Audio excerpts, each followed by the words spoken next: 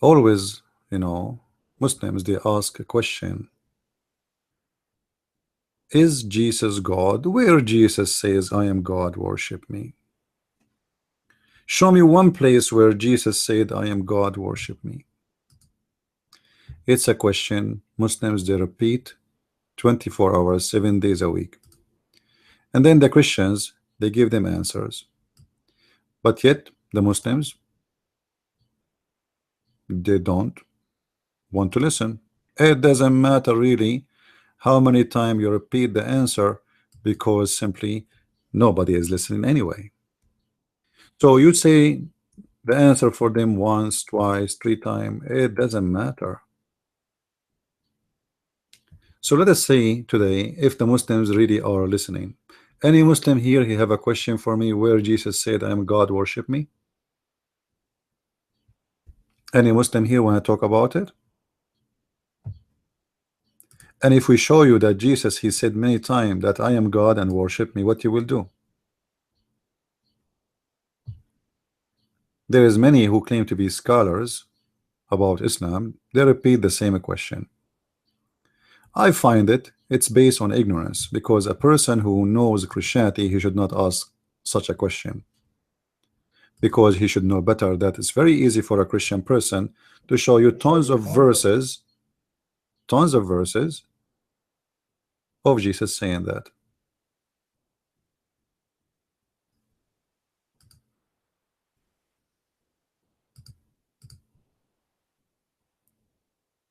Now, in the same time, shouldn't we ask the Muslim a very simple question? Is Muhammad even qualified to be a prophet of God? Like, what is the qualification for anyone to get that job, the job of a prophet? How Muhammad became a prophet? What make him a prophet? What is his prophecy? Did he prophesy? If he prophesy, show me one prophecy of his in his book, which is called the Quran. A person who prophesy,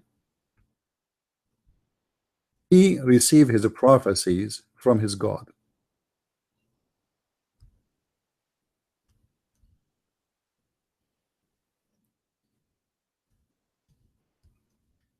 Show me where Allah prophesied to Muhammad something and it come to be true.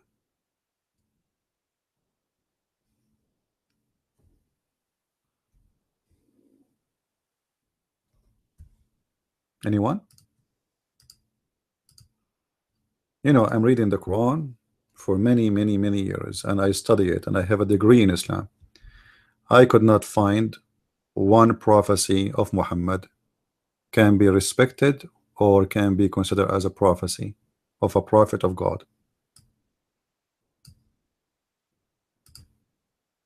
So who is the Muslim when prove to us that Muhammad is a prophet?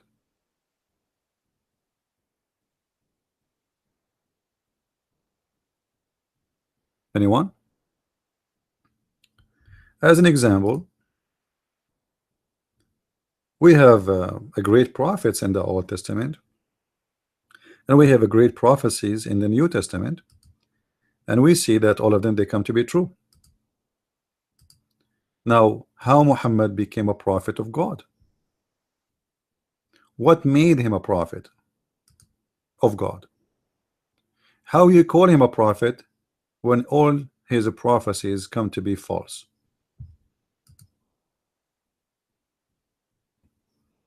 As an example, there are some prophecies Muhammad he got busted with during his lifetime.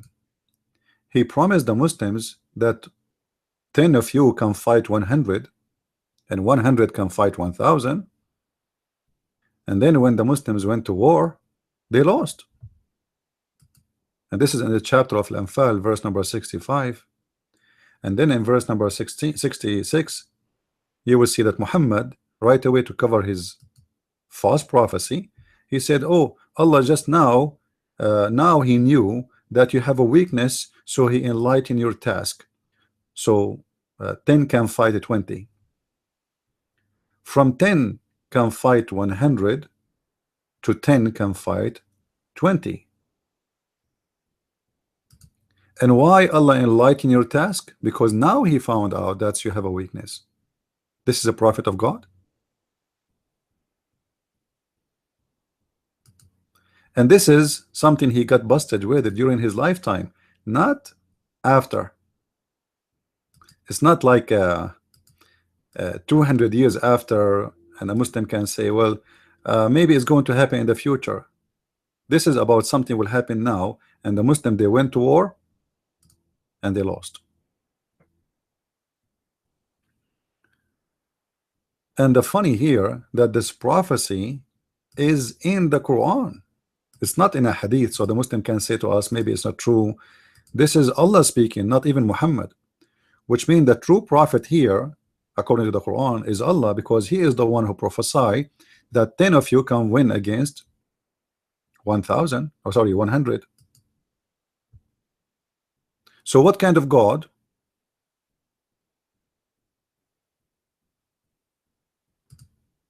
He prophesy and he cannot be even a prophet, which means Allah himself is not even fit to be a prophet.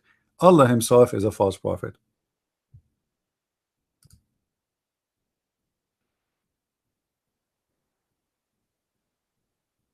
How this happen?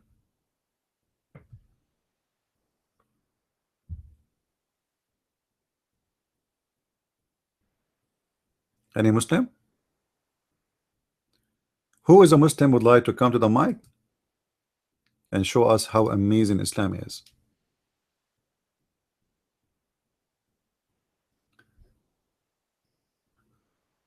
Islam, God pray means merciful.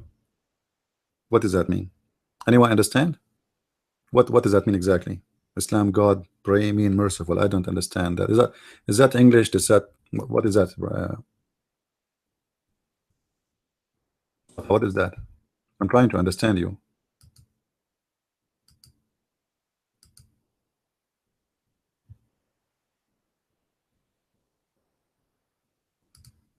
Huh? What is that?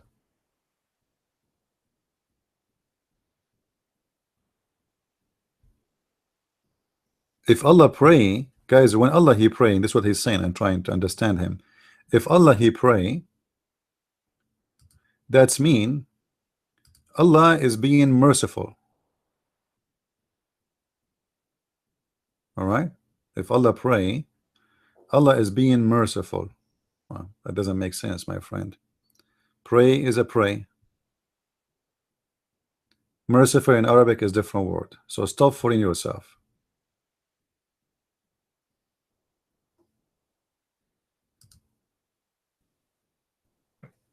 The word in Arabic, pray, mean pray. Salah mean pray. It does not mean merciful. How that can happen? Okay, where you get this conclusion that if Allah he pray, that's mean mercy? How that can happen? The word in Arabic mercy is rahmah. The word in Arabic for blessing is barakah. Arabic is a very rich language, and we are not short of words. So where do you get this from?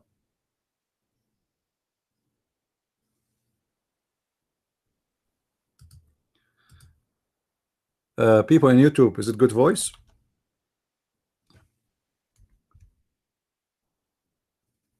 Is it good voice? Let me know, please, if you have a problem with the sound from your side.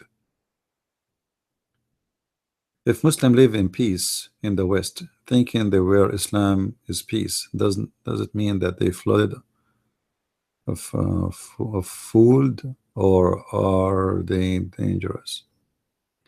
You know, a Muslim, he believe in peace anyway. He is not a Muslim. I mean, that's not really what Islam teach.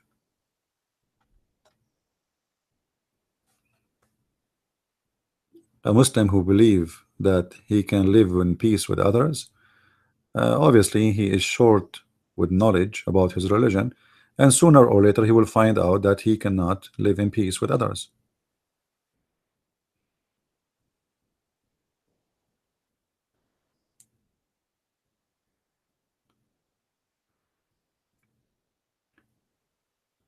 You know, Mustafa, when Muslims they try to give interpretation for their book, where they get the interpretation from. Is that from the language words meaning or their own fabrication? The word, you can go and ask anywhere what the word, you can type in Google Salla yusalli, you will see the translation immediately is pray.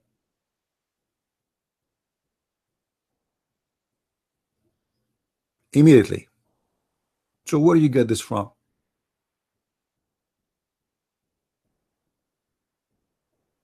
No, it doesn't say that, because if this is true, it's mean your God Allah is not God. Why? Because the verse in the Quran says Allahu wa malaikatahu yusalluna ala nabi. Allah and his angels, they are praying on the prophet.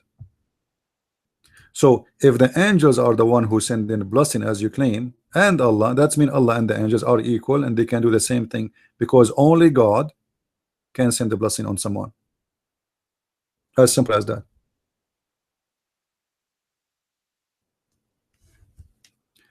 When somebody, when I say to somebody bless you, what does that exactly mean? Well, the verse saying Allahu wa malaikatahu yusalluna ala nabi. The verse, my friend, saying that Allah and the angels, they are doing salah on the nabi, on the prophet. So you are saying the word yusalli is mean sending a blessing from who? From Allah. Okay. What what the job of the angels then?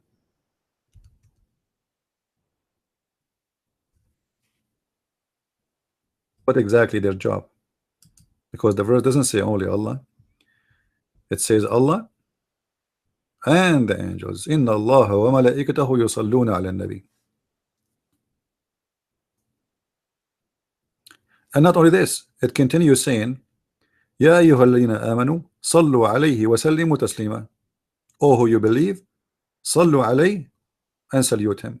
So Allah, he do salah, angels do salat, and believers do salat. What does that mean?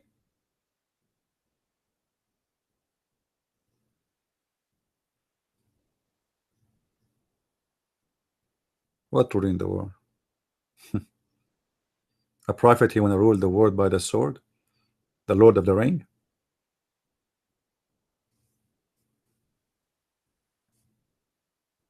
Allah and the angels and the believers, they are doing salah on Muhammad. So what kind of Allah you have? What kind of God? He need to pray on Muhammad. He pray to who? You see, the Muslim, they say to us, when Jesus he pray to who? Well, he pray to the Father. We believe in the Trinity. So in your case, when Allah he pray to who? They don't take the mic, Joam. The Muslim, they don't dare to keep the mic in my present. Usually it's very rare to find a Muslim he dare to take the mic and speak here. So guys, according to Muslims, a praying of a human being is different story, but Allah is praying is different story too. How is that? Which story is your story? Hey Adrian, which story is yours?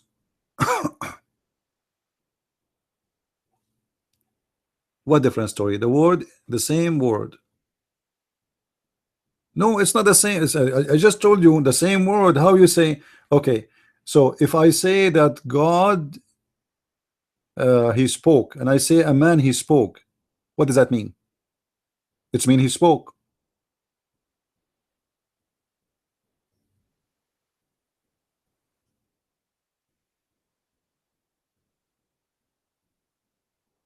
Well, come to the mic and explain to us. Do you like to do that? Who's a Muslim like to come to the mic and tell us? And by the way, my topic today is very simple. The Muslim, they ask us how Jesus is God. A question they repeat always. And then we give them tons of verses speaking about Jesus as being God. They say to you, show me where one verse Jesus said, I'm God, worship me. Well, we can show you not only one, we can show you as many as you wish. Isn't it Jesus who said, the one who saw me, he saw the Father?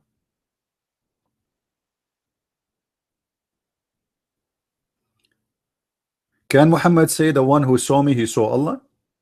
What does that mean? That means he claimed to be God, right?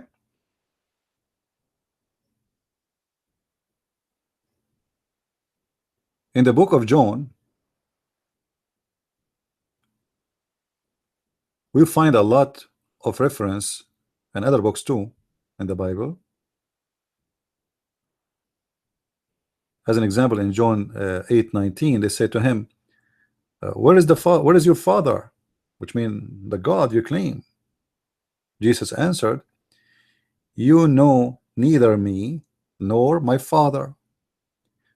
If you know me, you would know my Father also.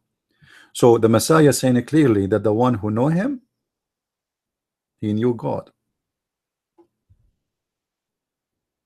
When Moses himself, he spoke to God.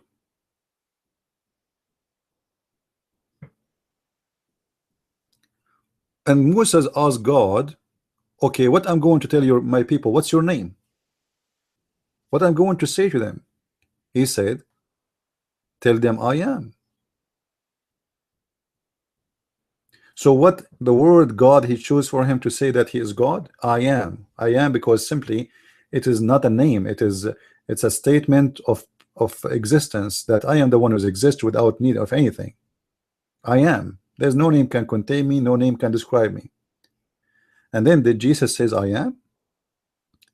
In John chapter 8 verse number 58, Jesus said, they ask him, where is your father?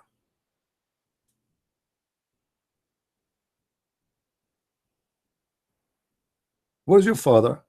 Then Jesus he replied, and as we saw in chapter 8 verse number 19, he replied saying, the one who know me, he know the Father. And then Jesus he says, he continue in verse number 58, it says, I tell you the truth, before Abraham was born, I am.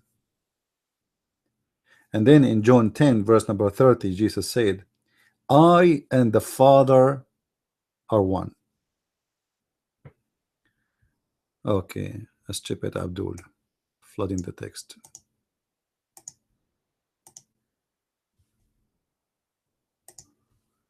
Hold on, sorry guys for this. We will ban him, so he will never be enter here again.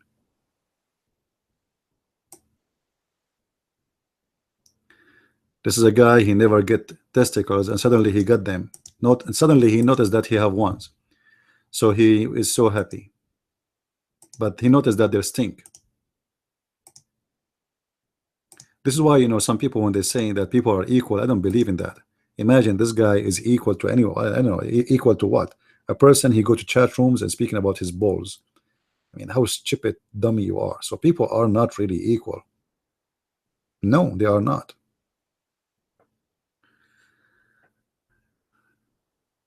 Not in this case.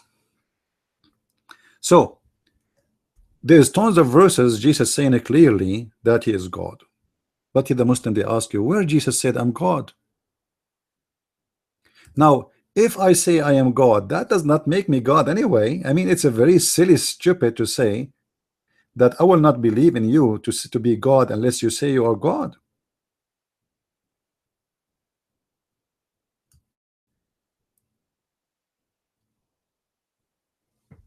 Now, is Muhammad qualified to be a prophet, and is his God qualified to be a God? What kind of God the God of Muhammad is? The one who he said to Muhammad 3 times, read, but he could not make him read. What kind of God the God of Muhammad is, when he could not give Muhammad one miracle? What is the problem exactly? Why the God of Muhammad is unable to make Muhammad have a miracle? What he will lose if he give him one? The Muslim, they say that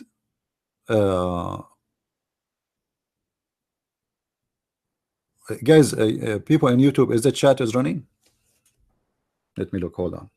Nobody is trying to help me here because I don't see the chat is running there, even though it is on, but I don't see anyone texting anything. Let us see.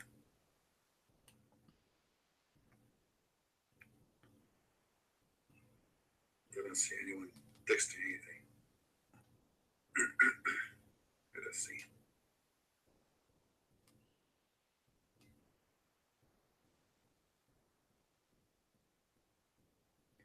Okay, look like from my side is not running. I see them in typing in YouTube in my phone. So I'm going to refresh the page. Maybe that will fix it. Let us see. All right, now it's working. Thank you, guys. Thank you.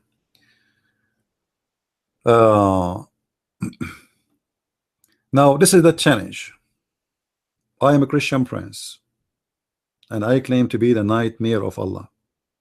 And your prophet Muhammad, he don't dare to debate me, and the proof that all his followers don't dare to take the mic and speak to me. So who is the Muslim here would like to come to the mic?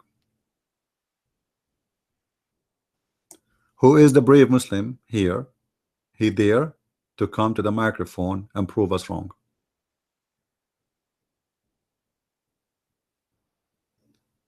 You have a prophet who have no miracles. Sure, Carl, guys, Carl is going to show us a miracle of Muhammad. Show me. I challenge you. Where? Hey, Carl, show us. I'm listening. Do you want to come to the mic and show us the miracle of your prophet? Your prophet have 0 miracles. Don't try to fool us. Everybody knows. It is not a secret.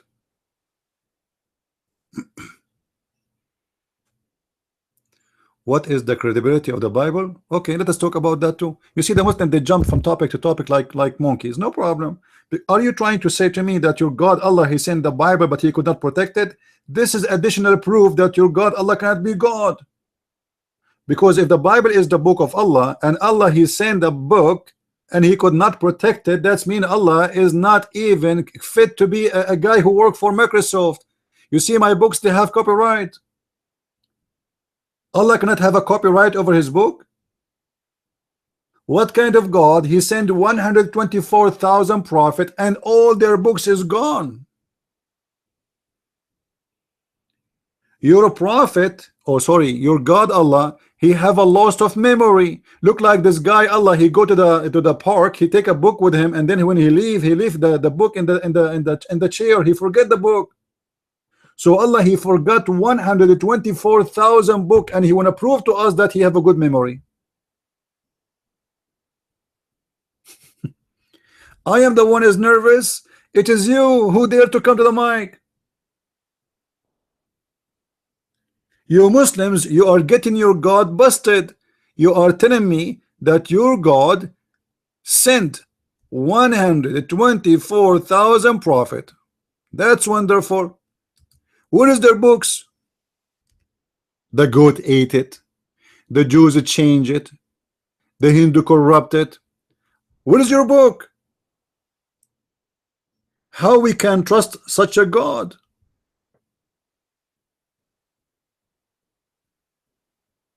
Any Abdul can tell us? And right away you will see they want to change the topic. Immediately they want to change the topic. Talk about anything except the topic you are talking about. That is the truth, my friend.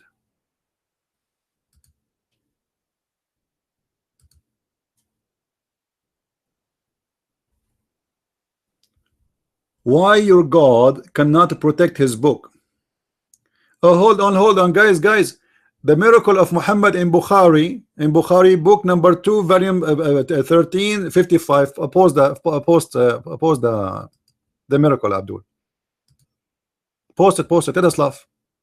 Guys, Carl is going to show us a miracle of Muhammad. Is that the one who spoke to the goat, or the one he speak to the camel, or the one who made the trees go around him to cover him when he's doing poo-poo? Hold on. Once in the lifetime of the Prophet Muhammad, let me phrase the text. affected with dropped feminine. Okay, hold on, guys. Muhammad, he prayed to God. Muhammad, he prayed to God, and Allah sent rain. Let us examine if this is true or not.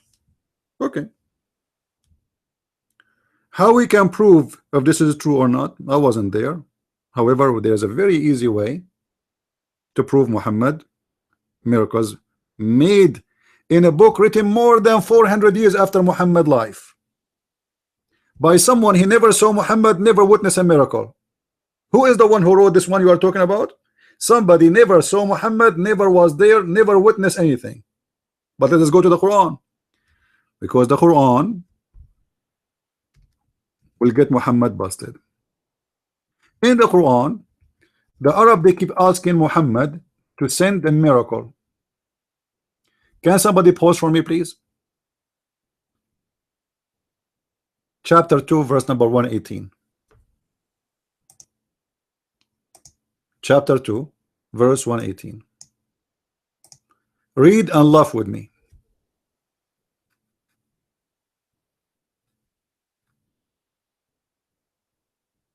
Anybody can help us with posting the links, the verses. Chapter 2, verse number 118.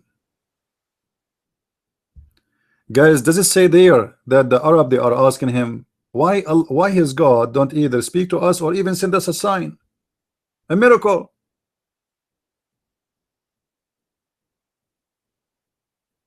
But there's no miracles. No miracles. Why they are asking him to send a miracle? Because simply he have no miracles.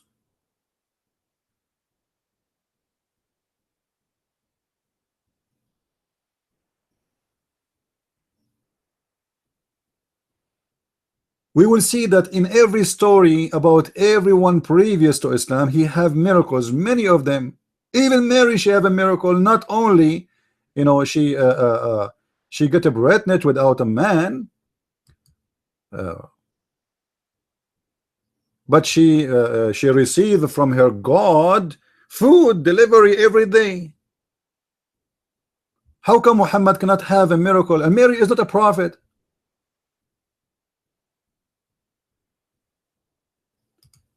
So Muhammad, he prayed to Allah in the hadith, in a book written 300-400 years after Muhammad, but the Quran consistently keeps saying that Muhammad never have a miracle. Chapter 6, verse number 37. وَقَالُوا لَوْلَا نُزِّلَ عَلَيْهِ مِنْ آيَةٍ مِنْ رَبِّهِ. Why Allah, he doesn't send in him any miracle? Look what Allah, he answered. He said, say Allah is able to send a miracle, but they don't know. Okay, show us the miracle. Guys, they are saying to him in chapter 6, verse number 37, they say, Allah speaking now, they say, why his God don't send miracles? Say to them, Allah is able to send miracles, but they don't know. What do you mean you don't know?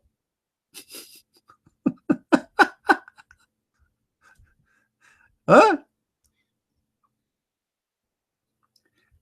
In chapter 6, verse 124, if a miracle came to them, they will say, we will not believe. Allah is giving us excuse why he is not making miracles. Huh? We will not believe unless you give us miracles the same as given to prophets before thee, if you are a prophet. And look at the answer, how funny it is. Do you see it? The whole Quran confirmed that Muhammad have zero miracle.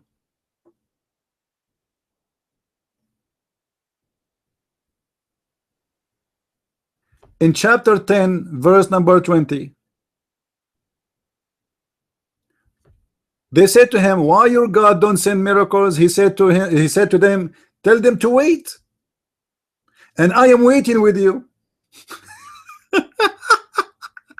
Do you see it, guys? Do you see it? And this is supposedly how Allah, he gave his prophet miracles, you know. This is the way for Allah, you know. This is how Allah, he make miracles. He never give any miracle. Tell them wait, and I will wait with you.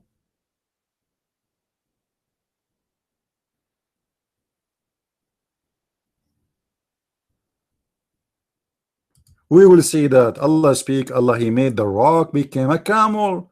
The rock gave birth to a camel, and this camel is 10 months old. Huh? In chapter 13 verse number 7, the kuffar they say, guys, listen to this. This one is a good one. Just wait, just wait. Yeah. No, Carl, the verse is so clear. It says he will not give them miracles. Stop lying. The verse is so clear. Allah will send later. Look at this, guys. Look at this. In this verse here, in chapter 13, verse number 7, and those the kuffar they say, we wish that Allah he will send in him a miracle. Allah says, you are just a warner, and for every nation a guidance. Where is the miracle?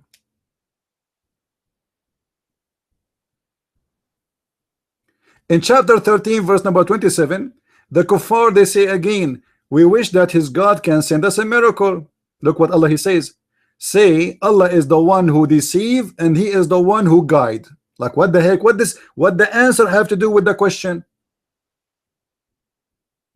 The guy saying, if they are saying to Muhammad, we wish that his God can send us a miracle, the answer is, say to them, it's Allah who misguide, Allah is the one who deceive, and Allah is the one who guide. Like what the heck?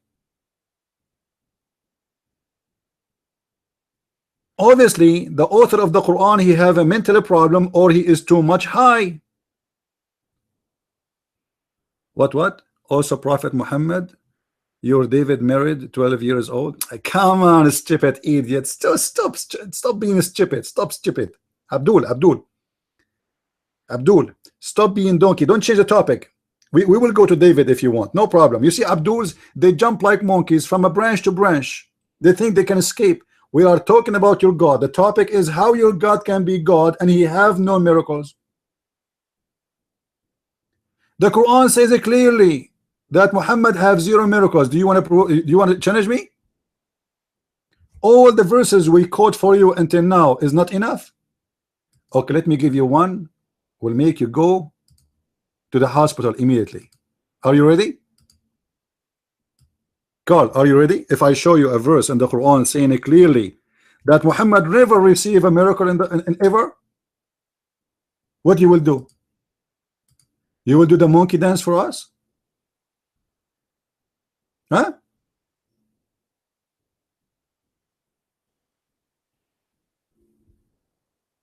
Who is a miracle? Who is a Muslim here when I see from the Quran a clear verse, Allah saying, I never and I will never give Muhammad a miracle? Guys, pause for us chapter 17 verse number 59. The verse say clearly that Allah refrained from sending any miracles. Any. He refrained. He what? He refrained from sending miracles.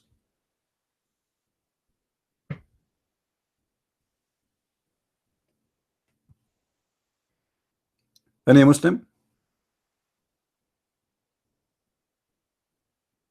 What verse? Chapter 16 verse number 59. They are posting it for you. Are you deaf? Oh yeah, because you are busy copying from the website of the Muslims about the Bible, right? Trying to change our topic. This is the whole story. It says it clearly that Allah he refrain. What refrain mean? I refrain.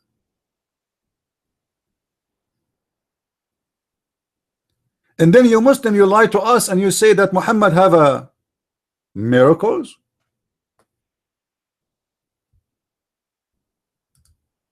So either the Quran is a book of corruption, or you Muslims are corrupt and you are fabricating stories about your prophet never exist.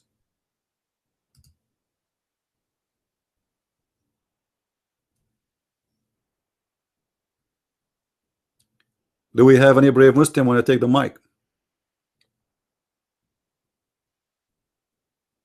You have even little to nothing about Islam? Yeah, right. You are the one who knows Islam, but yet you do not even know how to read two verses in Arabic.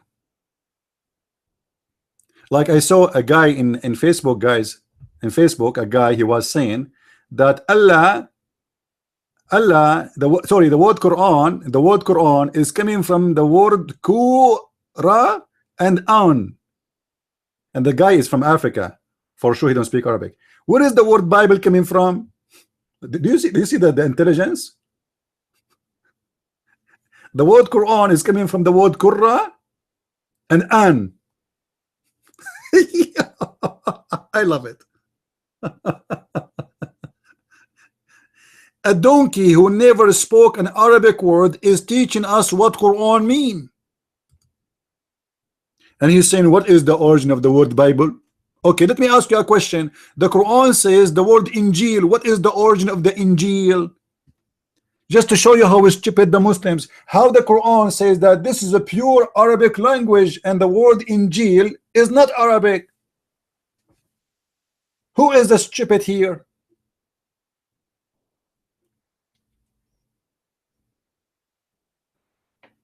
Huh? Mustafa, it's a Greek. Guys, Mustafa is educated. Injil is a Greek word. So why Allah is using a Greek word? But yet in the Quran he says this is a pure Arabic book. Who is the one who called the name of the book of Allah that name? Allah or the Greek? Huh? Who is the one who gave it that name? Just to show you how stupid the Muslims are. The Muslim, they will say to you, show me in the Bible where it says the word Trinity. Okay, show me where is the word Injil coming from. Any Abdul?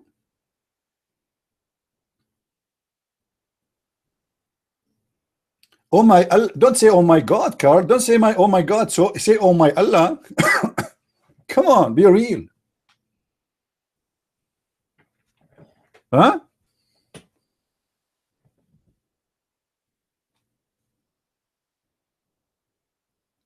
Allah is your God. So why you say oh my God? Are you following the kuffar? So who is the Muslim when I come to the mic and show us a miracle about his prophet? Until now we got zero miracle. Anyone?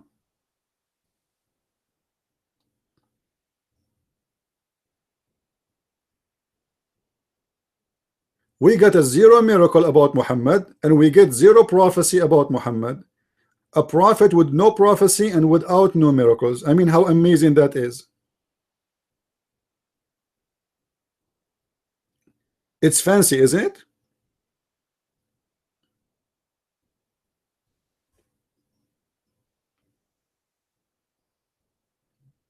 Any Abdul?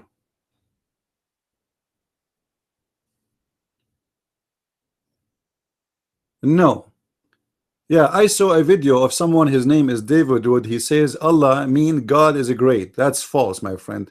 Don't trust people what they say to you because they are very well known.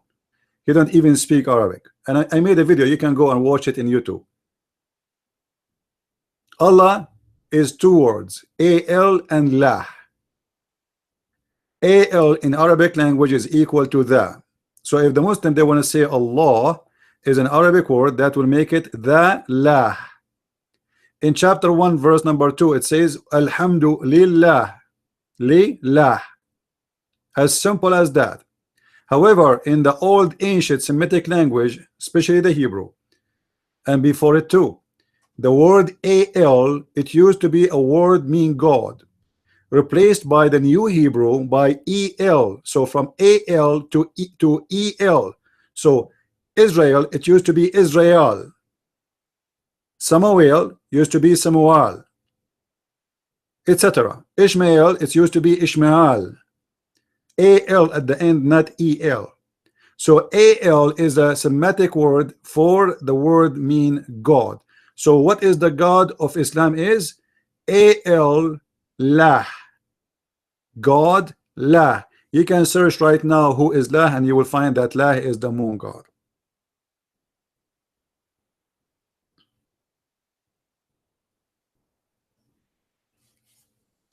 Do we have any brave Muslim when I come to the mic? I'm very sure. Christian Prince, you don't talk without. You can read my books. Go to Amazon and get my books and learn more about Islam.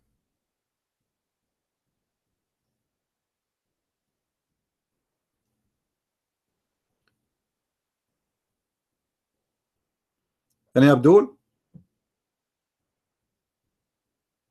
You see, the problem is that some Christian, they take some Christian words for granted. As an example, there's a guy, his name is James White. Okay, so what James White do? James White, he say things and supposedly he is being fair to the Muslims, but the fact he is deceiving the Christians. The same as Muhammad, he deceived many. So we need to be careful about who we listen to. Not everyone he say Lord, Lord will enter the kingdom of my Father. And not everyone he says to you, I know Islam, he knew Islam. Like, you know, someone like James White, he never studied Islam, he don't speak Arabic. All what he learned about Islam is from a bunch of Abduls. They debate him, and if he want to learn, he will read a translated books about Islam.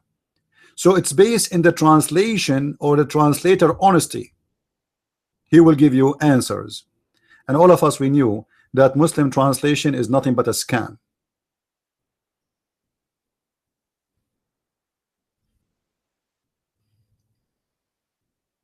We do not need to do that, BBN, my friend. You see, Christians, they waste their time. They try to show to the Muslims who is Jesus in the Bible. Just wait, because they will say to you, this is not what Jesus said. This is not in his book. Don't waste your time. So do we have any Muslim here there to come to the mic? Who is a brave Abdul? He have the courage and the knowledge.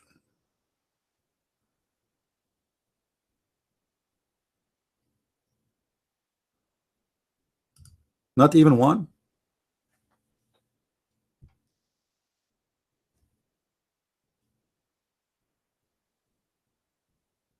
The only miracle I see about Muhammad as an example in the hadith, as long as Carl, he like hadith, right? In the hadith, guys, Muhammad, he was eating. I have to mention this miracle because I cannot resist the temptation. Huh? So in the hadith, Muhammad, he said he was eating a camel. Eating what? A camel.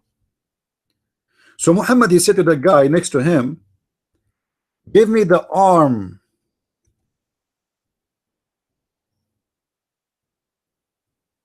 of the camel, which means the first, you know, the first leg. Call it arm. I don't know why. The guy, he gave the prophet the arm of the camel.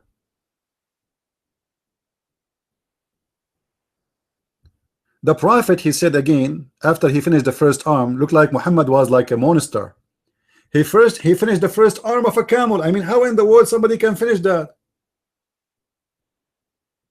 He told him, give me an arm again. So he gave him the second arm. Guys, are you listening? Muhammad, he asked for the first arm.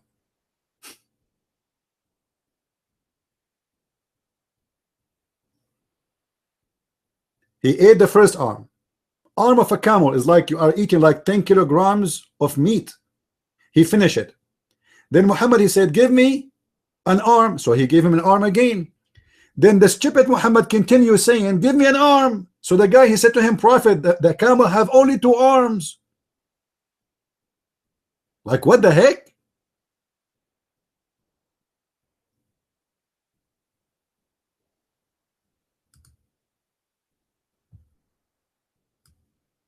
How Muhammad, How smart he is. The guy, he slaughtered for him one camel.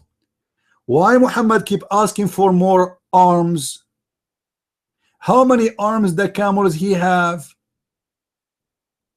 I find that this is a miracle.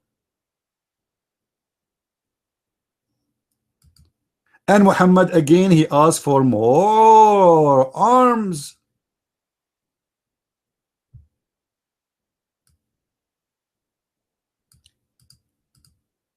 Any Muslim want to answer?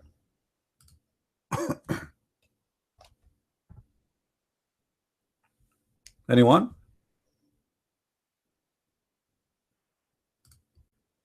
No answer as usual.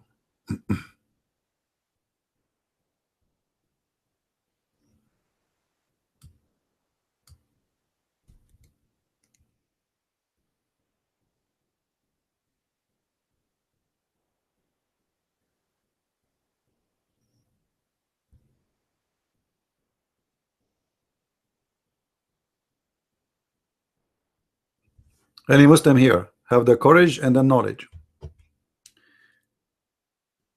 Why so much hatred? Here we go. You see, when you get Muhammad busted, so much hatred, but Muhammad in the Quran, you say in chapter 5 verse 14, Allah will spread hatred between the Christians. Muslims have no problem with it. You see those liars, hypocrite Muslims, when you speak against Islam, they accuse you of hatred, but their God saying I will spread hatred between the Christians, they have no problem with that. So what? I will kill the Christians, so what? I will rape the Christians, so what? I will steal the money of the Christians, so what? Don't take the Christian and the Jews as a friend, so what? Hate the Christian and the Jews, so what? But you speak against Muhammad for a second, they say to you, oh, you are hatred, full of hatred. Any Abdul?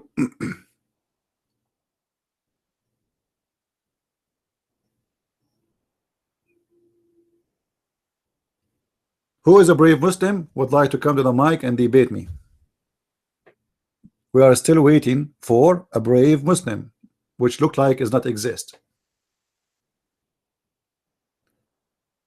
Any Abdul?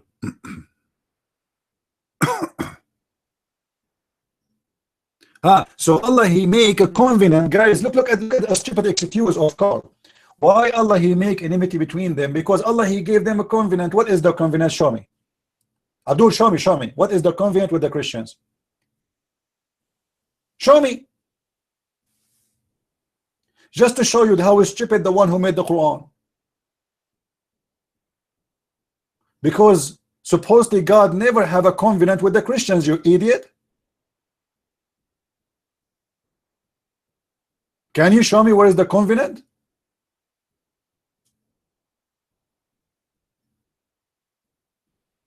Same time, let us say for the sake of argument, which is false, God he made a covenant. Why he must spread hate? If somebody is sick, how imagine somebody come to me and I am a doctor and he is sick, so what I do, I give him poison.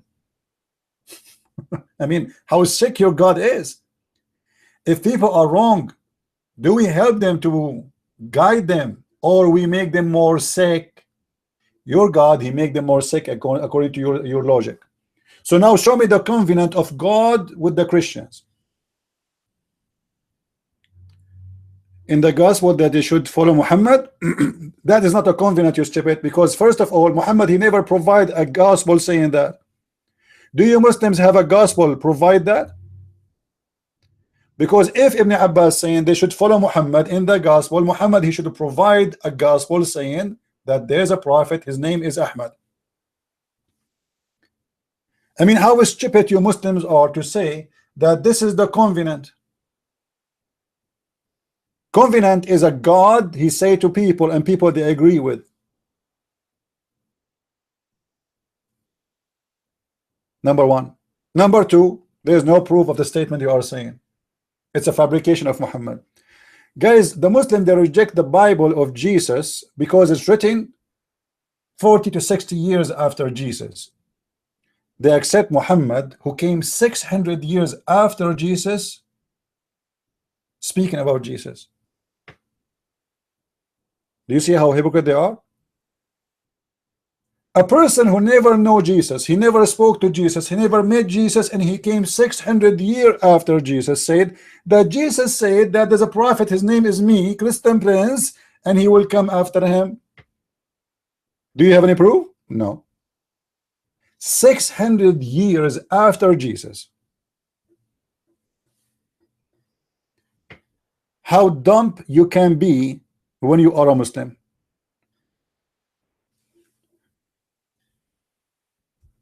By the way, I apologize from those in YouTube. For some reason the chat is not working for my side. I'm not sure why. I have to keep refreshing the page.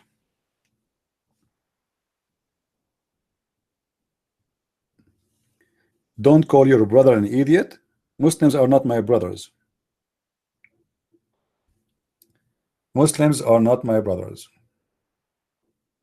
No, Jesus, he said it clearly that the one who worship the wrong God is a foolish. So don't be stupid yourself. Go and learn the Bible. You are stupid always when you worship the wrong God. You are stupid always when you defend the cult. You are a foolish always when you take the wrong God, the wrong gospel, and not only you are stupid, you are called an antichrist. Is that correct, people? Which one is better? Call you foolish or idiot, or call you antichrist? Whoever deny the Father and the Son, he is an antichrist. And even Jesus called them the sons of the snakes,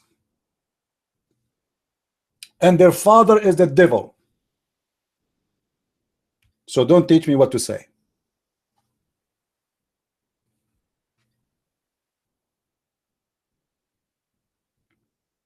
Do we have any brave Muslim?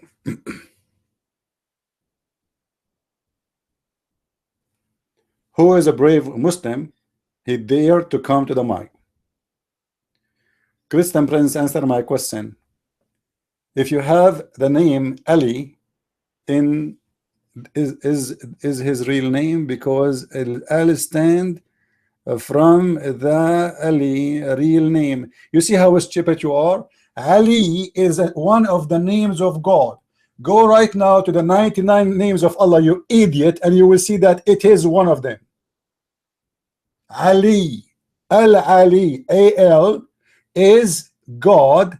Ali, which means high. See how stupid you are? You just get yourself busted. Yeah, I didn't understand your question. Yeah. You know, you remind me of an actor in Egypt. His name is El-Limbi. Do we have any brave Muslim? Okay, come to the mic and explain the question for me. You see, we are slow, not smart like you, Abdul, because you drink camel urine. We don't. We are not rich to buy camel urine. You Muslims can afford it. We cannot.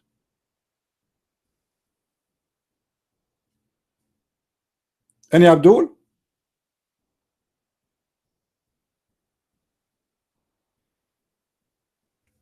And look, a guy in Facebook, a smart Abdul in Facebook, he's saying, you Christian are funny.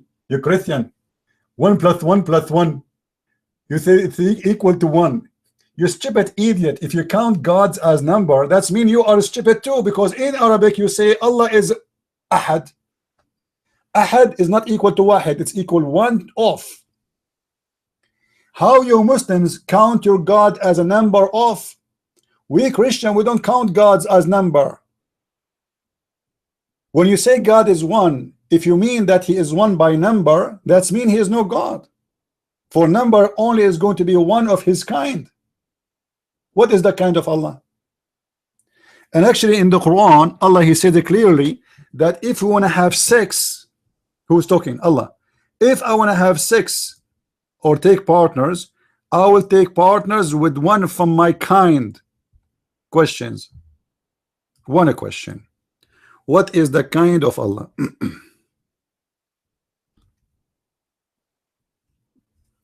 Any Muslim can tell us? In chapter 21, verse number 17, it says, لو أردنا أن نتخذ لهوا لاتخذناه من لدنا. If you like to take a partner, women partner, by the way, lahu in Arabic, in the Yemeni dialect, mean a word.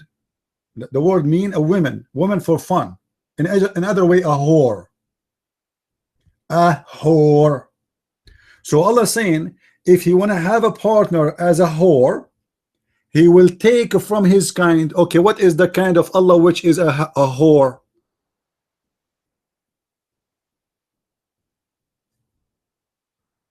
Any Muslim want to come to the mic and tell us? Allah says it clearly, if I want to take, I will take it from my kind. In the Muslim translation, they say ourself. Ourself. Allah is going to have sex with himself.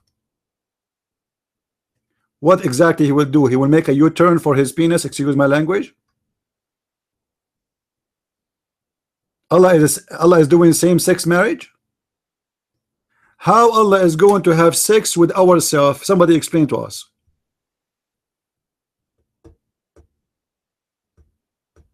Any Muslim?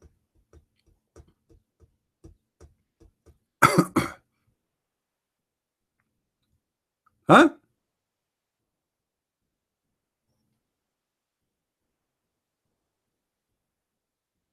Look at them cowards.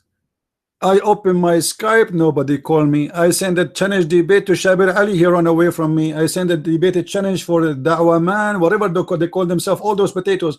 Not even one of them he dared to say, I will debate you.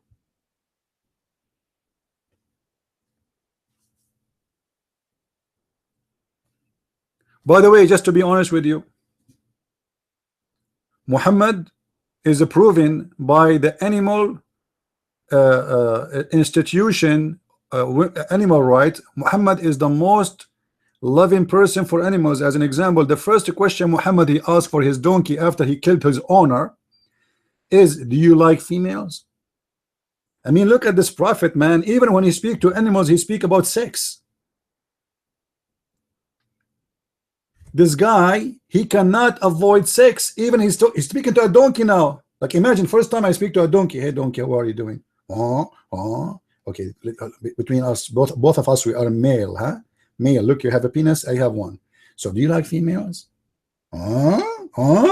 What? You don't like females? How come?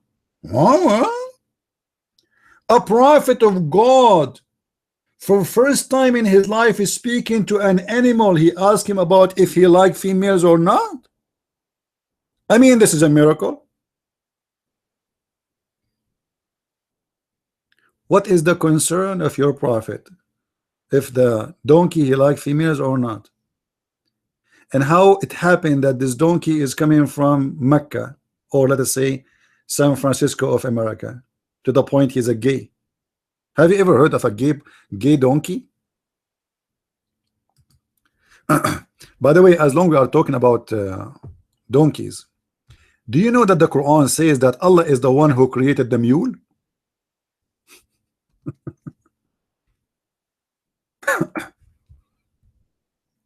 Huh? Muslims, is that true? Allah created the mule?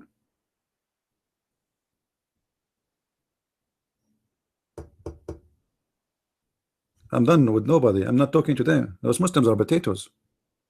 The Muslims in the chat room here, they are potatoes, my friend. They will not dare even to move their tail in my presence. In chapter 16, verse number 8, look what the Quran says. The Quran says, not me.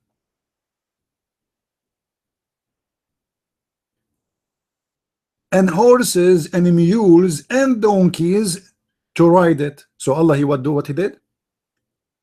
Allah, he created for you horses and a mule. Muslims, is that true that God created a mule? Allah, he think a mule is a kind by themselves and they are created by him?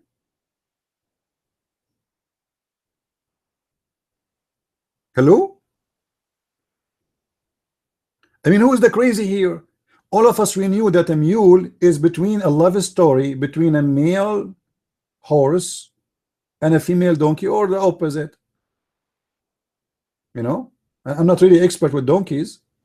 However, there's nothing that's called a mule is created by himself. There's a kind that's called a mule. So a mule male and a mule female, they have sex, and there is nothing that's called that. So according to your Quran, Allah created the horses and the mules and the donkeys. Hold on, where is the camels? I mean, how smart the God of the Quran, he forgot the camels? Guys, anyone knows why the camel here is missing? What is the most important transportation for the Arab in their time? What do you think? The camels, not the horses, not the donkeys. So why Muhammad forget or forgot the camel? Look like that the one who wrote this verse is not from Arabia. He didn't use camels at all. It might be Al-Rahib Buhayra, the monk who he sent letters to Waraq ibn Nawfal and to Muhammad, a person who lived in Syria.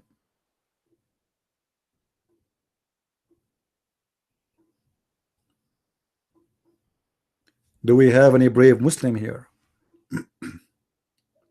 Sorry for those guys who say hello, I don't see them in text. I try always to avoid looking at the screen for a long time because my eyes will get hurt. I have two screens in front of me.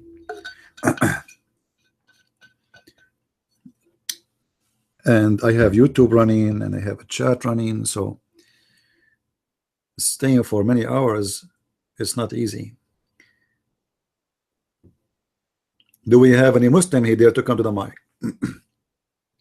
Christians in the room here, anyone have a question about Islam? Anyone have a question?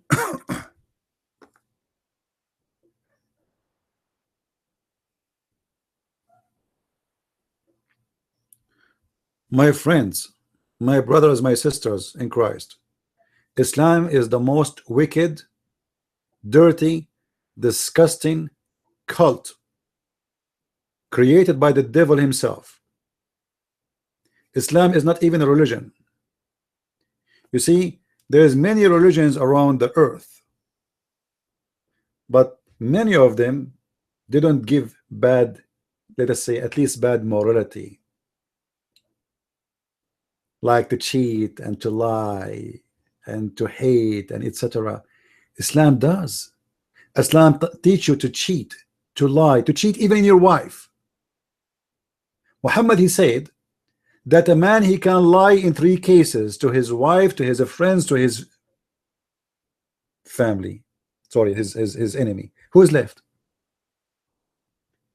You ask the Muslims how a Muslim he can lie to his wife. He says to you, let us say your wife, she noticed that yesterday you stepped out and you did marry from another woman, but you did not tell her because you don't want to tell her because she will cause you a lot of problems. So if she asks you where you spend the night last night, you say, oh, I was at work. According to Islam, this is a good lie. So the man, he can go and sleep with different women. They call it marriage, but the fact is cheating. And he is allowed to lie to his wife about where he was. Carl, are you sure I'm lying? I'm lying about what?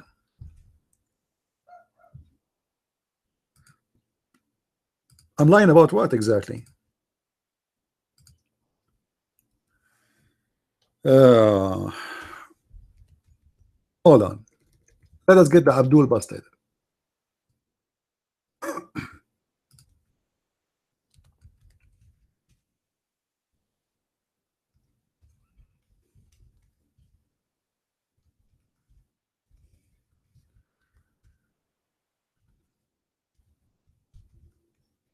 I will try to find some fatwas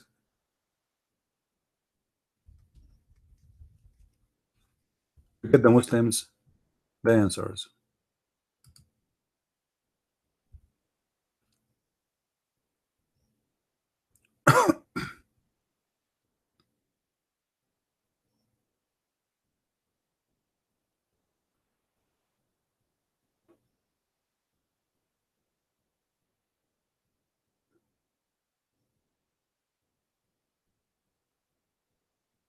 Uh,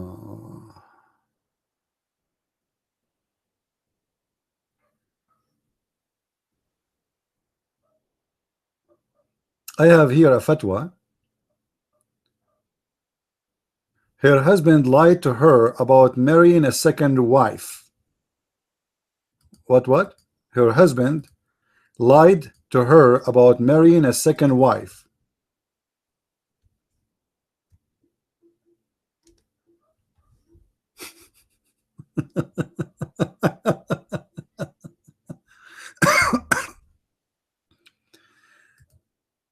What the problem?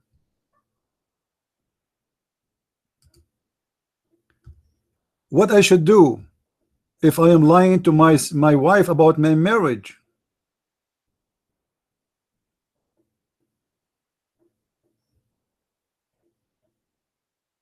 There's no sin,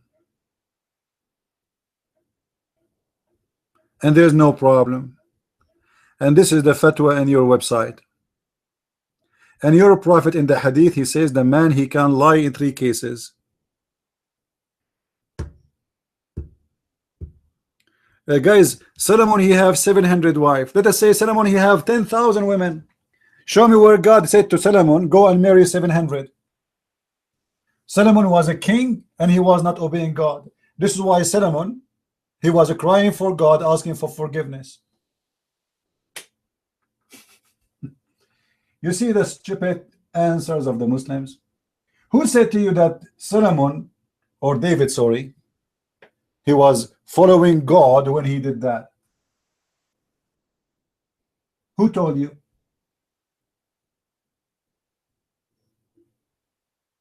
Funny, stupid Muslims. There's a huge difference between someone, he made the verses coming from his God, Allah, saying to him, any woman she open her legs for you is lawful target. Now show me in the Bible where God, he said to David, any woman she open her legs for you, she is a lawful target to practice shooting. Can you? Where it does says that? This guy is really crazy. This card, seriously, is crazy. Where it says that, he never heard of it. Carl, each time you say to me, where it says that, I show you, and then what do you do? What do you do? I mean, how hypocrite you are. There's long verses in the Quran, chapter 33, verse number 50 and 51, is speaking only about the sexual entertainment of the Prophet, that any woman she want to give herself to the Prophet to if her, she is lawful.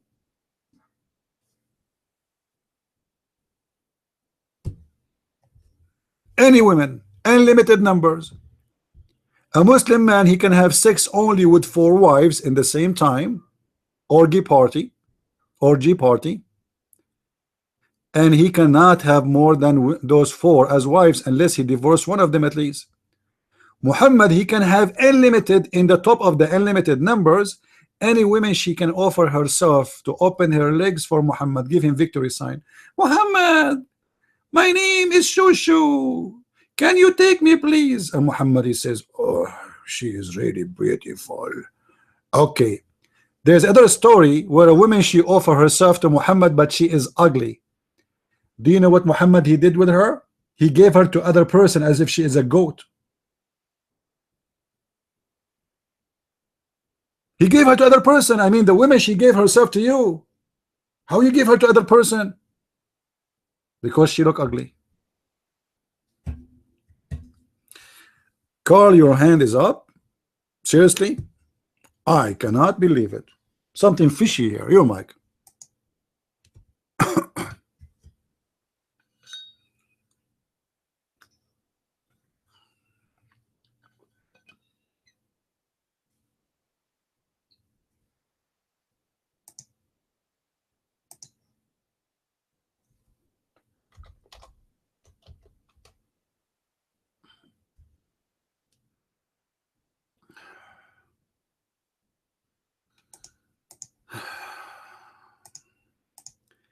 Yeah, this is called the speaking fart.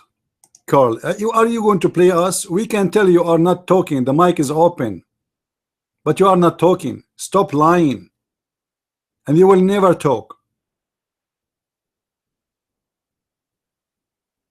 By the way, there's a hadith about silent fart. Anyone remember it? Anyone remember it? The Muslim believe in a silent fart. So the Prophet said, if you don't hear it or smell it, don't disturb your prayer. So a Muslim, he can do silence fart. Fart, silence. Especially as long the guy next to you don't hear it, it's okay, you are fine.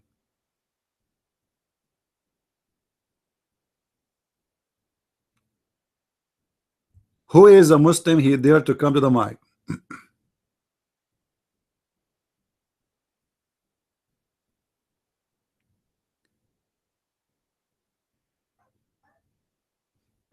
Hachu. Hachu. Don't take me wrong, I don't have cold. I'm just trying to make Allah happy, because the hadith of the Prophet says that Allah, he like those who do sneeze and he dislike those who do yawning. So based on this, Allah, he like me. Hachu. And he liked the dog of my neighbor because always he sneeze. I mean, how silly this God is. What is the idea of God for the Muslims, to the point they think that God, he like those who sneeze? What kind of God we are talking about exactly? Huh? Are you Lebanese? Phalange? What phalange mean?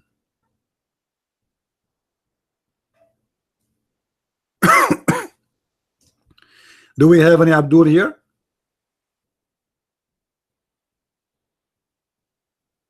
Guys, don't insult him. He's just he's upset. He's a Muslim. Don't respond.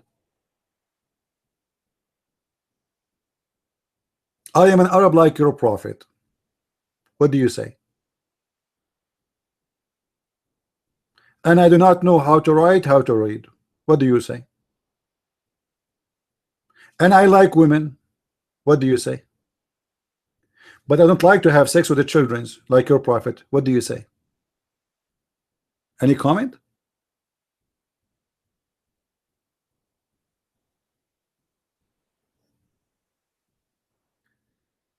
Guys, this guy right away when he came to the room, he insulted me, and this he's saying right now, is that an insult room? Aren't you the one who insulted me? The first thing you did when you entered the room, you insulted me. And now you are saying, is that an insult room? What a hypocrite. Well, come to the mic and give me a question about your religion, or what about you come to the mic and tell me something good about your religion? What do you think? Guys, do you think this guy, Qusay, he have the courage to come to the mic and tell me something about his religion?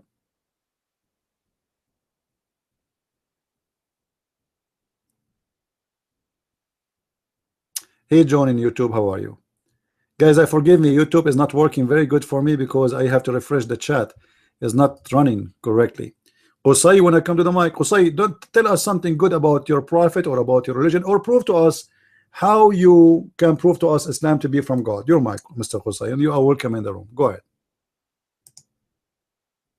I just took them out to tell you that I'm going to insult you.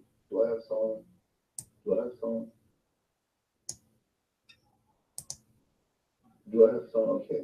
I didn't insult. I was just wondering if you're one of those Christian minorities in Lebanon. That's all. And you're an Arab. I'm not an Arab. You're one step closer to Islam, sir. Christian, please. You're an Arab. I'm Persian. I'm the enemy to the Arabs. Hey, my friend, the Lebanese Christian in Lebanon, they are not the minority. That's showing us your false education. This is why the president of Lebanon is a Christian. Secondly, you said something in the text I could not understand. However, no problem. What about you take the mic and tell me about, I am one step more closer to Islam because I'm an Arab. Why? Actually, I am farther than Islam because I am an Arab, because I speak Arabic. So they cannot fool me.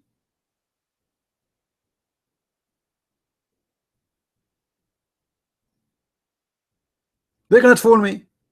As an example, you are a Shia, right? Ali, he said, if you wear a black shoe, Allah will make your eyes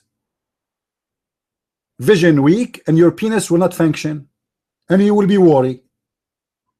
I mean, how smart you are in the year 2017 to believe in this. No, he's here. So what do you say, Mr. Qusay? I'm not here to insult you. I'm here to talk to you. Talk to me. Tell me. Prove to me that you are following the right religion, which is called Islam. Prove to me. Take your time. Go ahead. I'm listening.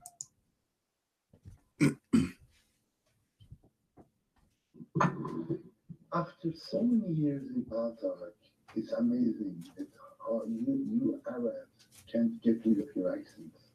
You still talk like Gorbachev. Gorbachev speaks much better. Sorry, Gaddafi. Seriously. And I'm not a Shia, I'm not a Muslim, I'm Persian. Okay? I mean, you are stupid. If you are not a Shia, not a Muslim, so why you are complaining? I am a Persian. And you know, do you want me to talk to you like Zakir Naik? Is that will make you happy? And do you think you don't have an accent yourself? You have an accent. So what the problem if I have an accent? Does that mean I am not smart? I mean, how stupid you are to say such a thing? Brother Sitter, in chapter 18, verse number 18, it says that the prophet, he have the long peanut. First of all, the prophet peanut have two branches. One branch go to the left and the other branch go to the left. What does that mean? So what if I have an accent? It's very normal to have an accent. So what if I am in Pal Talk for many years? Outstanding. I mean, your intelligence is outstanding. Unbelievable. Take the mic and tell me, what is your religion, Mr. Persian? I am a Persian. I'm so glad you did not say I'm a virgin. So you took the mic to tell me what? Just to tell me you are a Persian? Is that what you are trying to say to us?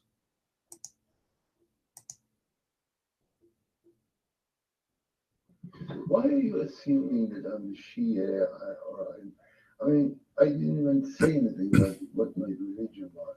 I have a religion that you don't even know about. My religion is Zarathustrian. Okay? That. All right. So shouldn't you be angry from the religion of Islam who destroy your religion? Here we are debating Islam. So what's your business? Why you're upset? This religion came to your country, occupy your country, and force your people to convert to Islam. So what do you say? You're mine.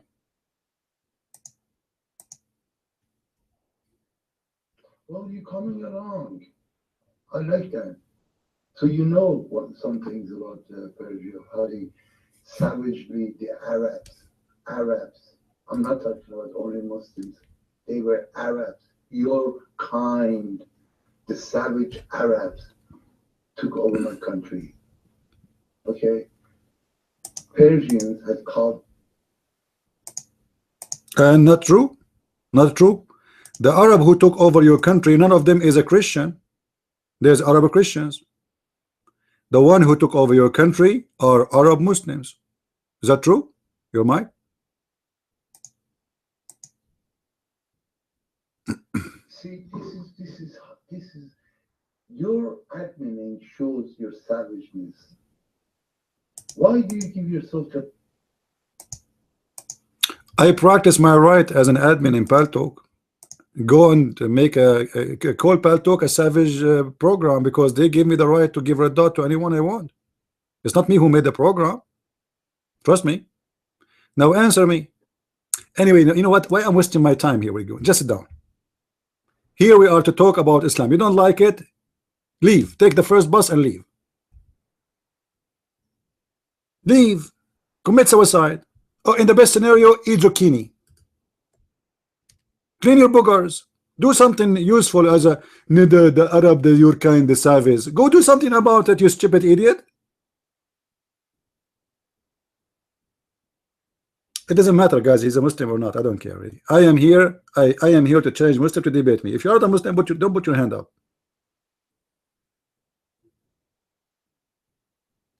Like in the other day, I said, anyone have a question for me? Send me to my etc. my page there or to Facebook. And then I receive a message from a female. She is saying to me, "Can you send me your picture? I really like you."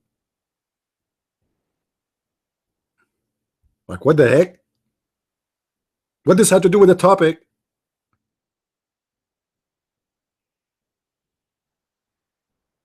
Do we have any Muslim here?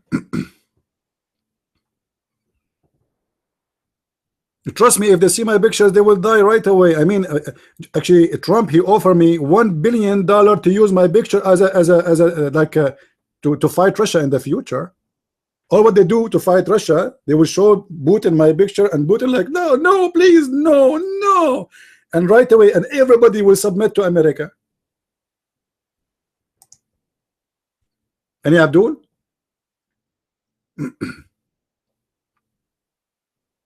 Who is a Muslim here? We stay here for 6, 7, 8 hours, 10 hours waiting for Abdul to talk to us.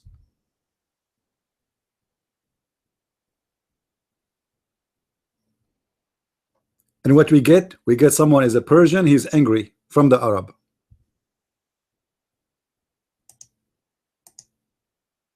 And he want to fight me. Do we have any Abdul here?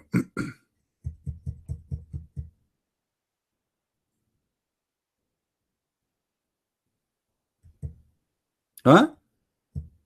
Any Abdul? Don't change the topic, Carl. You are a coward like your prophet. Come to the mic. They do their best to change the topic. They do their best as much as they can. How we can change the topic? You cannot do that with Christian Prince. You see, Allah, when he sleep with his wife, huh? His wife, she put something in his mouth, so he don't say my name when he's having sex. Shut up! Can't you forget about him, honey? Even when they're having in the bed. What kind of God you have? I mean, how potato this God is. A God who have no miracle, a God he could not even collect his book. Who is the one who collected the Quran? Guys, who is the one who collected the Quran? Anybody can help me? Uthman? Wrong. Wrong, my friend. The Muslim never have a book. It's called the book of Uthman. Show it to me. I challenge any Muslim to show me the book of Uthman. I want to see it. They don't. They have the Quran according to Hafs. Who is Hafs? Hafs is a person who exists 200 years after Muhammad.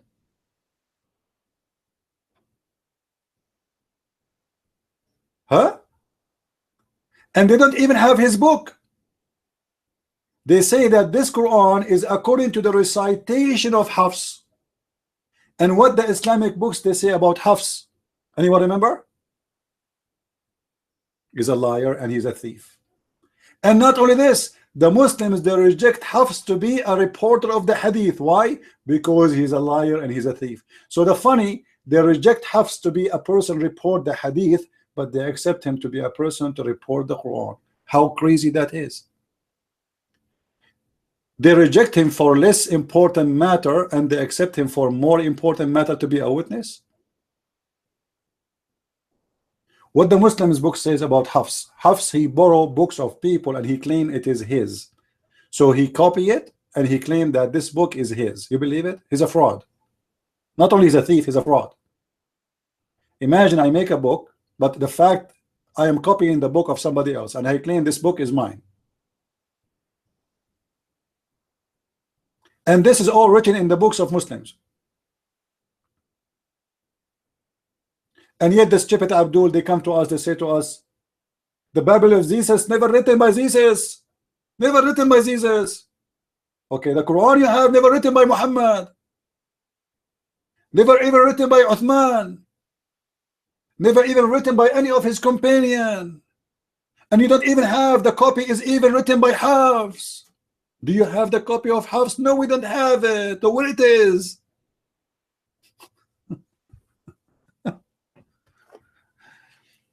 Bad boys, bad boys. What you gonna do? What you gonna do when Christian Prince come to you? Bad boys, bad boys. Any Abdul here?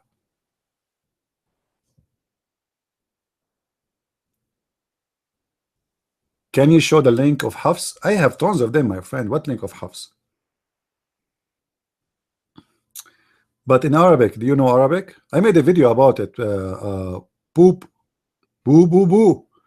Go and see previous videos I made just 2 weeks ago about Hafs. All right, go watch them. You will see all the reference there.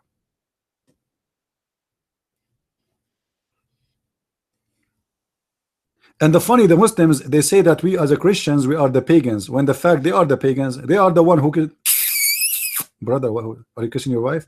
No, brother, I'm kissing the black stone. I'm calling you right now from the Kaaba. MashaAllah, the stone is so delicious, brother. Brother, why you are kissing? You remember I told you, right? I went to a site, it's called Convert to Islam, and I asked the admin there, they have a chat. I asked the chat guy there, hey brother, I have a question. Assalamu alaikum. He said, sure, sure. I said, why the prophet he kissed the stone? He said, because it's holy. I said, and why it's holy? He said, because the prophet kissed it.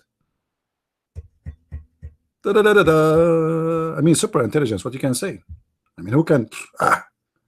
That's a very convincing answer. I mean, how you can even deny that?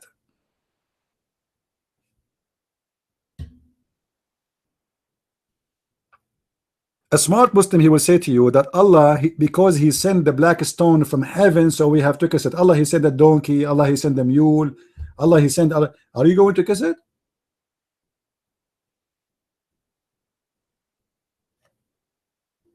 Huh? Stone is a stone. So what? And why Allah sending a stone from the heaven? Do you know how many stones fell every day from the heaven, my friend? Do you have an idea? Tens of thousands every day they fell from heaven. So are you going to kiss them? And the funny, they say that we Christians are the pagans when they are the one who kiss a stone, who bow in front of a stone to the direction of a stone, and they go around the stone. And even when the funny, they fight Shaitan by throwing stones at Shaitan, as if Shaitan lived there. Look how stupid they are. Look at those pagans. Shaitan, he have a house, live in the same city with the house of Allah. They are neighbors. Allah and Shaitan, they can see each other. Hey Shaitan, hey Allah, how you doing? Hey Shaitan, what's up? Oh, I have a lot of rocks here. The Muslims are throwing a lot of rocks. Do you want to get some?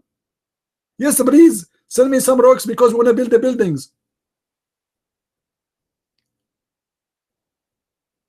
A 2 million pagan Muslim every year, they go to the house of Shaitan and they want to throw rocks at his house. And by the way, Shaitan is there. He's just inside the house. He don't go. Poor guy. And Shaitan said, my head, oh, my chest, the rocks are fitting on me. Do you Muslims really believe that Shaitan is there?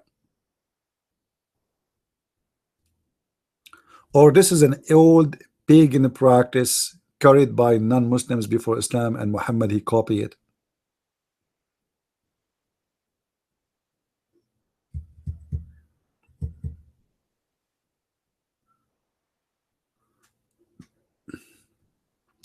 The guy in YouTube who's saying that the source of Hafs is a liar is not in Arabic, in English. My friend, what about you go and search in English right now? I'm sure you will find many references. Search. Say just check in English. Say, is Hafs is a liar? This is how they call his name, Hafs. HFS. Search it. I'm sure you will find something. Like, I mean, isn't it enough for me? I'm spending the whole day just to fight this cult. You want me to give you everything ready? Search for Hafs being a liar, accused to be a liar. You will find tons of sites.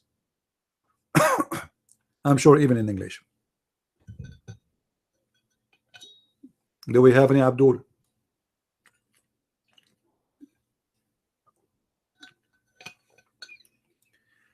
People in YouTube, if you are new to our channel, don't forget to subscribe. And if you like to learn about Islam, don't forget you can get my books from Amazon.com. Go to Amazon and search for Christian Prince. It is the easiest way to find the list of my books. And be careful if you buy my book. Many people, they told me that my books have a problem, that the second they hold them, they cannot put them down. You know, guys, the first time I heard this from a person, he said to me, Christian Prince, I got your book, I cannot put it down. I said, why? Do we have a problem with the glue? He said, no, because it's so fantastic. So I thought there's a problem with the glue. I mean, I was upset. Why he cannot put it down? Like, what? I was going to call the publisher, like, hey, buddy, what are you doing? Too much glue, man. What do you mean you cannot put it down? Oh, it's so lovely. Oh, okay, I get it. All right, I understand. Actually, I sent the book, guys, to someone in Germany.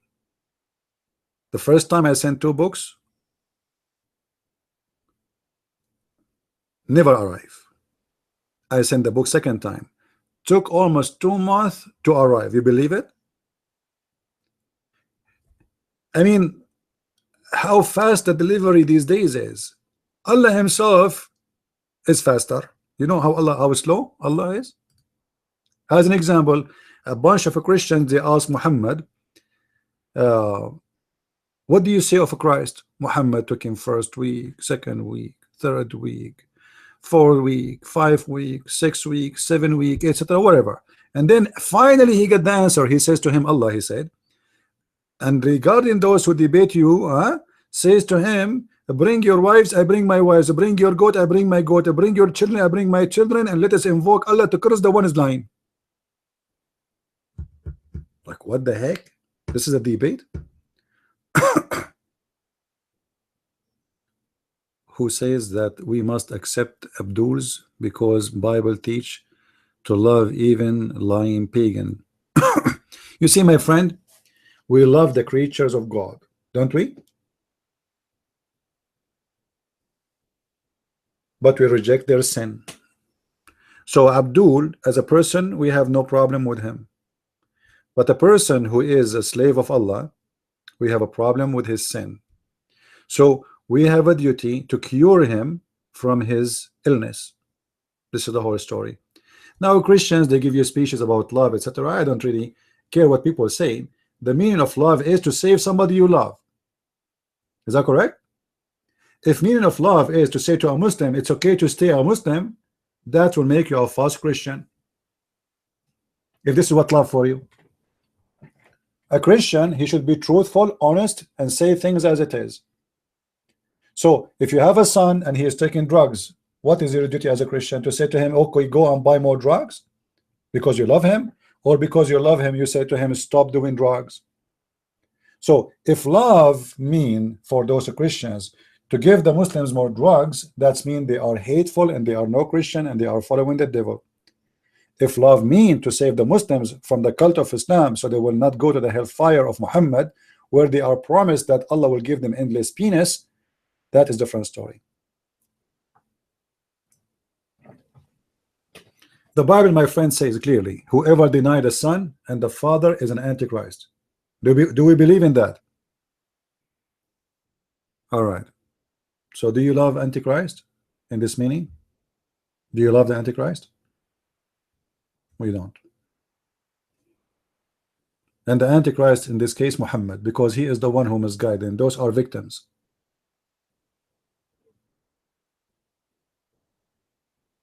Anyone, my friend, he can try to let us say, to make the meaning of Jesus Christ teaching differently. The Messiah was very simple and was very real. Did Jesus call the hypocrite the sons of the snakes or the serpent? Did he call them that your father is the devil? He's the father of all lies. Did he say that? But a Christian, he might say to you, oh, you cannot say a stupid. You cannot say the word foolish. No, he did say more than foolish and stupid. He did a lot more than this. And Jesus, when he spoke about those words, he was speaking to who? He was speaking to Jewish people, not people who worship stones. Is that correct? People who worship the true God. Still, he told them that. So what Jesus will say to someone like the Muslims?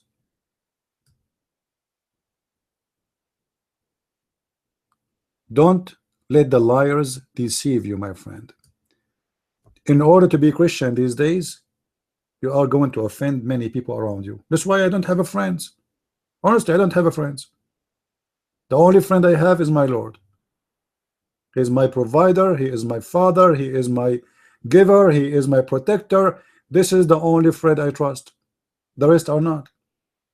Because the second you start saying the truth, people, they will leave you alone. They will stay away from you.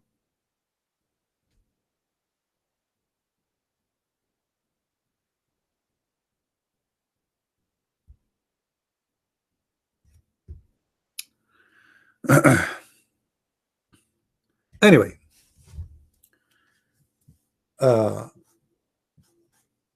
when you are truthful, a lot of doors will be closed in your face, but amazing doors will open in front of you too.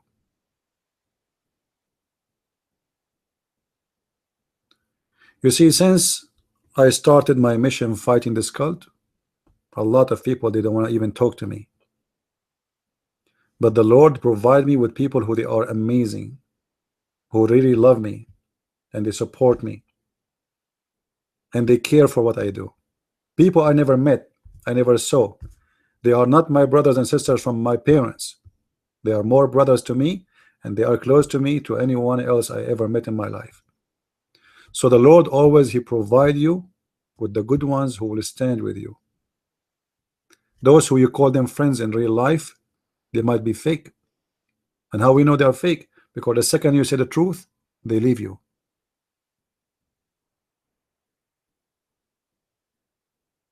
They speak bad about you because they are trying to stop you. How we can stop this person from saying the truth? They try to put a pressure on you.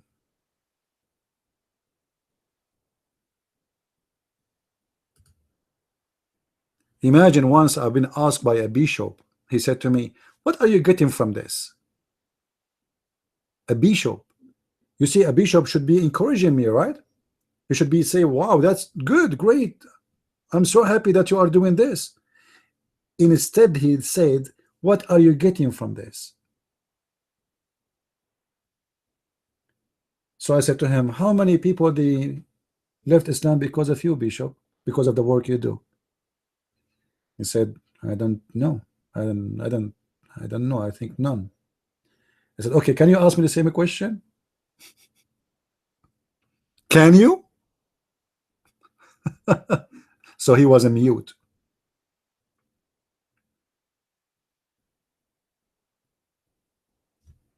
What we do is extremely important, and you have a duty too as a Christian. We need to save the Muslims. The saving the Muslims is not by giving them a hug.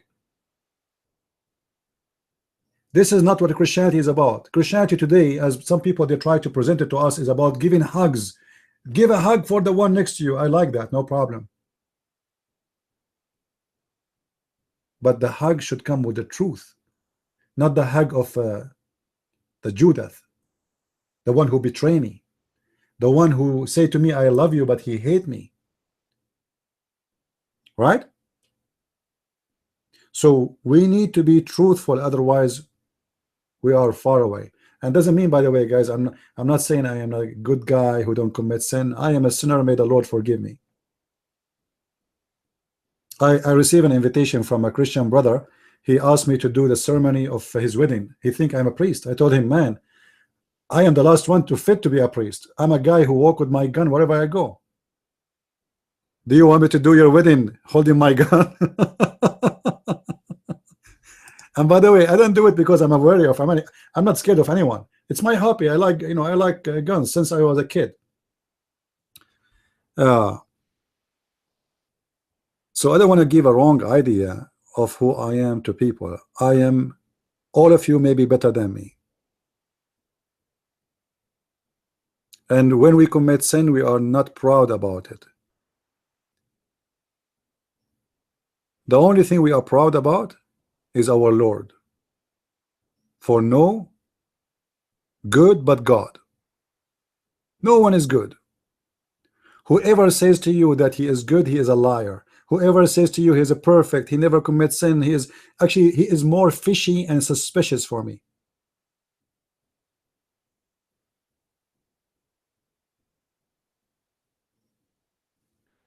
Will you shoot a gun in air when a groom kisses the bride? No, I don't do those things. The gun is not made for shooting in a wedding. Many people, they do those things and they end with a drama and a tragedy. Don't ever do that. It's not even smart. So we have to be careful about who is the one who's going to teach us and what we want to teach. The Muslims, they need our help. You see, I am against really in going in war with Muslims, because the war is not a war against terrorists. I have no problem with that, because those are a threat happening right now, so we need to stop them. But I am against killing the Muslims. I am against to go in war against them. I am against to take a sword and fight them unless I need to defend myself. The Muslims, they need us more than a Christian he need me, because a Muslim is a victim and he think he's right. Jesus said time will come and people, they will think by killing you they are doing a favor to God. And this is exactly what happened to the Muslims. They think they are doing a favor to God, but the fact they are doing a favor to the devil.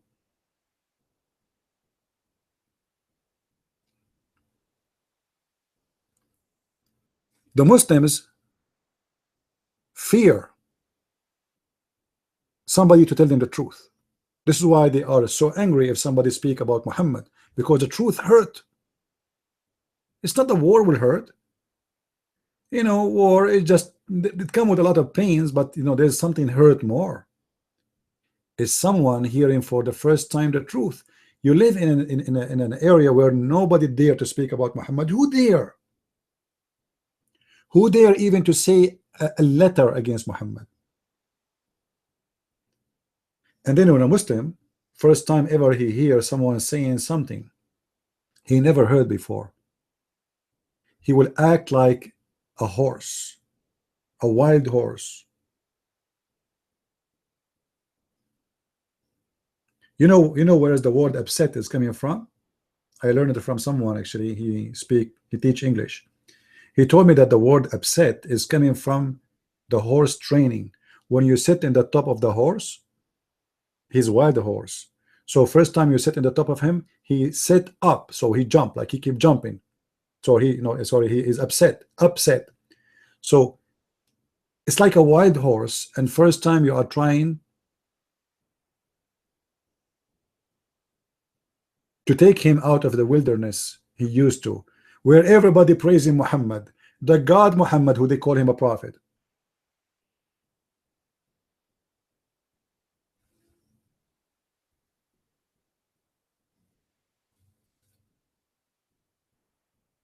This is why we keep asking people to download my videos, to share my videos, and it's for free. It's absolutely for free.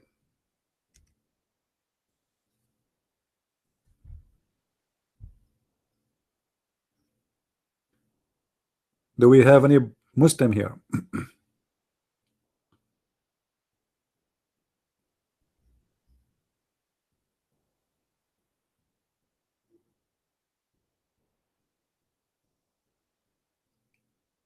Any Abdul?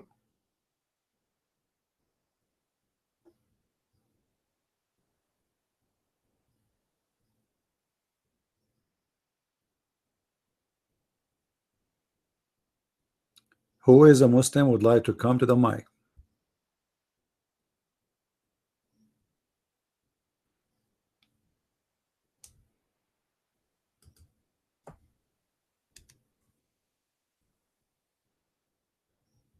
Anyone?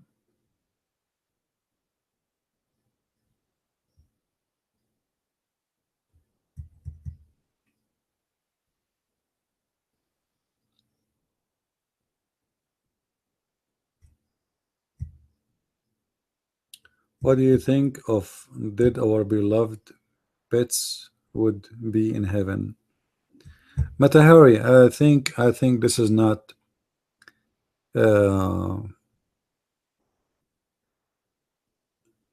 you see, pets, I know that people, they like animals, right?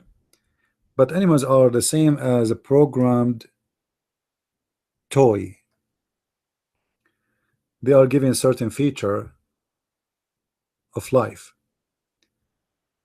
but I don't know what the reason for them to be in heaven. You see, what God created for us here is for an order of survival, of having better life. So everything we have around us is to survive, including animals and trees and grass and etc. But to have the pets with us in heaven, I don't find a reason for it. However, there's nowhere in the Bible is mentioned that that will happen, and it doesn't make sense to happen, because in the heaven we will be a spiritual being with different, let's say, different physique maybe, or different way of existence. We will be new, and we will not eat, and we will not drink, and we will not need anything. So we will be free. The reason for you today, you have things with you because you need them. In the heaven you will be the same as angels, as the Bible says. So you will be free. Free of what? Free of everything, every need. Everything you have around you is a need.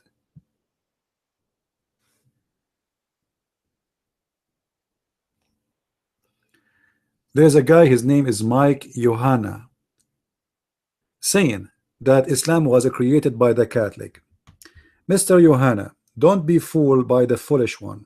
I am not a Catholic and I will never be one. But whoever says to you that Islam is created by the Catholic, he's an idiot. Official one.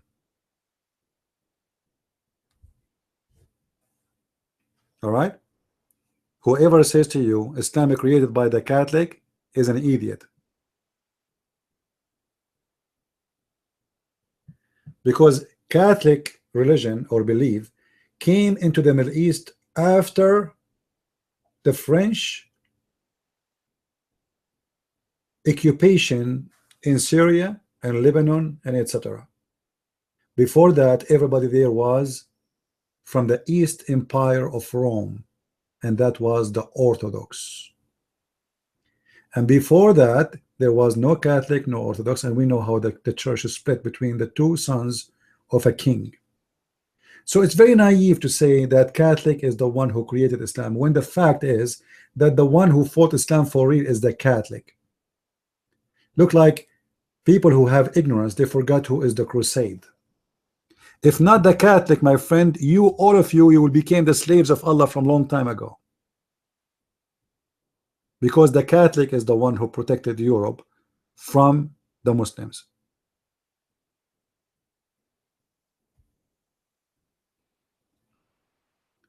So it's very, very naive. You know, people, they are copy paste. Even I saw someone, he claimed to be a minister in a church. It's called the Seven Adventist Church. He said that Khadija, she was a Catholic nun. What a stupid idiot. There's no Catholic. Actually, in the area of Muhammad, there's not even Christians. Guys, how many times I said to you that in the area of Muhammad there is no Christians? What Muhammad have around him is Nasara. There's zero Christians around him. Nasara are not a Christian. Nasara is the same as Jehovah's Witnesses. It's a cult.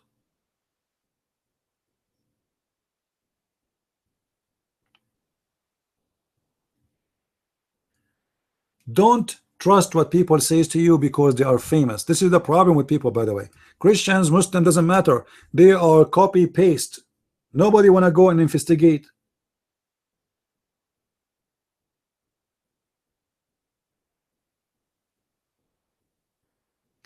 Mikey, whoever says that to you, I say to you clear that he is a stupid. What Pope name?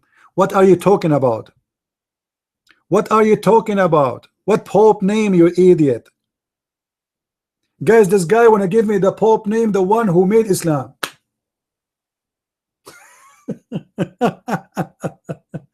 So the Pope, he made Islam and he says kill the Christians, right? Kill the Catholic. So the Pope, he told Muhammad, Okay, I will make you a prophet in one condition: you kill the Christians and you kill my people and you come here and you kill us all. Intelligence is a rare currency these days.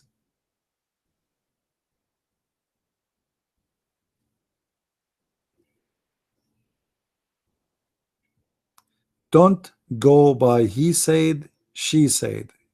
It is a lie. I am from the Middle East. I grew up most of my life there.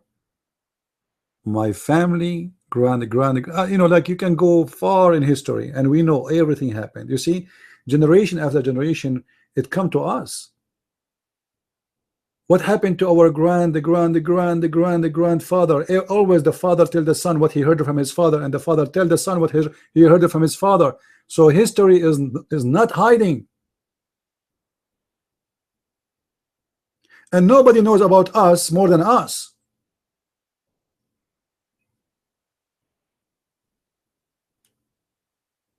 And there's no Catholic in the Middle East. The Catholic you see today in the Middle East, they are new. However, in the time of Muhammad, the one was in the Middle East. They were the East Empire, the East Christians, and whoever came from the West, they did not make anyone be a Catholic or whatever it is. The war was against the Muslims, who they are attacking our land. It was not a war between the Christians, and it was not a war about Christianity. It was a war between Islam trying to conquer the Christian lands.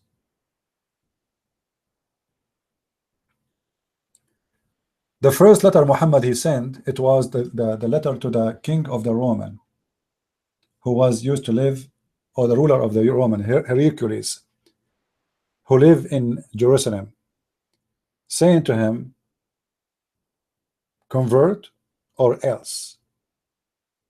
And you can go right now and search it. He did not say to him, become a Catholic or else.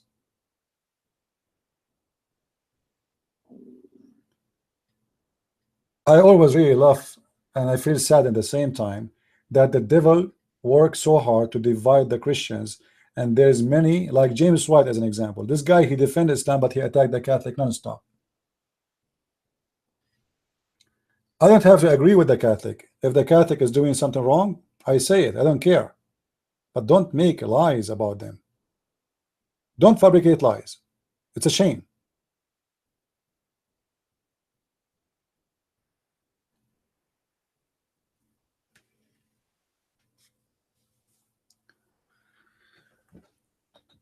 Lord have mercy. You know, some they fabricate stories the same as the Muslim. They fabricate stories about us. Just last week, there's a sheikh in Damascus. I saw the video on YouTube.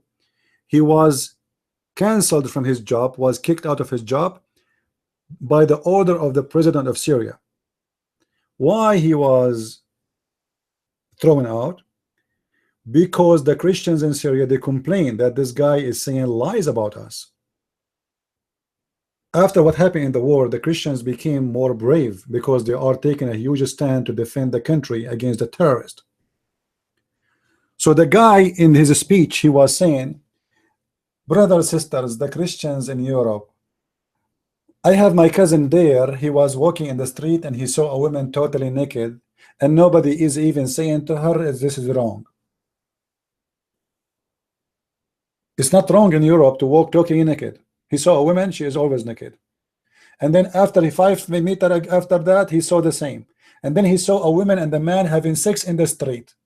And even the police don't even dare to say to them stop, which is an absolute lie. So what they're trying to say to the Muslims, that those Christians are a bunch of whores. They have no dignity, and they are filthy people, and they are living like pigs. And this is exactly what he said. They are like animals. So they lies about us. So the Muslims, their followers, they hate us.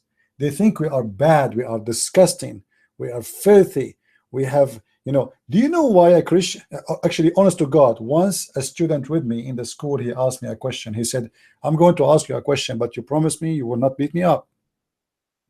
I said, why I will beat you up? He said, because the question might make you beat me up. I said, don't ask it then. He said, but I need really to know. I said, okay, then I will beat you up. Anyway, so at the end, I promised him I will not beat you up. Tell me the question. I became curious to know. All right. So he said to me the following, that our Islamic teacher in the school, he said that a Christian man, when he get married, he have to give his wife to the priest for the first night to sleep with her. Do you believe it? Do you believe how filthy the Islamic scholars are? How they are, by the way, it's lawful for them. It's lawful to lie in order to protect Islam.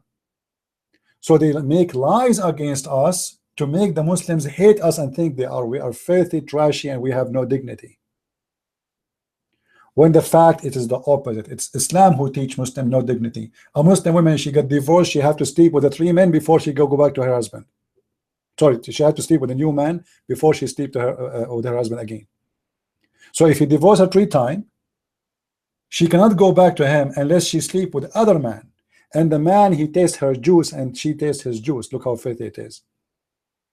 But they switch the image and make it upside down, and they may try to make us, we are the one is bad.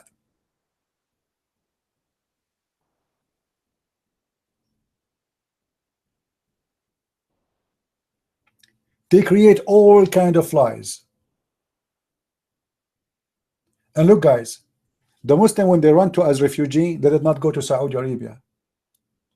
They did not go to Qatar, the most rich country in the world. They didn't go to Emirat. They closed their borders for the Muslims. They went to the Christians. At the same time, this is how they think about you. They think you're women as a whore and you are a pimp. This is why when they kill you, they feel good because they are killing a bunch of whores. You don't feel guilty.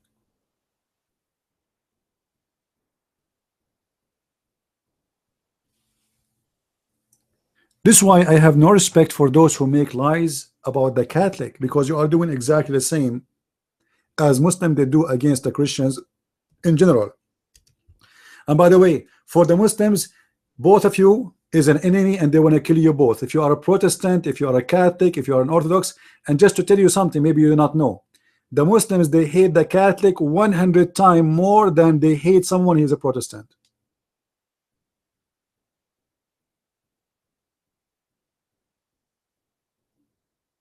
This is why you see al-Baghdadi, he says clearly, we are going to put our flag in the top of the Vatican. The Vatican is a dream for every Muslim to conquer.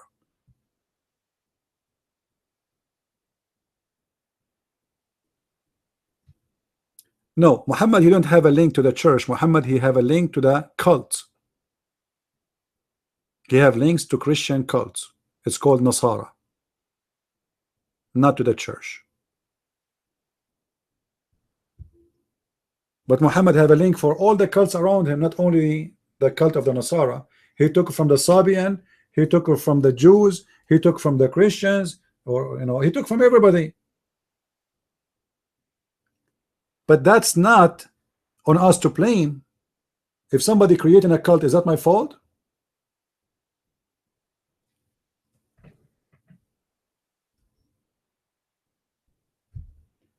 In the Bashitiya, what Bashitiya? What does that mean?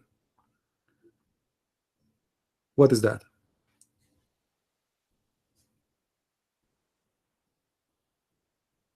What Bashitiya? What Bashitiya mean, guys? Bashita, Bashita. What do you mean by Bashita? Do you want to come to the mic, Mr. Tom?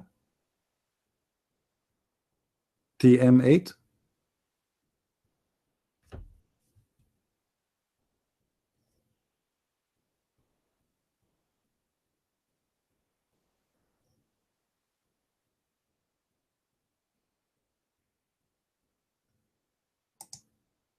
No. Yeah, so this is what you mean. It's a standard version of the Bible of the for the Church of Syriac tradition. No, the word is used in the old Aramaic is Alaha, Alaha, not Allah.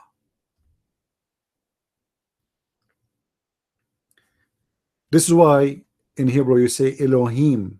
All of them, they are connected. However, the word Allah is contained from two words, A-L,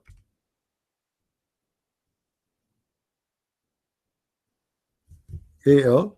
I made a video about it. You can go and watch it. Al-Lah.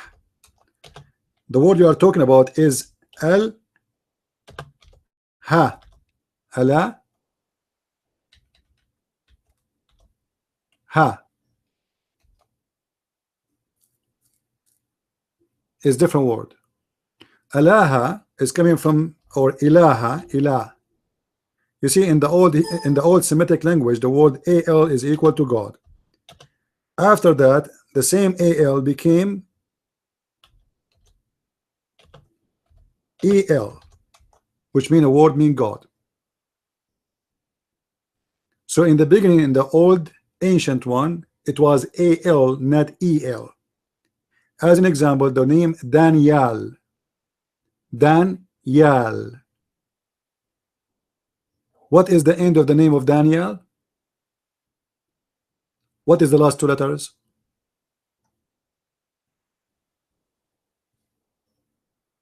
Al. No, it's al. It's al. No, the original name. The real name is Daniel. It's not El. Same as Israel. It is Israel. It's end with Al. Same as Ishmael. Same as Samuel. Same as etc. All of them, they end with Al. This is in the ancient Hebrew, which is coming from the ancient Aramaic. After time, the el turned to the al turned to be el. The same word mean God. Al-Shaddadi. Al-Shaddadi is a word mean God. Al is a word mean God. So go and check what Al-Shaddadi mean. You will get the meaning. All right.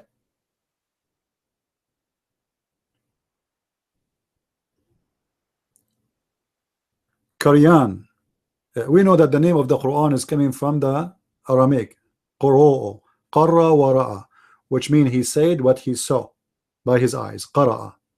So all those words is coming from the Aramaic anyway. However, in the Bible, we don't have a word as a name for God. We have words describing God as a title, but we don't have a name. When Moses asked God, "Who are you?" What I will tell my people, he said, "Tell them I am." That's it. But Muhammad, he have a name. His God name is Allah. That is the God Lah, and that is the moon god.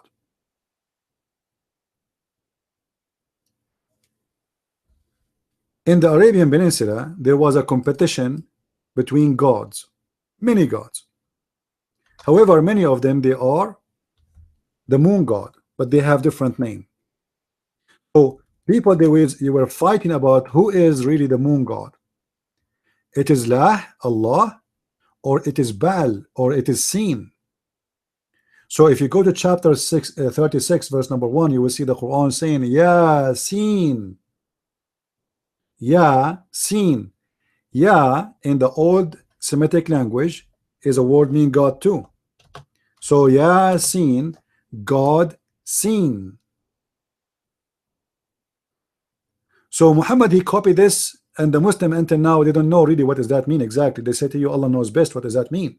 But the fact, the God of Islam saying to us clearly that I am Ya Seen, I am the God seen. No, this is the name of Allah. This is the name of Allah. This is one of other names. So La is the moon god, Seen is the moon god, and then we have Baal.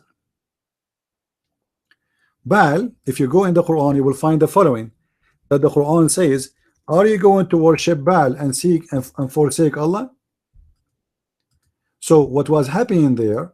There was a competition over the same God. Those ignorant, they do not know that Baal is the same person as La, is the same person as a Sin. It's just another name for the same moon god. However, if you go in the Quran, you will see Allah saying, are you going, like, are you going to worship Baal and forsake Allah, the best of the creators? Chapter 37, verse number 125. In this verse, Allah, he admitted that he believed that Baal is a creator, but he is better than him. So the Quran confirmed that the God of Islam believed that there's many creators. Allah is better than the other creator. Who is the other creator? Baal. The Arab women before Islam, they used to go to the black stone, and the black stone have connection with Baal. The black stone is the vagina where Baal have sex with. So they go to the black stone and they put their hand over their vagina when they have their period, and then they place their hand over the black stone, and then they pray to Baal, the husband, to have sex with them and make them pregnant. And actually, even the Quran used the word Baal as for the male who will have sex with the female. As an example, in chapter 11, verse number 72, it says, قالت يا ويلتي أألد وأنا عجوز وهذا بعلي. I'm going to have, oh no, I'm going to have a child and I am old, and this is my Baal. Who is the Baal here? Here you need to ask yourself a question. How Allah, he speak against the pagans, and yet he used the word Baal for the husband? Where the word Baal is coming from? The husband, from Baal, the God. He is the one who made women have a kids. You know what I mean? Why Allah using the word Baal for the husband or the man who will sleep with the women? It doesn't make sense. Baal is a clear, actually, if you go to chapter 4, verse 128, it says the same. If a woman, she is afraid from her husband, her Baal, who is the husband here? Doesn't say husband, by the way, it says Baalaha. If a woman, she's afraid that her Baal, he is going to don't like her, you want to go for someone else, it's okay to have an agreement about that. And Muhammad, he used that Baal to describe himself, because that story is about him. He don't want to have sex with Sauda bint Dama, the wife of Muhammad, the second wife of Muhammad, who was very old, and she is fat, excuse my language, I'm not insulting, describing as they say, and she was slow. So Muhammad, he don't like her. He have young ones now. Why he want to sleep with the old one? So he have to give himself an excuse, because he told the Muslims, you have to give equal rights to your wives. And now he is the one is breaking it. So what he said, if a woman, she feared that her Baal don't like her no more, she can make an agreement. And what is that? What was the agreement? Sauda, she gave her Baal a permission that it's okay not to sleep with her, to give her night to Aisha. Are you getting the point? So here the question will be, why Allah, remember, the one is speaking here is who? Is Allah, not Muhammad. Why Allah, he used the word Baal? You know what I mean? Where is the word Baal coming from? We know what Baal. And why the man who will make the women, or the husband of the man, is called Baal? Because simply the god Baal, he used the penis of the man, and he is the one who will make the fertility. This is why they pray to Baal. Like in the Middle East, if someone from the Middle East who speak Arabic, if his farm is not using irrigation, what they call it, anyone knows? What they say? They say this land is Baal. What does that mean?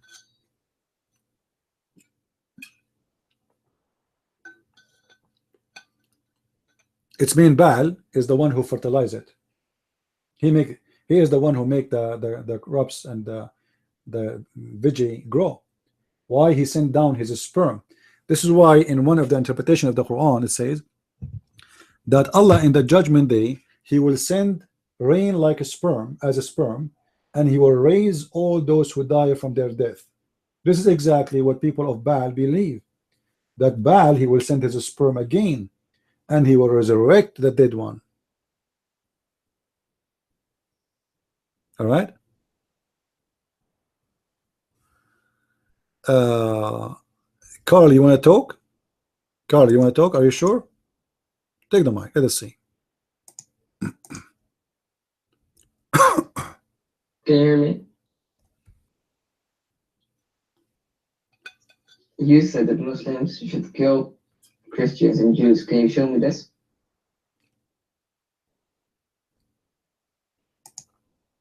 No problem. Chapter 9, verse number 29. The mic is yours.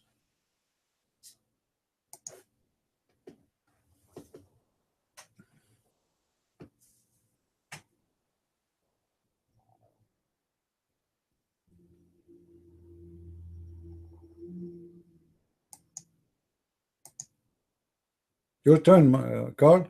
Your turn. I gave you the verse. I can give you more, but for now, one is enough. You're mine.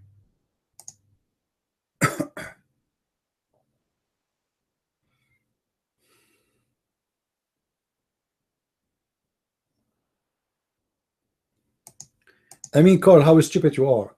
Are you asking Idi if you know Arabic? I know Arabic. Say that to me. I know Arabic. It says qatilu. Qatilu is coming from the word qatala, which means kill. Now take the mic. Are you going to say to me, I don't know Arabic too? I mean, how stupid it is that you don't speak Arabic, but yet you are asking people, do you speak Arabic? Take the mic.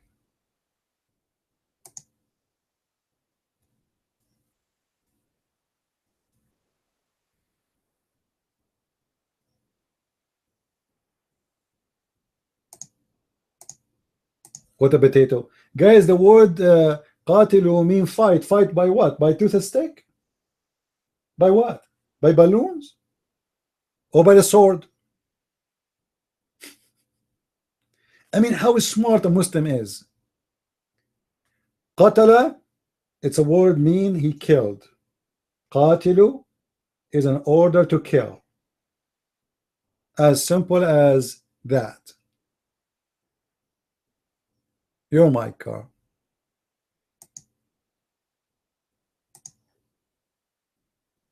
You said it says kill, it doesn't say kill, it says fight. Why does every translation say fight? Tell me.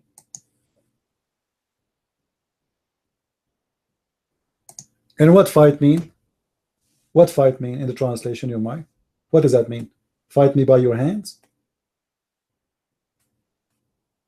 It says there, you have to go do qital. What the word qital mean? Carl, what the word qital mean in your mind?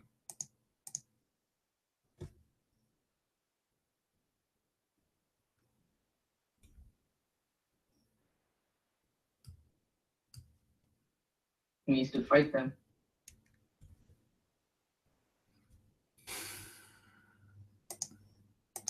Okay, Carl, I'm going to play with you a game, short game. In chapter 2, verse number 54, Moses says to his people, فَاقْتُلُوا أَنفُسَكُمْ فَاقْتُلُوا أَنفُسَكُمْ. That is better for you. What the word اقتلوا أنفسكم mean? You mind?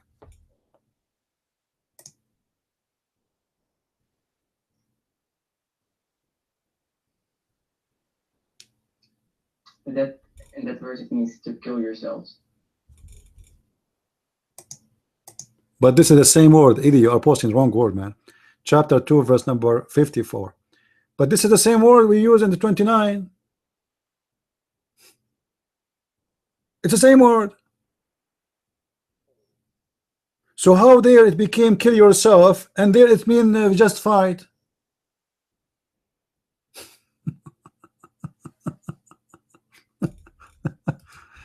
Carl, I like you. I like you. You are so cute. Seriously, huh? In chapter 2, verse number 61, it says, وَيَقْتُلُونَ النَّبِيِّينَ وَيَقْتُلُونَ النَّبِيِّينَ. What does that mean? You will say it means kill. They are killing the prophets. I can show you the same word all over. So it's very funny and very silly when a Muslim he says, you know, where it says kill the Christians and the Jews, huh? Where it says that?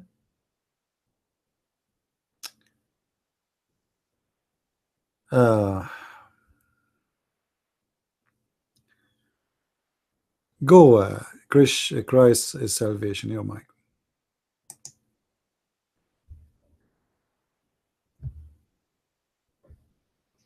Hello to everyone. God bless you. If you can hear me, please. Thank you. Thank you. I hear from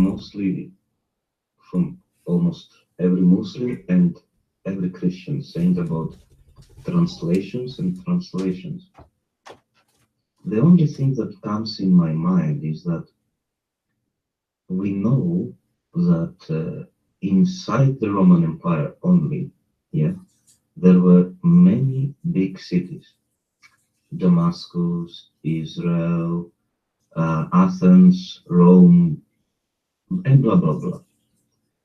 In which all of those cities there were Jews, but those Jews forgot their original language, which was Hebrew. Yeah, their original language was Hebrew, but they forgot it. So, in order for Mark, Luke, John to give to those people that only know right now this language, the particular language in the city, they wrote it in different languages. That's why we say it was inspired, because none of those people could know all of those languages simultaneously. They should at least live there. To go from Israel to Damascus, you have to pay to Roman Empire gold to travel there. You have to pay gold to go there. So think about it. They were not translations, they were written manuscripts which, how to say it, had the same meaning in different languages, not translations. Translation is from Greek to English because English is a new language, let's say. It's a language from 1200s, okay? So if you want really to argue with these manuscripts, which no Muslim will understand what I mean, you have to understand that Jews were living everywhere, in Roman Empire and outside of Roman Empire. So hold on. What you are saying is absolutely wrong. About the Jews, they forgot their language. First of all, it's not written for the Jews. It's written for everybody who want to believe in Christianity. Jesus said, go and teach and preach the whole world. And the first cities who converted to Christianity, it was the city of Antioch, which is not a Jewish city. Is that correct, guys? Is that correct? Those are not Jews, and they have nothing to do with the Jews. So it's written in different language, inspired, yes, not a translation, yes, but not because the Jews don't speak Hebrew no more in those areas. That will make it that this book is written only for the Jews. That's not true. All right. Secondly, what's wrong with speaking many languages? The Messiah himself, he speak many of them. What is the language of the Roman? What is the language of the Roman?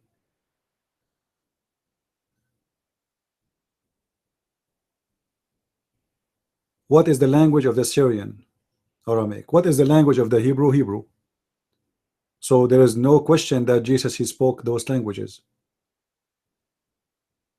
He spoke to the ruler.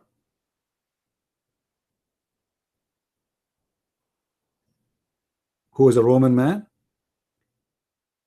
and he spoke to the soldiers who they are Roman soldiers, and he spoke to the Aramaic women who she's an Aramaic, and he spoke to the Hebrew who they are Hebrew.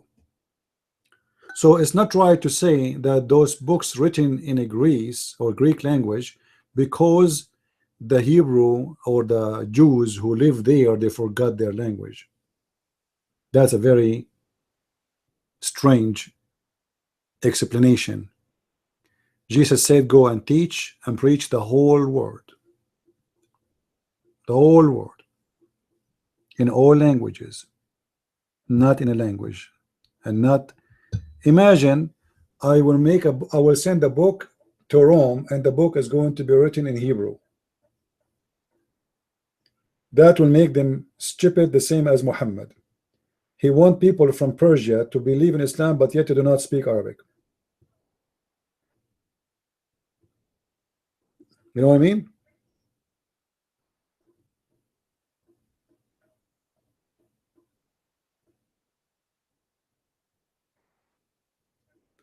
My friend, the Hebrew language is not important. You are saying that they wrote it in Greece, the Greek language, because the Jews in those countries, they forgot their Hebrew. This is what you said. Guys, did he say that? Did he say that? It's written in the Greek language because they forgot the Hebrew. That will make it as they are writing only to the Jews.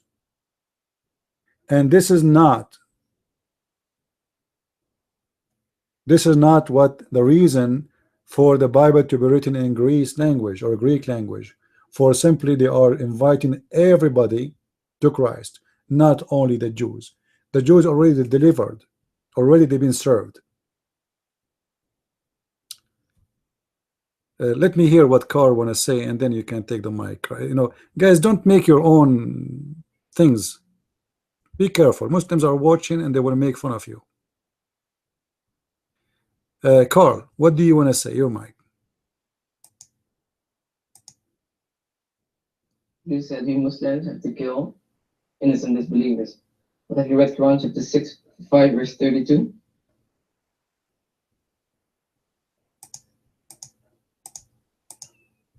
Chapter what? What he said? Chapter what? Chapter 6, 5, 5:32. Okay, what the verse they're saying? Go ahead, your mic. Go ahead. I'm ignorant. I want to learn from you. It says من أجل ذلك كتبنا على بني إسرائيل أنه من قتل نفسا بغير نفس أو فساد في الأرض كأنما قتل الناس جميعا ومن أحياها كأنما أحيا الناس جميعا.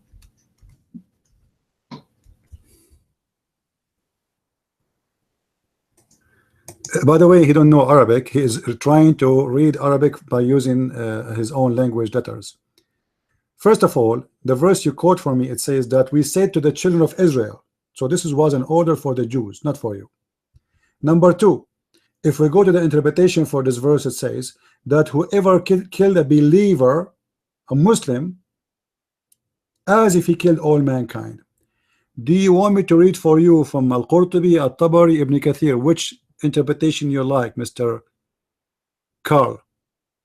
Did he leave? Did he leave? Okay. Which interpretation you like me to read for you from? First of all, this was an order for the Jews, and you are not a Jew. It says to the children of Israel. Number two, it means whoever killed a believer, because an innocent person in Islam is a believer. Now, what interpretation you like me to read for you from? The mic is yours.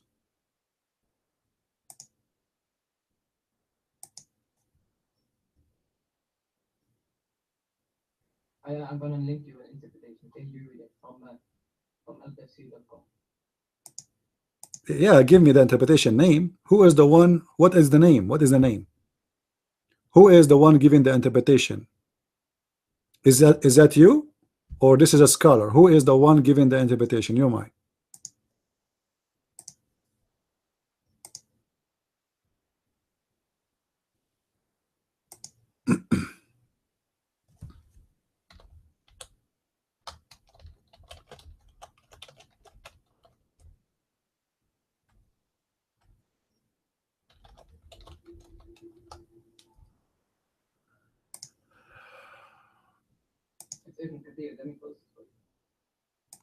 Guys, did he say Ibn Kathir? Did this guy say Ibn Kathir? Okay, let me clean my ears. Ibn Kathir. Okay, I will show you what Ibn Kathir said, and you will be sorry. I hope you will not regret. You are the one who said Ibn Kathir, not me. All right. Let us go and see what Ibn Kathir he said.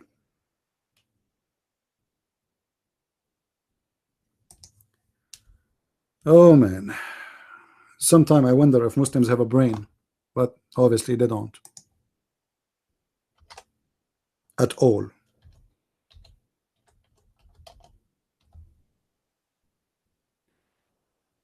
All right.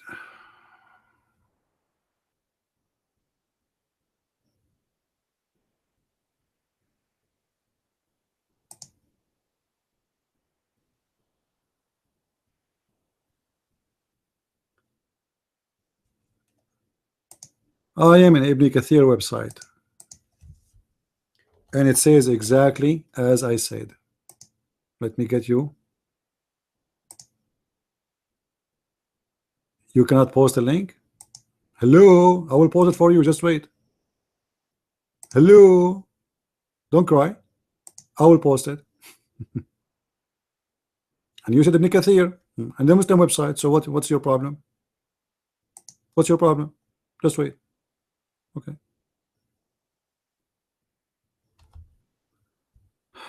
Here we go. We are in the website of Ibn Kathir. All right. Okay.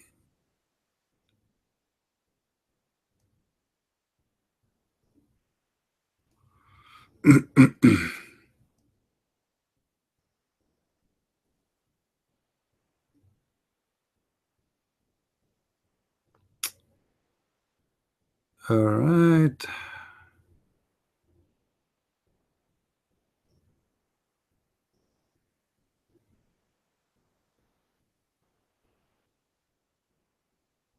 All right. Here we go. This is Ibn Kathir. And I will post the link. Come to the mic and read for me, Mr. Carr. As long as you have the link, you have the text. Does it say whoever kill a Muslim? Remember, you are the one who choose Ibn Kathir, not me. So you cannot say I don't accept it. All right. Read for us. The mic is yours. Go ahead. Here.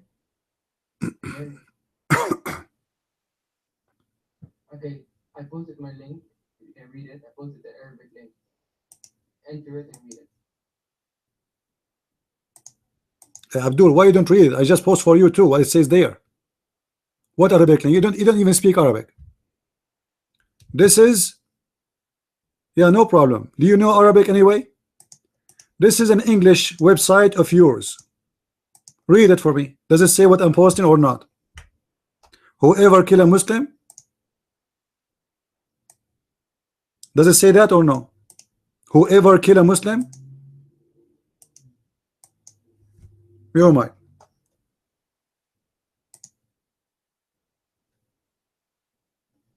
You hear me? Listen, I will copy and paste what it says in the Arabic version. You read it and you translate what it says. Carl, are you stupid or a donkey? I am posting for you. It says in English too. And this is your Muslim translation. Are you stupid fool or what?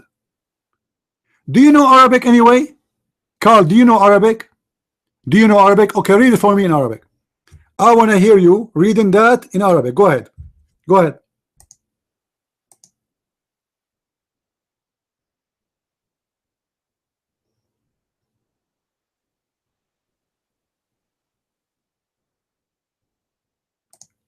So Abdul Potato, why you are giving me a website in Arabic if you do not know Arabic and you are asking me to translate? I did.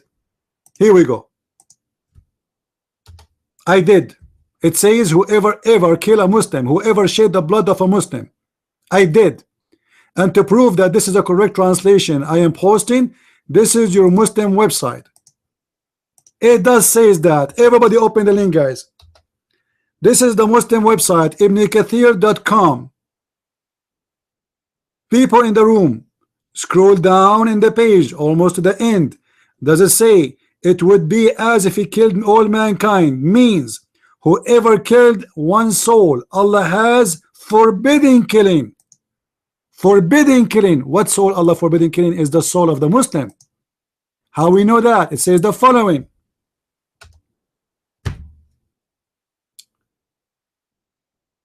Read with me, guys. You see how we get the Muslim busted? From their own choice. Forbidden killing is just like he who killed all mankind. Sa'd ibn Jubayr said, he who allowed himself to shed the blood of a Muslim is like he who allows the shed of the blood of all people. And your prophet, he said, that no Muslim man blood will be shed for the shedding of a blood of non-Muslim. لا يؤخذ دم كافر بدم مسلم. No Muslim will be killed for killing a non-Muslim, and that confirms what it says there. In the case of murder in Islam, if you kill a Muslim, you will be killed if you are a Muslim, or if you are not a Muslim, it doesn't matter. But if you kill non-Muslim,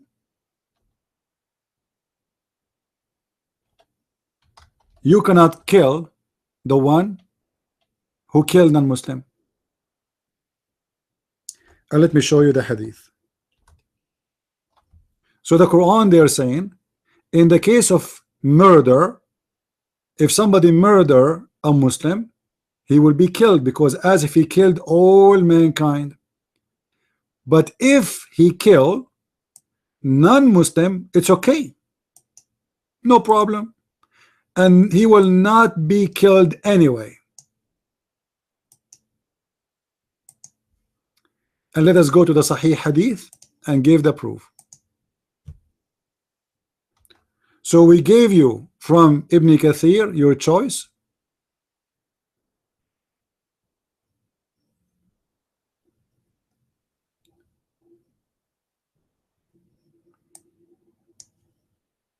And we will give you the hadith about it's okay to kill anyone. He is not a Muslim.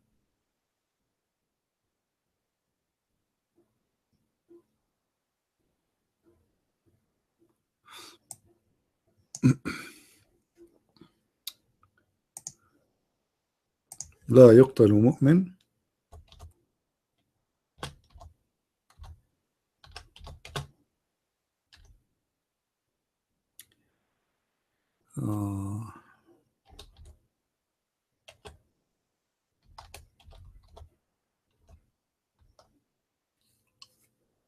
here we go. A Muslim will not be killed if he kill non-Muslim.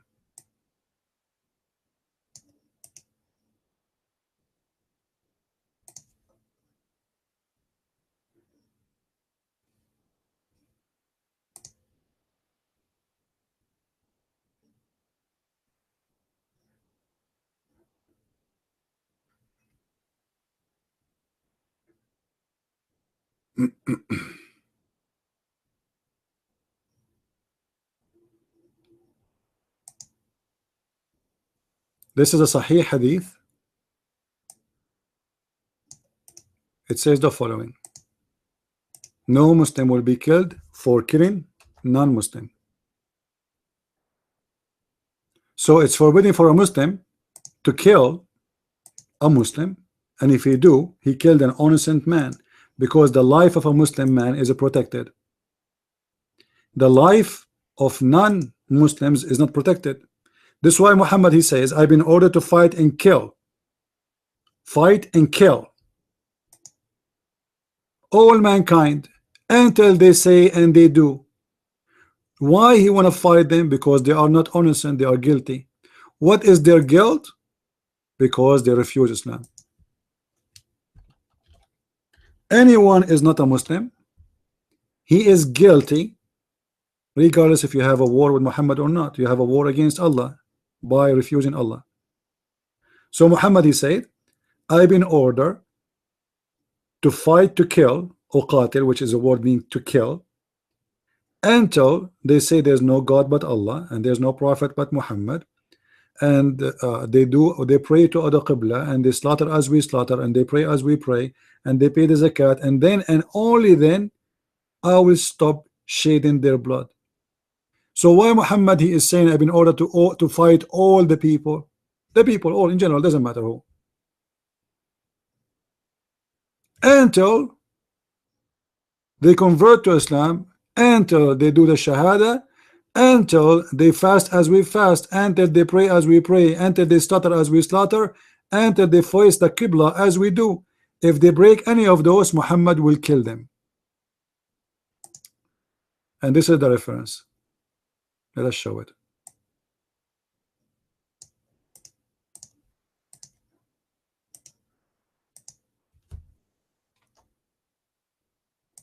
And this is the link. And it is Sahih.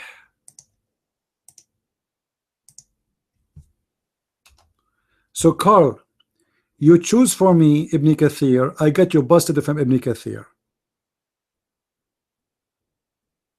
This is how silly you are. You Muslim try to fool people by that verse. You fool the foolish only, the uneducated, the dumb, those Western who have no idea what Islam is about. But you cannot play this game with me, not in my present.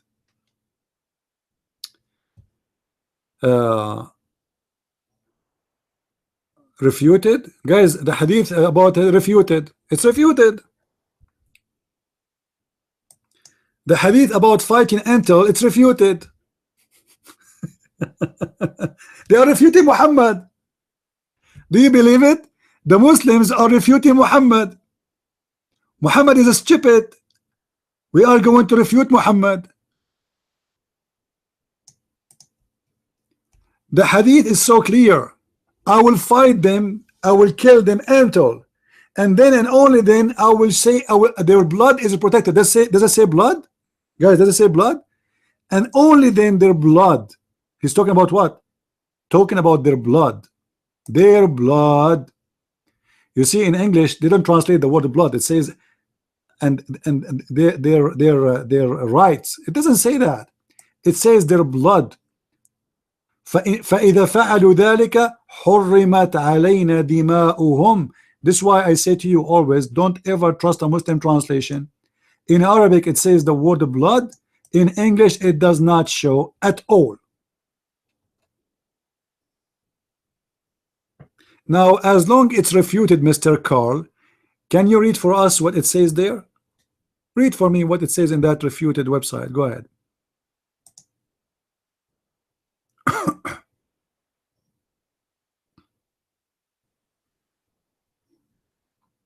It's a whole article. They don't need to read the whole article. Give me the important one. Give me the hit in the head. The one will make me go blind. Go ahead. Before answering, you said this means that to fight everybody until they say La ilaha illallah. I posted a link for you. Can you explain to me why Muhammad would let the Christians live? Because they pay the jizya. They pay the jizya with humiliation. Muhammad is a money lover. He's a gang leader. If you kill the guy who is paying me money, you are killing my cow. He make living from this. What is the job of Muhammad? A gang leader. Where the money coming from? From the booty or from the cows? So those Christians who pay money, they are giving us money to let them alive. If they stop paying money, we kill them. Is that correct, Mr. Carr? You mind? You said Muhammad likes money and loves money. Why did he make zakat or do? Why did he give all this money to charity? And where is the zakat coming from? From us, from the Christian. You steal the money from us, and then he gives some of it to his men. 1 to 5 of every dollar come to Muslims, go to Muhammad pocket. Is that true? 1 to 5 to Muhammad and 1 5 to Allah. And who is the one who present Allah? Muhammad. So he get 2 to 5. So what zakat? Who is the one paying for the zakat? From where the money of the zakat coming? Where is the money of the jizya is going to go? And the Quran says in Ibn Kathir, as long you are a person who like Ibn Kathir, guys, am I heard? Did I lose the mic? Am I heard? Guys, as long this guy he like Ibn Kathir, let us see what Ibn Kathir he said. Okay, Ibn Kathir will give us the answer.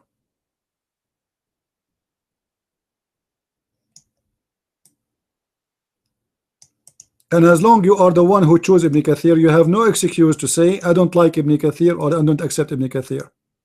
You get busted. We go to Ibn Kathir and see what the Muslims have to do with those who they are paying jizya. Chapter 9, verse number 29. Whatever Ibn Kathir he says, I will accept. No problem about this verse. I will not even argue about it. There we go.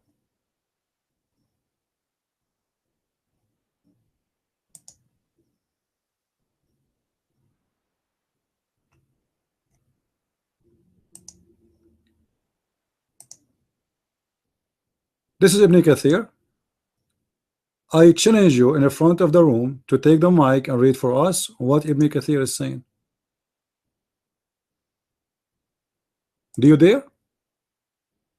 Guys, do you think this guy there to read what Ibn Kathir is saying? I don't think so. This is Ibn Kathir. Open the link, Carl, and if you are proud really about Islam, read for us. The mic is yours.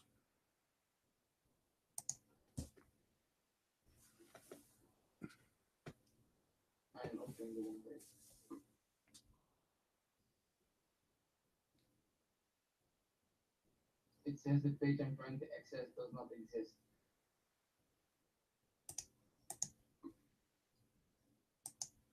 Oh, I forgot, this page is the same as the verse is eaten by the goat. What do you mean it's not exist? The goat ate it?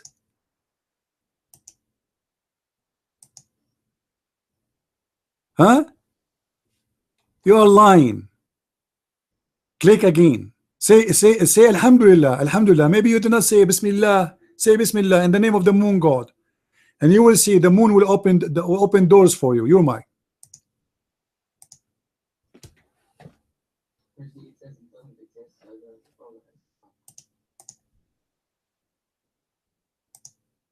Yeah, right. Okay, let's do this. I'm going to copy for you what it says there, and you read for us.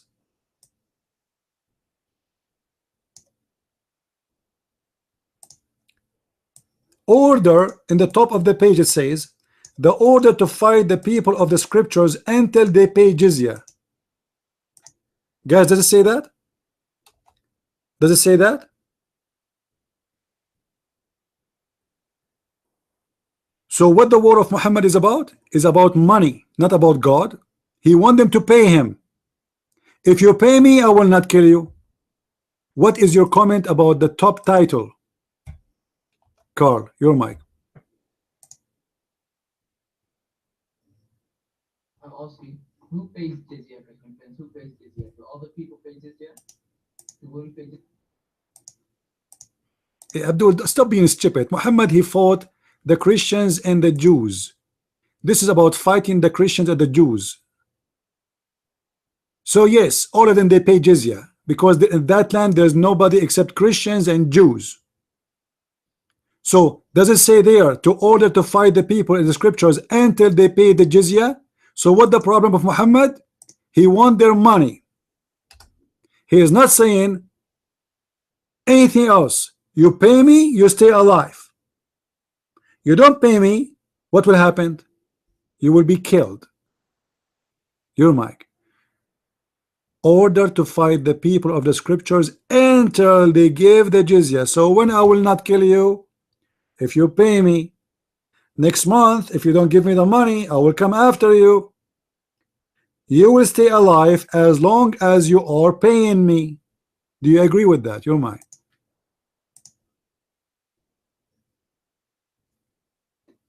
You said everyone pays jizya and also women. And Mawardi, in his book on page 125, says only Soviet males at military age pay jizya. Women, children, monk, or poor non-Muslims. I mean, how stupid you are. For sure, the head of the family will pay jizya, you stupid. He is the head of the family. You want a child to pay the jizya too? I mean, are you using your brain? A child have no money anyway.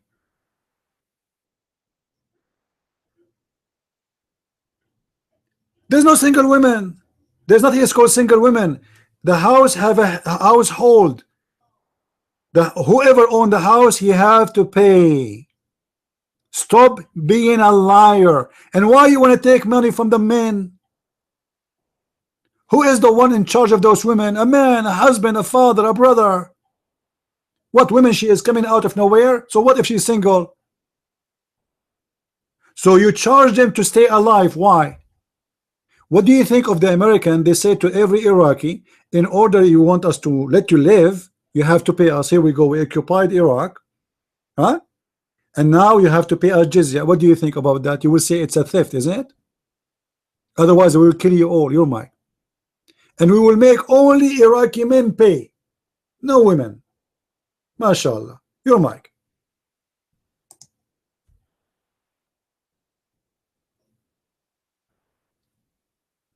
The men only pay jizya, and it says of military age. They pay it so that they do not have to fight in the wars. The women don't pay. Abdul, how the Christian they will join in a war, you stupid idiot, if they are under occupation? They will join the enemy? Is Christians allowed to join the Muslim army? Are you saying when Muhammad he attacked the Christians, he have a Christian forces with him? You're mine?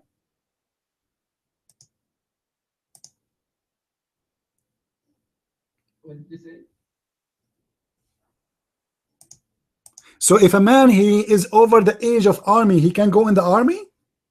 If a guy he is like 16 years old, he cannot pay jizya, he can join the army of Muhammad? Is that what you are saying? You are saying to me that the Muslims in their army, they have Christians fighters, so they will not pay jizya if they do that. They pay jizya only if you do not need, if you don't cannot go to war, right? You're mine.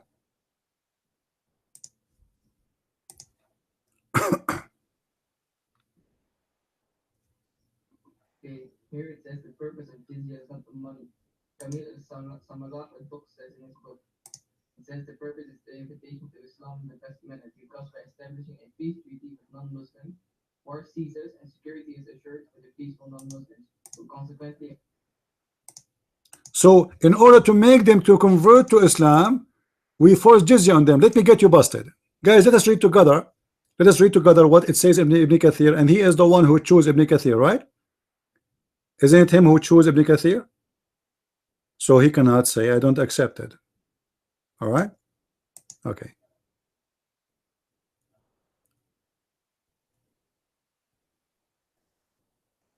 Look what Ibn Kathir he said.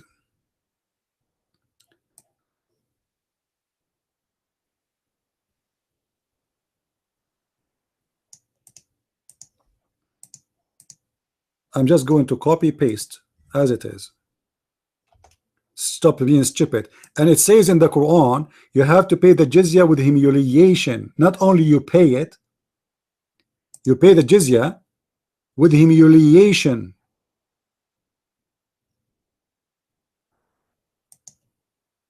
Let me show you what it says. Let me get you more busted. Paying jizya, and this is Ibn Kathir, is a sign of what? Sign of what? Kufr and disgrace. And feel themselves subdued, disgraced, humiliated, etc. The Muslims are not allowed. Look, guys, look. He said, because we protect you. Protect you from who? From the Muslims. Muhammad is saying to us, the Muslims, they are saying to us, we protect you from ourselves. Who is the enemy? It's ourselves. So if you pay us, we will not kill you. I mean, do you see how nice, how much protection provide you? If you pay us, we don't kill you. The protection from who? From the criminal Muhammad and his gang. Guys, read with me what it says. And feel themselves subdued, disgraced, humiliated. Therefore, Muslims are not allowed to honor the people of the Dhimma or elevate them above the Muslims, for they are miserable, disgraced, humiliated. Muslims recorded by Abu Huraira. Yeah, what Abu Huraira said, that the messenger, he said, don't initiate salam to the Jews and the Christians if you meet them in the road, and force them to the most narrow alley. Do you see it? So not only they have to pay the money, they have to be humiliated. So the thieves, the Muslims, they have the courage to come to the mic and says to you, oh, we are protecting you, so you do not need to go in the army. But this is their land. It's our land. They took it from us. And now they want to protect us from who? From them. By what? By paying them money. And how we have to pay the money? By being humiliated. They spit in your face every time they see you. Does it say that, Mr. Carl? Does it say that? Or I'm making things up? Oh my. Firstly, you said do not say hello to the Christians and the Jews. But do you know why? How did the Jews? Hey, don't change the topic. Do you know why? Do you know why? Do you know why? You just said, you stupid idiot. The Jews, they used to say something bad to Muhammad. So what the Christians about? Why you want to do that to the Christians, you stupid idiot? He want to say to you, the Muslim, the Jews, they say to you, Muhammad, poison on you, poison in you. But the hadith says Christians and Jews. The Christian, they never said that to Muhammad. So why you say, don't initiate salam to the Christians? And not only that, why you want to force them to the most narrow alley, which means the sewage? Huh? Why? Now they are paying you jizya. Now you conquer them. You took their land. You took their money. And in the top of that, you have to humiliate them and force them to walk in the sewage. Why? You might. Oh, because Islam is peace and Muhammad is wonderful man. You might.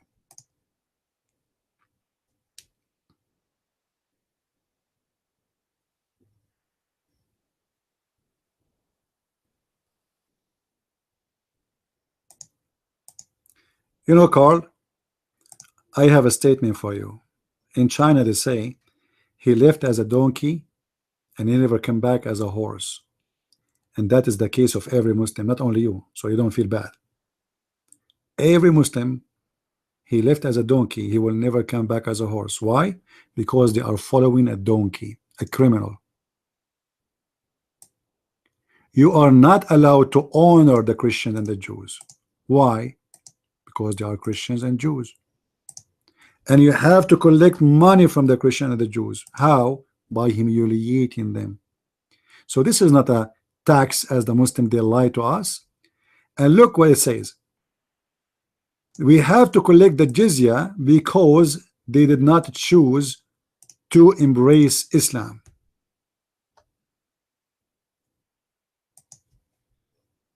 Why? Because they did not choose to embrace Islam. So what is the problem exactly? If you choose to embrace Islam, we will not humiliate you. We will not kill you. Because what is the choice if they don't want to pay jizya? We kill them. You pay, you live. You don't, you die. Very simple. Then we go and we find this.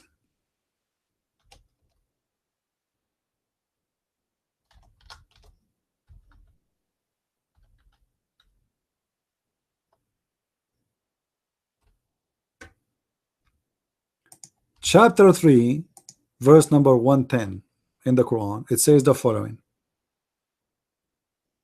You are the best of man, the best of mankind. You're what? You are the best of mankind. If you read this verse, you will say, oh wow, the Muslims are the best of mankind. How? Because they give benefit to mankind. How is that? Look what the benefit of mankind is about. It's about going after non-Muslims and bring them with the chains in their necks as slaves. You are the best of the people ever raised up to the benefit. Look, guys. Do you see the word benefit? Do you see the word benefit? I will cry. It's a benefit. It's a benefit. It's for your benefit, my friend, if you let me slave you. If you're for it's for your benefit to let me put a chain around your neck. I mean, don't you think it's beautiful and sexy? I will put a chain around your neck. I will bring you as a slave. Do you see how much benefit this is have? Unbelievable. So the benefit, the Muslims are the best of mankind. They are the best. You are right. This is why garbage is all over in the Middle East. This is why Muslims, they piss in this in the wall of every under every window. Go to Bangladesh and see why they start writing in Arabic in their walls, because Muslims there, they don't piss in the bathroom, they piss under your window. You open your window, you don't smell the air of God, you smell the piss of the Muslims. So the Muslims are the benefit for mankind. How? Because they bring you and the chains around your neck. I'm not making things up. You can go and check right now. In Bangladesh, they write in Arabic in their walls, because those Muslims in Bangladesh, they believe that Arabic language is the language of God, holy. So they will not dare to piss in the wall, especially it might be Quran. So if you want to protect your wall from the pissing of Muslims, you better write something in Arabic on your wall. You can search right now in Google. You will find that. Christ is salvation. You are waiting for long. The mic is yours. Go ahead.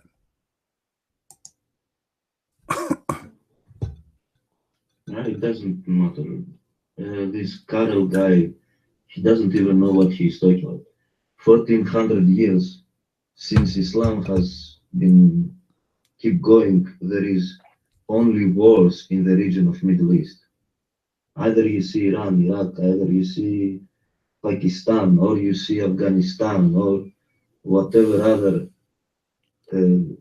any country in the Middle East, they have people killing each other in the mosques, outside the mosques, anywhere. And these similar people are going to Europe. The same people are going to Europe. And they say that Islam is peace. Okay. If Islam is peace, and if Islam gives you any economical, how to say it, if he gives something to humanity, why didn't Islam make, how to say it, computers at the first place? Why didn't Islamic people, why didn't Muslims make cars? Why didn't Muslims make phones? Why didn't they? Where are those people? Why didn't they do that? Where is this? The future of Muslimunity? Because Islamadan, or you have how you want to call it, it's golden age. Karel, the golden age of Islamic, yeah, it was when those Islamists had people of other countries and they were stealing their own scripturing, their own writings, okay? So, Karel, you have to learn, well, you to prove it, learn history, okay? Learn history. Learn history, Karel. So, I will tell you, until 1920s, until 1920s. My grandfather was alive until 2000 something. My grandfather left Turkey because Muslims were killing his brothers and sisters in order for him either to accept Islam or to speak Turkish and pay them the tax money. That my grandfather told me. My own grandfather told me. I don't care what you will say. I don't care what Cash will say. That was my grandfather. Okay? So I knew him very, very good. And that was not only my grandfather who said it. Every person living in Georgia, Armenia, Kurdish people, the Asia Minor, okay? All these people who left from there, they had the same story. Well, I don't know. How else? How else? How else should I tell you? Carol 16, Ibn Abbas says about a guy, a Mo, trying to follow down from a cliff. Okay? There was no flying machine. Read it yourself. And about Kesht, Jesus didn't tell to any Christian to bow down. Jesus said, do not follow their traditions, because they follow human tradition, as you do, Kesht. You follow human tradition. It doesn't matter how you will pray to God. It matters if you want to have communication with God, which Muhammad never had communication with God. We can see Moses having communication with God, Noah having communication with God, direct communication.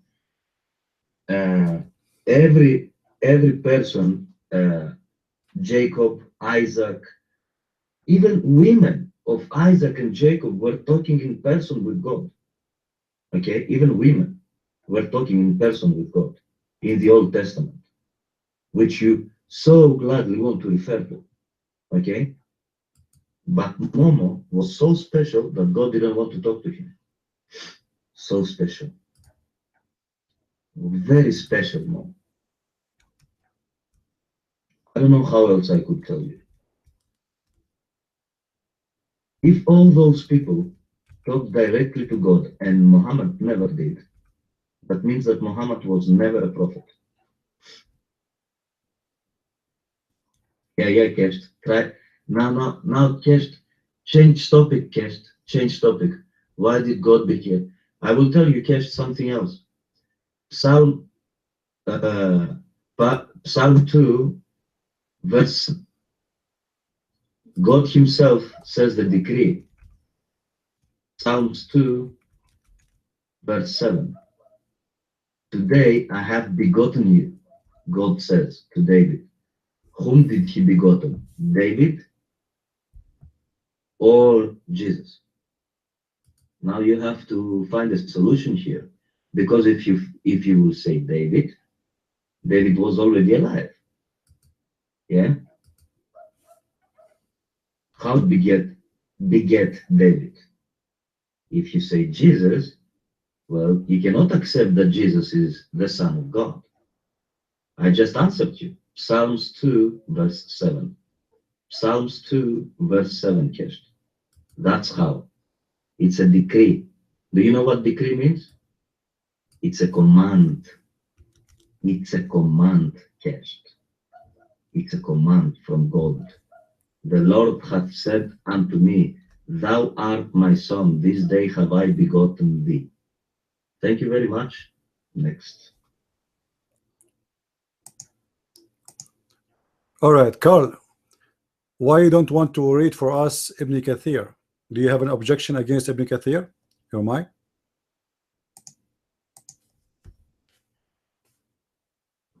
Read what? What do you want me to read? what he said about humiliating the Christians, why the Christians should be humiliated. Now they are paying you the jizya, your prophet making a lot of money from them. Why you need to humiliate them? Your mic. What's the quote of Ibn Kathir? What is it? Speak louder, I cannot even hear you.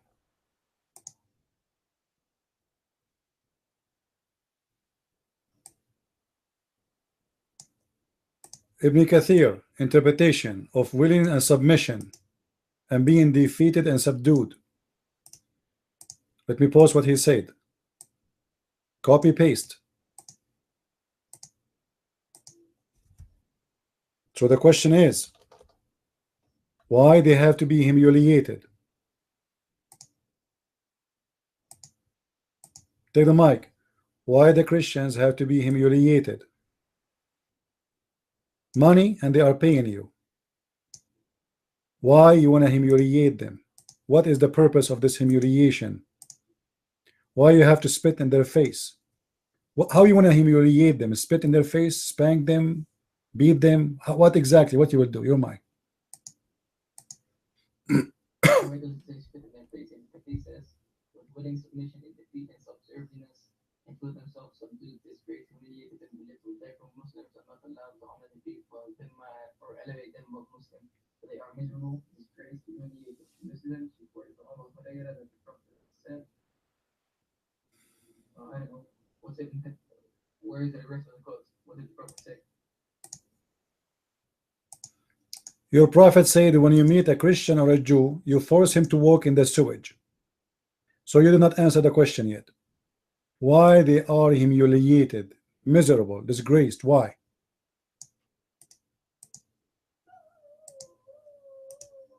Why? And your prophet, he said, when you see them, push them in the sewage. Go ahead. Why? Do you think it's nice if Jesus said, if you see a Muslim in the street, force him to walk in the sewage? For he is disgraced, humiliated, miserable, disgraced? Do you accept that? Your mic. First, I want to say, I think it's really funny. Last time I recorded the hadith and you say, no, I don't accept the hadith 400 years later. But when I now you need to use a hadith for your point. Really funny. Either way. I use whatever I want because this is your Muslim books, you idiot. I don't accept your Quran too. I don't accept your Muhammad. So if I say your prophet, he said, does that mean I accept Muhammad? Are you stupid?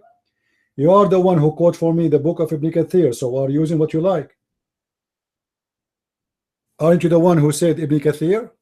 And we are using Ibn Kathir. So why the Christian and the Jews, they have to be humiliated? Why you have to force them to walk in the sewage line? Why? Is that the peace of Islam? You now maybe live in a Western country. What do you think if we start treating the Muslim the same way?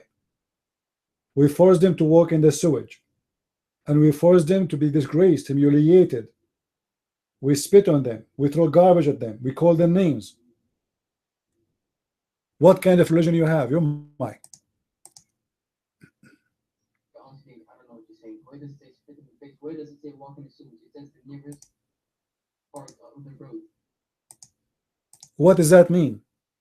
What does that mean? Explain to us. Guys, it doesn't say sewage. So what it's mean to force them to walk in the narrowest alley of the road. At that time there was a highway and narrow way. It's a street. In the side of the street there's narrow alley for the garbage, for the dirty water. It's a sewage.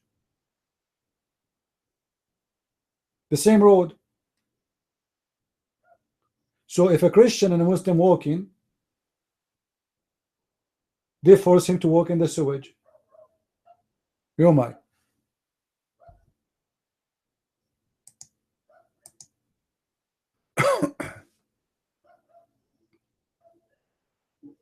Doesn't where do you get the idea from that the sewage is in the right corner of the street? Let us see how you can explain it. You explain it. I know. I came from there. I know what my grandfather told us. In the old day, when a Christian he walked by in the street and a Muslim walking by, he says to him, take the alley, which is in the sewage. Now, do you have another proof to prove me wrong? I show you the reference. What it's mean to force him to the most narrow alley. Explain to us.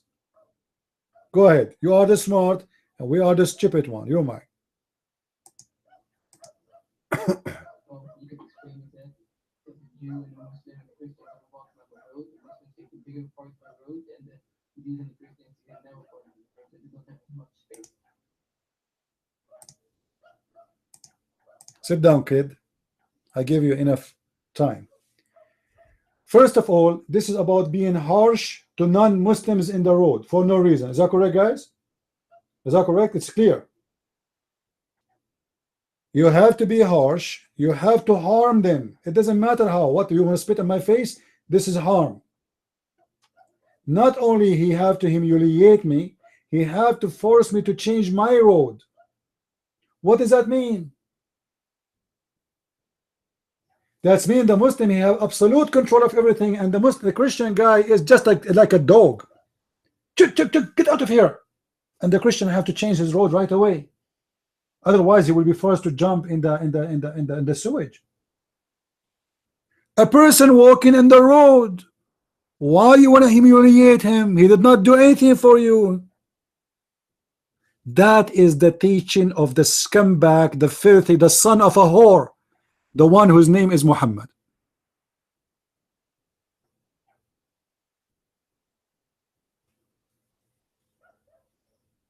This is the truth. Sit down, Carl. I have enough of you, stupid idiot.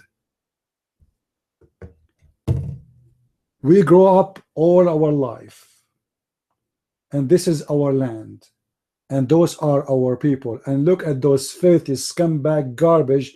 They want to tell us that the Prophet did not do that, when the texts say that clearly. You have to harm the Christians. You have to humiliate the Christians. You have to spit on them. How you can treat a person with disgrace? How you will humiliate a person? Guys, when I say to you, you have to humiliate that person. What does that mean? What humiliation mean? Anyone can give me the translation for the word? What humiliation mean? How you can do humiliate someone? Huh? By giving him a hug? Or by giving him a kiss? Or maybe by giving him a rose?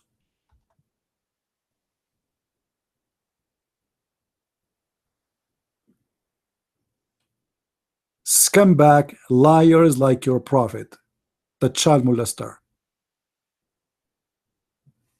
How dare you? First of all, it doesn't say kill. Okay, then we show him what it says. It says kill. Secondly, how do you explain to us that the Quran says if you kill one innocent man, if you killed all mankind? Obama says that, and when we show him that it says it clearly that if you kill a Muslim.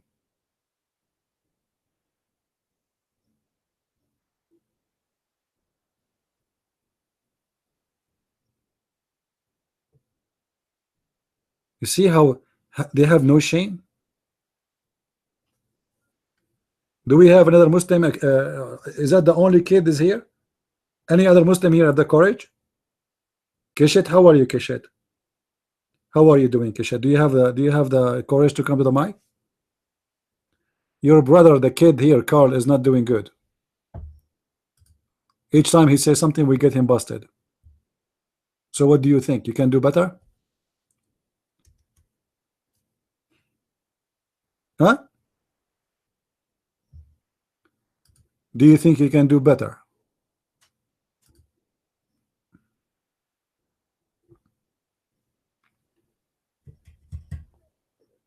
No? So you are just a text terrorist?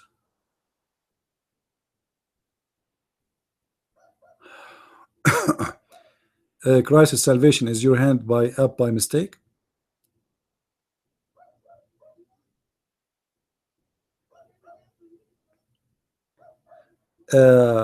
Peace lover, Do you have understanding of the religion? Peace lover? Do you? Put your hand up, teach us. Because those people, they have a lack of understanding. You can do it. Naif, the mic is yours. For those who do not know Naif, Naif is an ex-Muslim, and he is, as I guess, from Saudi Arabia. He don't speak good English, but I think he can make it still.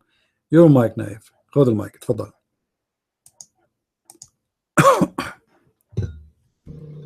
طيب مرحبا، صباح الخير، كيف حالك يا كريستيان برنس؟ سلام مسيح، صح طيب ان شاء الله بخير. طيب سلام مسيح. انا الانجليزيه حقتي يعني تعبانه شوي بس بحاول اتكلم.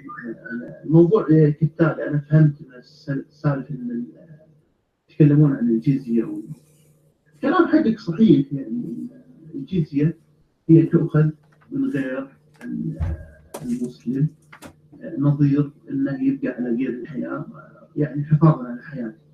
وهذه هي احد الشغلات اللي تخلي ان هذا الدين ليس من عند الله، يعني اجرام، يبي يتحكم في الناس ومصيرهم. I will translate guys after he finish. في الاسلام وما يكون طريقه يعني.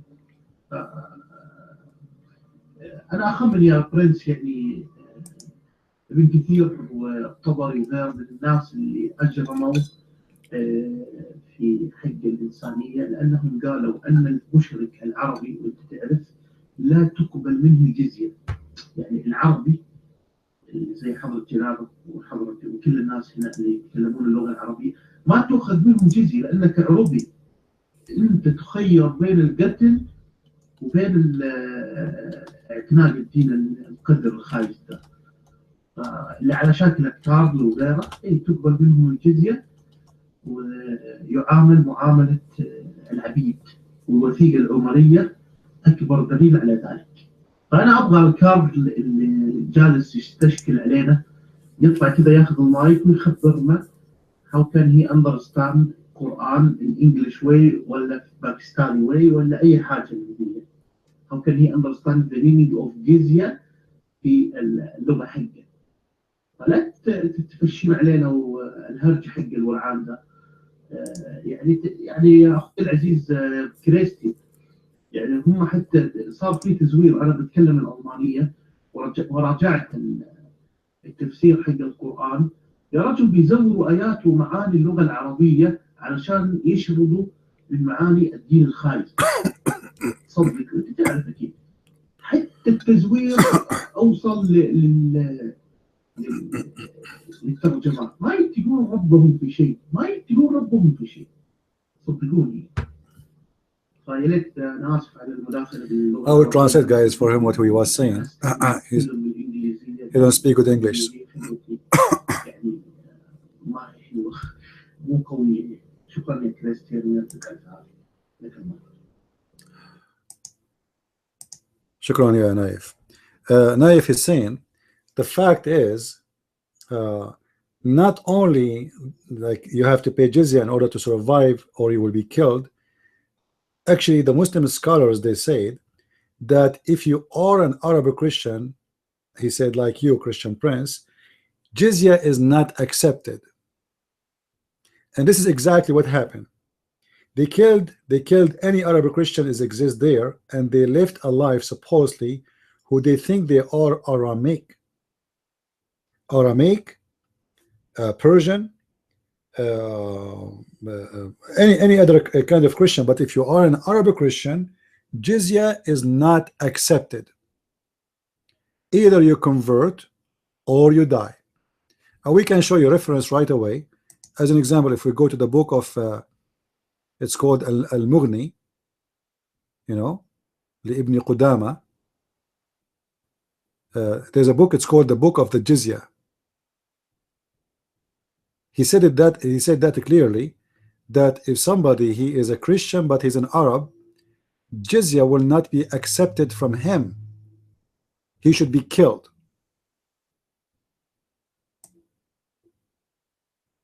All right, and the same for the Jews. And this is the link for those who like to have the reference, but it's in Arabic. Just take a note. Then he said that imagine in German language, he speaks German, the Muslim, they translate everything in Germany in a false translation. He said they have no dignity and they don't even fear their God. But the fact in Islam, you can lie to protect Islam, to promote Islam. So it's the same. It doesn't matter what language really. English, German, French, Muslim, they lie when they translate. This is why I say to you, don't ever trust a translation ever made by Muslims. By the way يا نايف, أنا عندي كتاب باللغة الألمانية, خبر أصحابك عنه. خلني أعطيك الكتاب.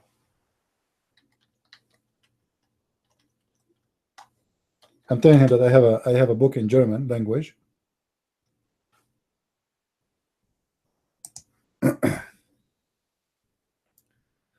This is my book in German. This is the link. نايف تسمعني؟ هذا الرابط والكتاب باللغة الألمانية. خبر أصحابك عنه وانشره. انشر الأخبار. All right.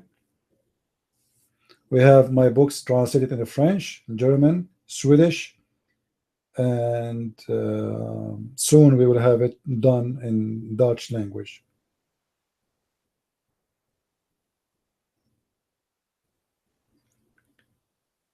Do we have any other Muslim additional to this kid, Carl?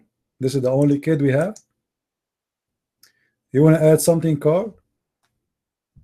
After all what you got busted with Ibn Kathir stories, your mic? Oh, let's say a couple things if you will block me or red me or something. Firstly, with regard to Project 29, you said it means kill, but then the whole sentence doesn't make sense because then it says kill those who don't believe until they pay jizya. How can you kill someone and then make him pay a tax? If he's dead, he can't pay a tax. It makes no sense. No, you idiot. It's mean kill them. If they pay jizya, let them alive, which means you go and fight them to kill them, but they agree to pay jizya, then you don't kill them.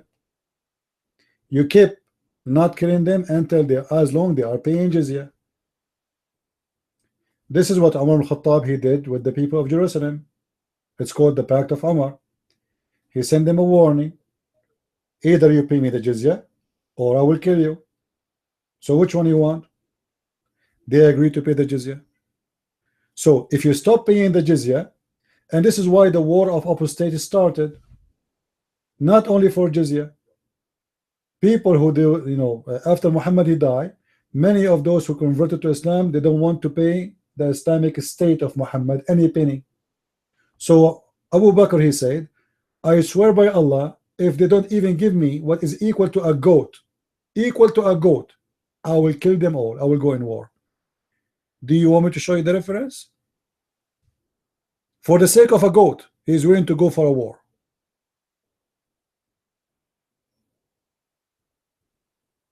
شكرا يا نايف. Abu Bakr he waged the war because people they stopped paying them. The war of apostate. He is not worried about people living in Islam. He knew they are not Muslims. They are Muslims by name. He waged the war because they stopped paying him the money.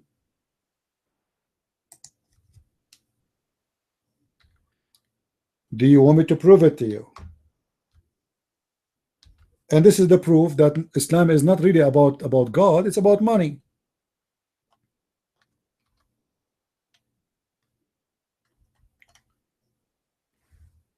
Let me get the hadith.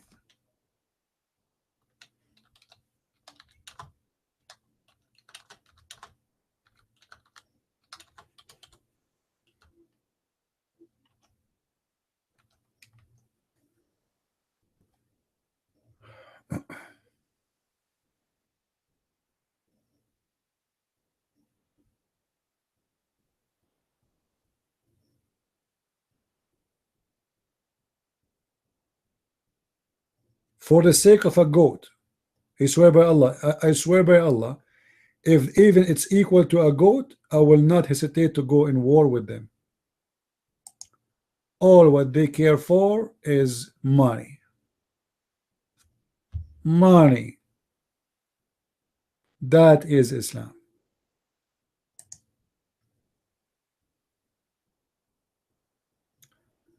Let us see.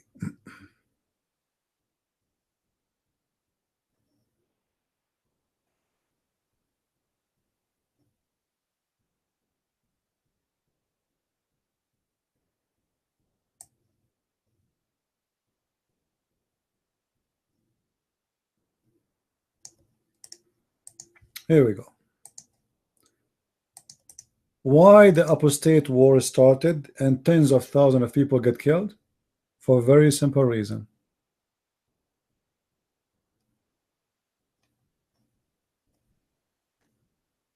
Who want to read for us?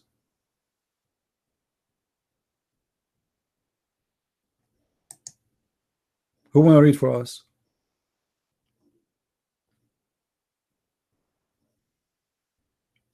This is the link. Everybody open and read. It was a pure reason for the money. Yeah, you can speak, but can you read for us? Carl, can you read for us? Can I ask you a favor, please? Okay, take the mic and open the link. First, open the link. Is it open for you? Is it open?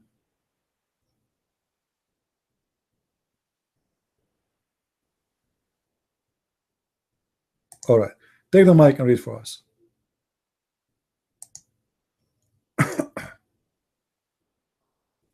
Okay.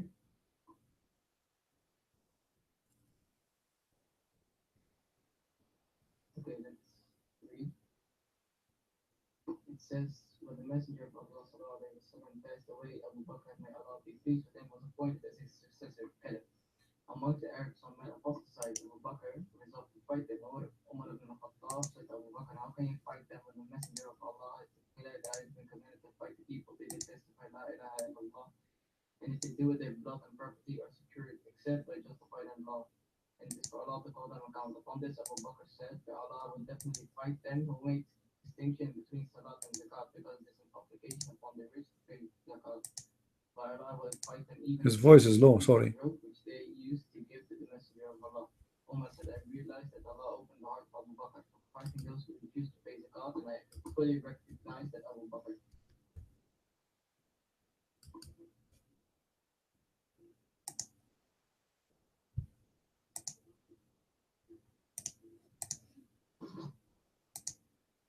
So, what is the reason to fight them? What is the reason? And by the way, in the English translation is false. He said, Wallahi la aqtulunna. I swear by Allah, I'm going to kill them all.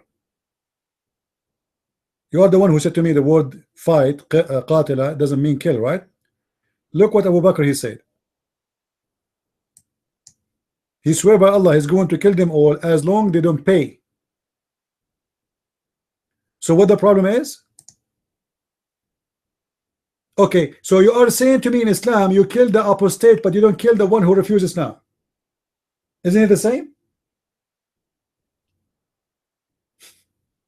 And where it says they are apostate, they are just refused, they don't want to pray, and they don't want to pay the zakat. So in Islam, if you don't pray, we kill you. Just for not praying, imagine. And this is why ISIS, they slaughter a lot of Muslims, because they don't pray. Guys, do you see why? Do you see why a Muslim is allowed to kill Muslims? Did you hear what this guy was reading for you? If you don't pray or you don't pay zakat, we can kill you. So ISIS, like a stupid James White when he say that Muslims are killing, ISIS is killing more Muslims than Christians, because those are not Muslims, you idiot. According to Islam, a person who don't pay the zakat and he don't pray to Allah, he don't practice Islam, is not a Muslim. He should be killed. He is an apostate. This is why I warn you not to listen to someone like James White.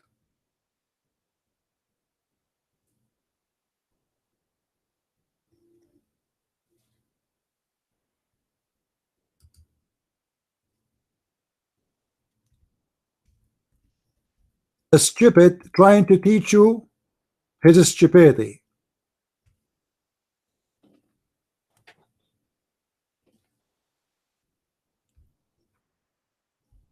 And look what Abu Bakr he said. He proved that he's right about killing them. Who? Those who they are Muslims.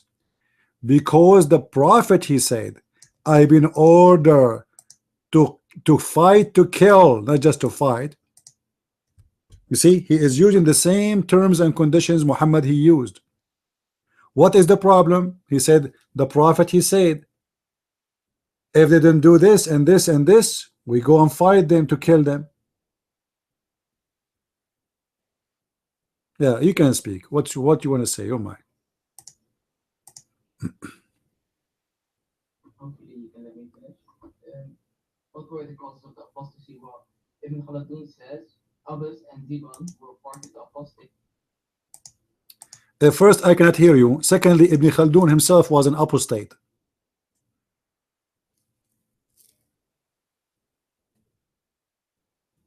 According to the Muslims, he was an apostate. This is why they chase him from place to place. Are you sure you want to witness Ibn Khaldun? Okay, speak louder so we can hear you. Don't tell me Ibn Khaldun he said. Ibn Khaldun in no mean he is a Muslim. Tell me what Abu Bakr he said. Is Ibn Khaldun more important than Abu Bakr? Who is Ibn Khaldun? You my. Okay, can you hear me now? Speak louder, louder. In this book, Araja bin Hassan, who was one of the apostates, advanced upon Medina with some mounted band of his tribe so as to deliver his attack unexpectedly. Badr al-Din al-Aini said, I cannot hear you. I cannot hear you. And don't tell me Ibn Khaldun he said. Was Ibn Khaldun who exist in the time of Abu Bakr? Was Ibn Khaldun? First of all, is Ibn Khaldun a Muslim scholar? Carl? Is Ibn Khaldun a Muslim scholar? You might. no, he's not. But I posted my text in the... So why you are quoting him? Why you are quoting someone is not a Muslim scholar? Ibn Khaldun he said the Arab are savage, describing what they did to Spain. They are willing to burn a palace in order to use its wood, and they are willing to burn a library to use its papers to cook. So what does this have to do with our topic? Abu Bakr he said it clearly, anyone who don't practice praying and paying zakat should be killed. What do you say of that?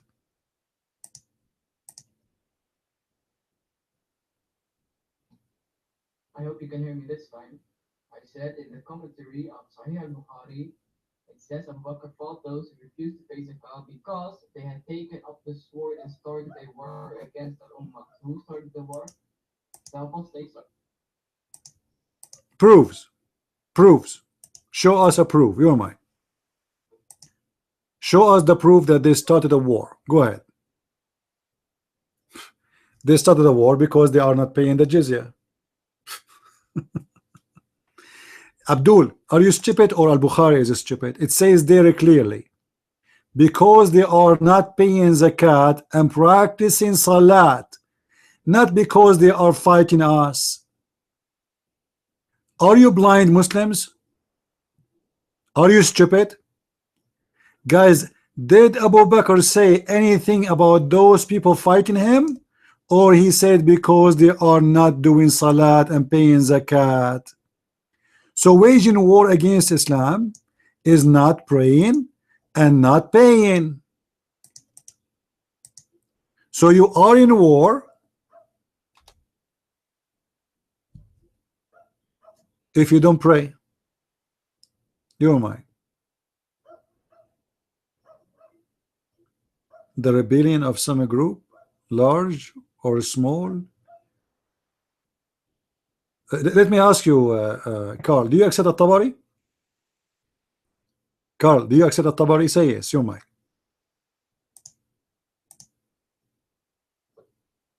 No, I don't accept all the stories as he was. Then shut up, you liar. You see, guys, he learned his lesson. Because before I said to him, do you accept Ibn Kathir? He said yes, so he got busted. So now he's afraid to say I accept At-Tabari. So why you are posting for me At-Tabari if you don't accept At-Tabari? I wanted to be sure if you accept At-Tabari. That's why I asked you. Right away you said no, I didn't accept At-Tabari. So why At-Tabari is a liar in something and he's an honest in something else? Either you accept him to be a scholar or you don't. So why you don't accept At-Tabari in some and you accept him in some? Who are you? You are a hypocrite man. Either this guy is a qualified or he is not. So is At-Tabari qualified witness to take him as a witness in the court of law, or he is rejected by you? You're mine.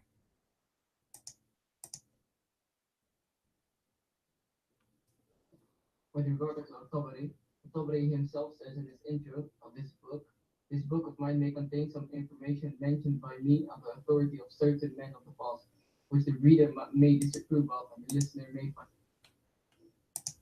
Okay, you just refuted yourself then. Then what you posted for me from At-Tabari, it might be not true too. Do you see how stupid you are? Guys, did you hear what he said? At-Tabari himself, brother Tatar, he said that many of things I'm going to mention is not approved by my many. It says that. So why you are posting it for me?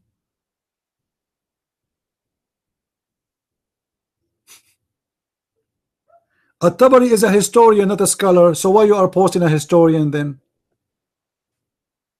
And why there's an interpretation for the Quran is called At-Tabari if he is just a historian? Have you ever heard of a historian giving interpretation for the Bible? He's a historian. Guys, he's a historian, but he have an interpretation for the Quran. You're right. Do you see how hypocrite they are? In a second, he became a historian, not a scholar.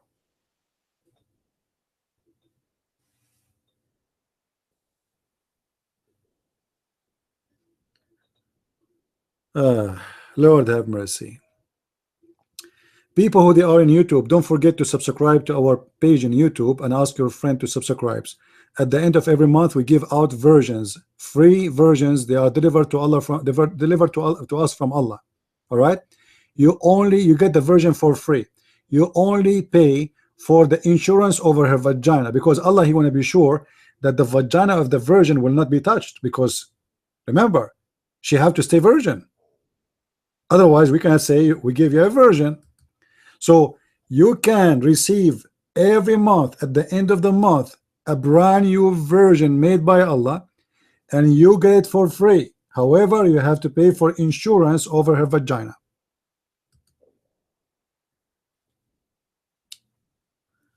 Tabari was both historian and a scholar. Okay, guys, a second ago he said he's a scholar.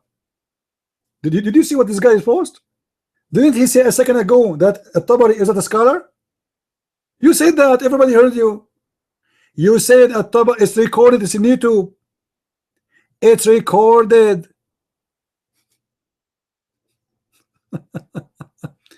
Okay, so let us say, do you accept At-Tabari, yes or no? Let us go back to zero. Do you accept At-Tabari? Do you accept him or you don't accept him? You're mine.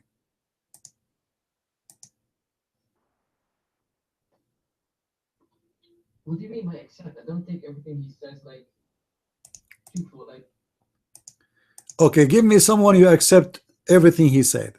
Give me someone you accept everything he said. You're mine. I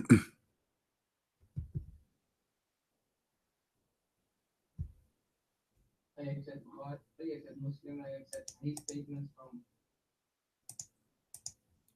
Guys, did he say accept Bukhari? Did he say accept Muslim? He accepts Sahih. So why you are going to At-Tabari, who is not a Sahih, and he is not Al-Bukhari, and he is not Sahih Muslim? I will tell you that because you are trying to find a way to escape. As simple as that. Now let us see what Al-Bukhari said. Then let us throw At-Tabari in the garbage. This is what Al-Bukhari he said. Let me pause for you what he said.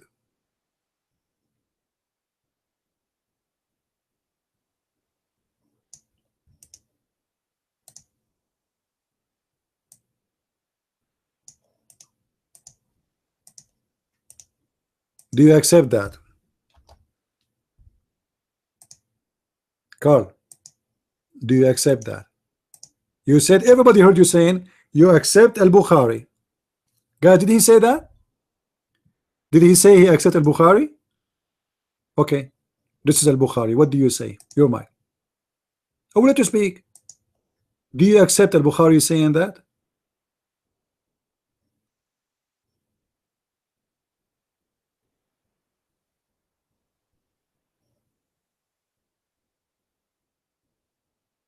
Your mind.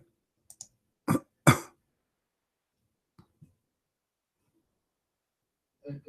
yes, I did say I accept Bukhari, but I think commentaries and multiple different scholars say the same thing. So guys, the dilemma of Islam that we have Muhammad words and we have the Quran and we have the companion, but then we have thousands of interpretation, and now we will pick up our cherries. But remember, you said you accept Bukhari. Now you are saying the opposite. You are saying you accept the interpretation. Okay, I would go with you. What is the interpretation of Al-Bukhari you accept? Name one. Guys, we will go with him step by step. You accept Al-Bukhari. We have Al-Bukhari in front of us. What interpretation of Al-Bukhari you accept? Tell me, your mic.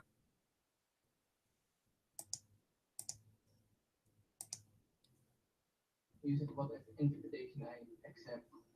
You said this is what Bukhari says. I say, what is the context of this hadith? What has happened around this time? Are you stupid or what? You are the one who mentioned the interpretation for it. I said to you, which interpretation? Give it to me now. So obviously you are a stupid idiot who tried to run away forward. Al-Bukhari is so clear that those people who they are apostate, we should fight them and kill them. Why? Because the prophet, he said, I've been ordered to fight, etc., etc., until they do, etc. And then their property is forbidden from me. And now Abu Bakr, he said, let us read together what Abu Bakr said. Who is talking now? Abu Bakr. We do not need interpretation, it's so clear. Abu Bakr said, by Allah, I will fight those who differentiate between the prayer and the zakat. Guys, does it say that? Does it say that? I will fight those who don't want, they want to pray but they don't want to pay zakat, or they want to do zakat but they don't want to pray. I will kill them. Do this need interpretation? I mean, how complicated it is. Should we call National Geographic? Huh? Huh? You see how complicated the story, guys. And this is the reference from Sahih al-Bukhari. From where? From Sahih al-Bukhari. So the problem is not paying the zakat.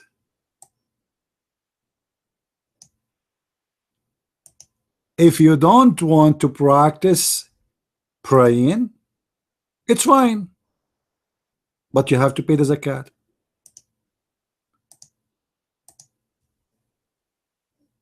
So stop fooling yourself. It's very simple. We do not need interpretation. He made it so clear and so easy to understand. No, I'm done with you. Just sit down, kid. Can't you send me your parents? Just sit down, sit down. I'm done with you, idiot. Anyone he have little intelligence, he can see clearly that what is the reason to kill those people. Very simple reason. They are not paying the zakat. So money in Islam come first. You see, he is not saying I will put them in jail, I will you know, beat them. No, no, I will kill them. As simple as that. Why? Because the Prophet, he said, if you don't do this and this and this and this, I will kill you. So this is Islam. Anyone is under the threat of death if you don't practice the prayer, if you don't face the Qibla, which means if you want to pray toward Jerusalem, they will kill you too. If you want to pray toward the east, the west, it doesn't matter, they will kill you. You have to pray only toward the Qibla, the Kaaba. You have to pray as Muhammad did. You have to slaughter as he slaughtered. You have to eat as he ate. And you have to pay the zakat. This is extremely important. You have to pay the jizya if you are a Christian or a Jew. Otherwise, as you see, even Muslims can get killed, because Islam is a religion of mercy. We kill anyone who don't want to practice Salah.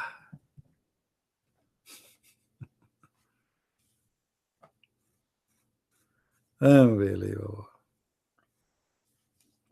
You know, there's a story of a guy, his name Khalid ibn Walid. Anyone heard of him? Do you know what Khalid ibn Walid he did? He slaughtered a Muslim and he cooked him. Anyone knows why? And he ate him and he raped his wife.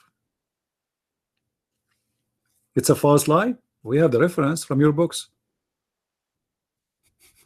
Guys, it's a false lie. It's a false lie. Exists in the Muslim books. The Muslim, they are making false lies. The Muslims.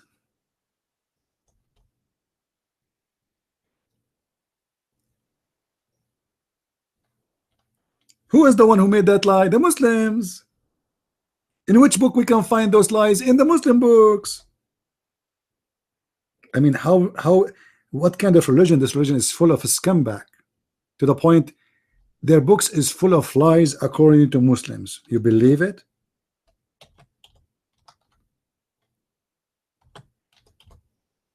He killed the man and he ate the man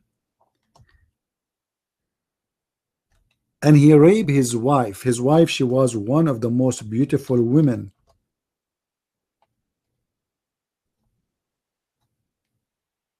And he is a Muslim.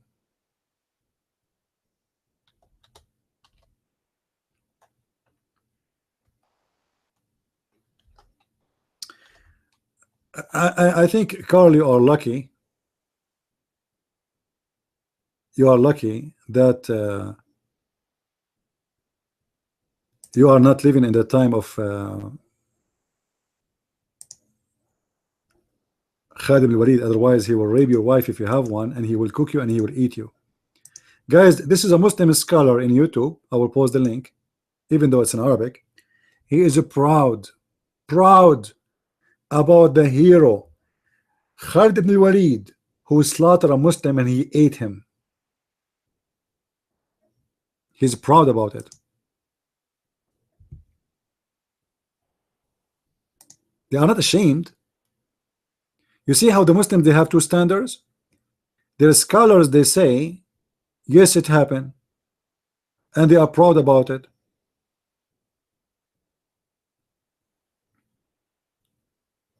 Their kids, they say, when they speak to us in English, it is not true. Brother Thitter, great and Brent, he said that Brother Khalid Walid, he killed a woman, he killed a man, he ate the woman. First of all, it's not true. Like, what the heck? Why Arab people who speak Arabic, they speak about different version of Islam, but the same guys, when they speak in English, they speak new religion.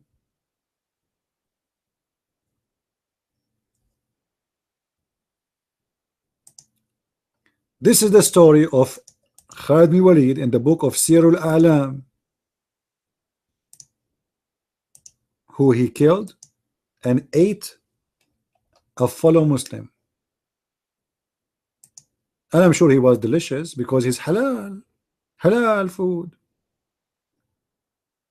Huh?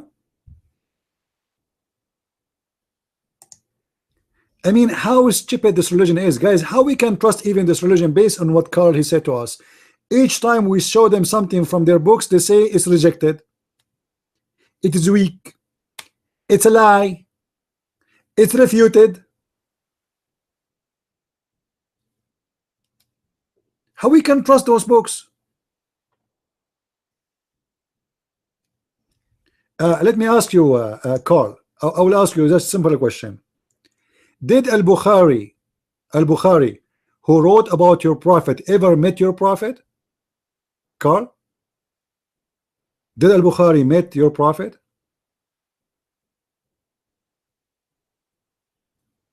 I'm sure you will say no. However, did al-Bukhari speak Arabic?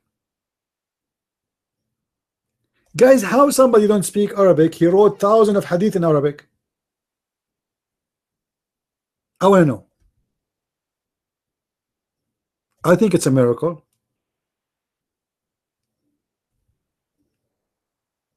Do you know, Carl, how somebody don't speak Arabic?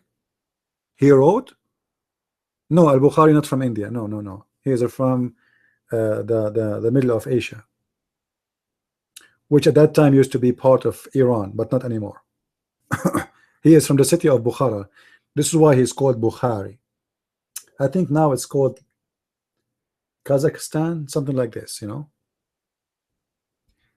So Carl, how al-Bukhari, who don't speak Arabic, he wrote tons of hadith in Arabic, and he wrote them from who? Who told him those hadith?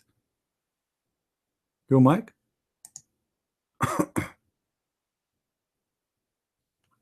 Who said he can't speak Arabic? Just because he's from Persia doesn't mean he can't speak Arabic. You know, you can learn Arabic.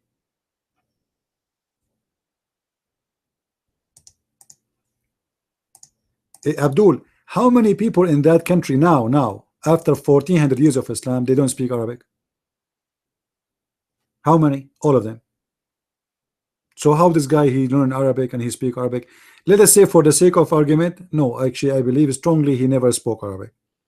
However, where he got his reference from? A guy who is not an Arab, his friends are not Arab, he never met any of the companions. How he knew what happened between Aisha and Muhammad in the bedroom? How he knew that Aisha, when the Prophet was fasting, he used to suck her tongue? He was like, there's a security camera. How he knew that when Aisha, she have her period, the Prophet used to order her to put a sheet between her legs? Yeah, sure. How he knew those things? Where he got those information from? Your mind. First, he would be writing something about someone while not meeting him. Did Mark meet Jesus? Did John? There's a very sweet argument. Who told you they did not? Who told you? Who told you? Hello? I can show you even from the Quran that they did. Even Paul, according to the Quran, he is a prophet of God. Correct, guys? Just to show you how stupid the Muslims are. Right away they will start saying to you, oh, Paul, he is the one who created the Christianity. Yeah, Paul. You know, I asked myself first time I heard about Paul argument, why Muhammad never said a word against Paul? You know what I mean? Why Muhammad never ever mention one little tiny statement against Paul? Shouldn't Muhammad say, oh, this is the Paul, he is the one, this is not a Christianity, this is what Paul he made? So the Abdul today, they are smarter than Muhammad. They knew about Paul, but Muhammad did not know. Stupid prophet, shame on you. In chapter 36, verse number 14. Guys, this guy, when he came to my room, he said he accept Ibn Kathir. Did he? Did he say that?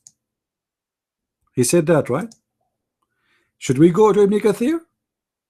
Because Ibn Kathir, he named Paul by name, that he is a messenger of Allah, which is Jesus, according to him. So Paul, according to Muslim, he never met Jesus.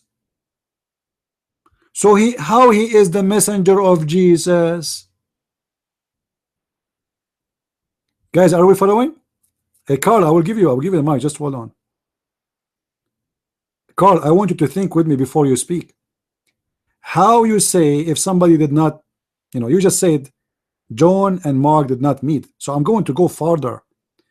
How Paul he met Jesus? Do you know? Do you have any idea?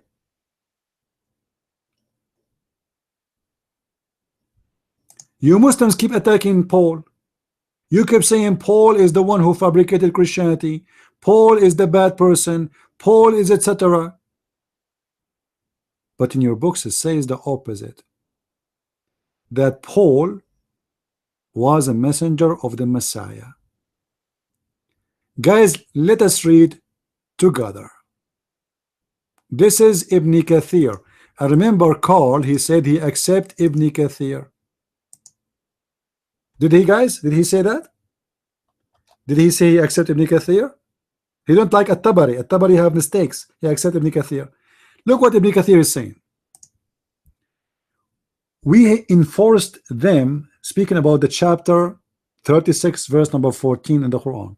So we enforced them with the third. Means we supported and strengthened them with the third messenger. So who is the third messenger? Ibn Jurayr narrated from Wahib ibn Sulaiman, from Shu'aib etc. The name of the first two messengers, they were Shamun and John. Shamun, which means Simon, and Yohanna, which is John. And the name of the third one was Bulus, which means Paul. And the city was in Turkey. So the question to the Muslims, if Jesus is not God, how those three who they are the apostle of Jesus, they became a messengers of God, including Paulus or Paul?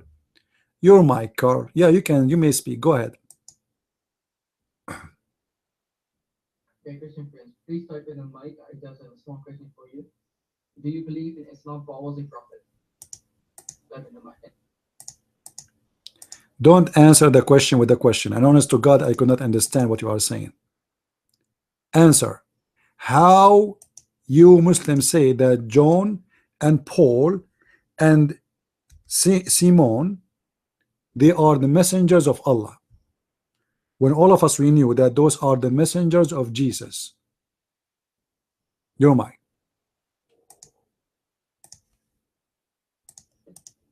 You said Paul was a prophet in Islam. You said this. Okay? Correct? Bukhari says in volume 4, book 55, number 651, narrated Abu Huraira, I heard Allah's Apostle saying, I am the nearest of all the people to the son of Mary, and all the prophets are paternal brothers, and there has been no prophet between me and him, i.e. Jesus. So there was no prophet between Muhammad and Jesus. So Paul was not a prophet.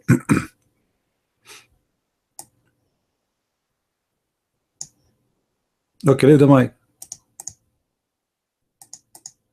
Okay, leave the mic. Party, party, party, party, party, party, hey, hey, hey, party, party, party, party. This guy, he just shot his prophet dead. Because how Muhammad he say there's no prophet between me and him, and that verse in the Quran it says the opposite. Party, party, let us dance. Muhammad is a stupid, he's an ass. How Muhammad he says there's no messengers between me and Jesus, and chapter 36 is speaking about the messengers who Allah he sent to the people of Antakya, and those are the messengers of Jesus. Huh? Who is the stupid here? Guys, this guy is asking me for the verse. Do you believe it? How many times I said the verse? When I said to you, Muslims, they don't use their ears when they talk to you, they use their anus. I mean it. I repeated the verse many times. I posted that interpretation. I said Ibn Kathir. I posted the link. And now you're asking me what the verse? So you took the mic to tell me what then? You told me you took the mic to prove to me how it is about the messengers of Jesus if Muhammad said there's no messenger between me and Jesus. You just got your prophet busted. He's a false prophet. Now, do you want me to show you Ibn Kathir or At-Tabari? Do you want At-Tabari? Cute At-Tabari. I'm sure you don't like At-Tabari, but you remember, you are the one who said you accept Ibn Kathir, and this is Ibn Kathir. And Ibn Kathir is naming them clearly. The first one is Shamun, the second one is John, the third one is Bolos or Paul. In Arabic we call him Bolos. Bolos Rasul. Bolos the messenger. You see how stupid this version, guys? Muhammad he said there's no messenger between me and Isa. Quran says no, there is. There's a three, and they are the messengers of Isa. And not only that, the Quran confirm that they are given miracles. They are not only three messengers, they are given a lot of miracles. How the messenger of Jesus, how Paul, how Simon, how John, they can do miracles. And they are the apostle of Christ.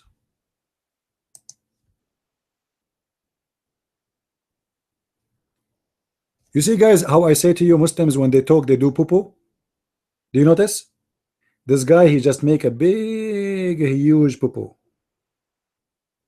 He got his prophet busted.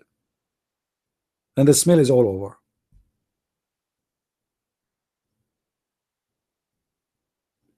And this is in Al-Qurtubi too. Here we go. Sahih Christian. How are you, Sahih? How are you, my friend? Long time no see. Al-Qurtubi saying that too.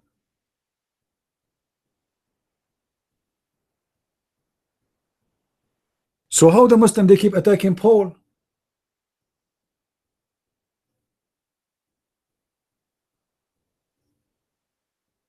Sure, I will let you speak. Sure, take the mic.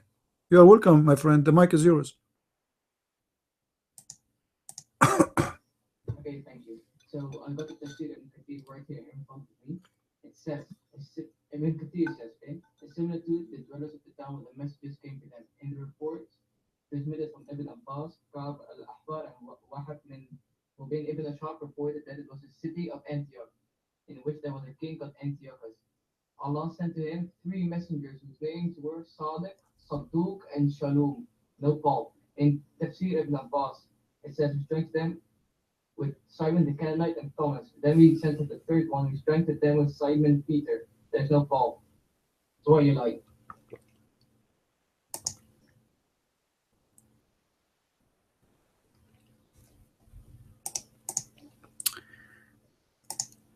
Okay, give me the mic. Give me the mic. Guys, he said, why you lie? Did he say that? Did he say that? I want everybody in the chat room to open the link and tell me, does it say what I am posting or I'm lying? Including you, Carl. I want you to open the link and read for us. The mic is yours. I want you to open the link and read for us. And start, look here. where it says we enforce them with a third. Start from there. The mic is yours. Apologize for accusing me of lying. Go ahead.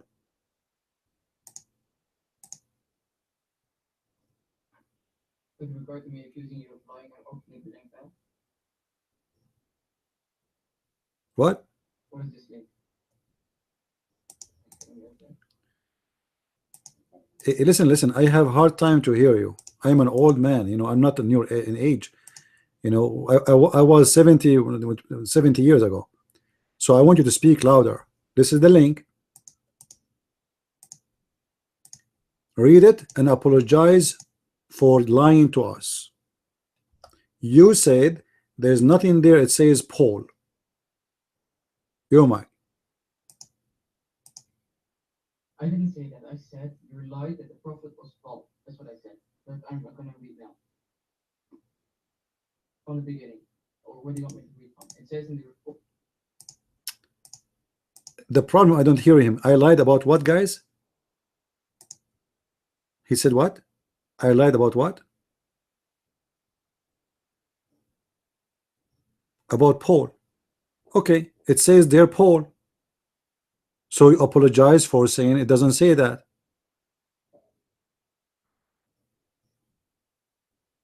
Yeah, but you just to get you busted, you said there's no Paul, and I lied.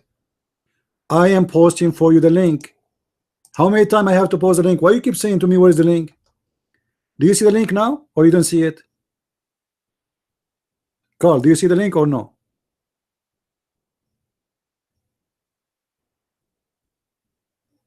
Okay, speak louder so I can hear you. What you said, and I did what? I did lie about what? Or you said there's no Paul? What you said? Make it clear so we can hear you, please.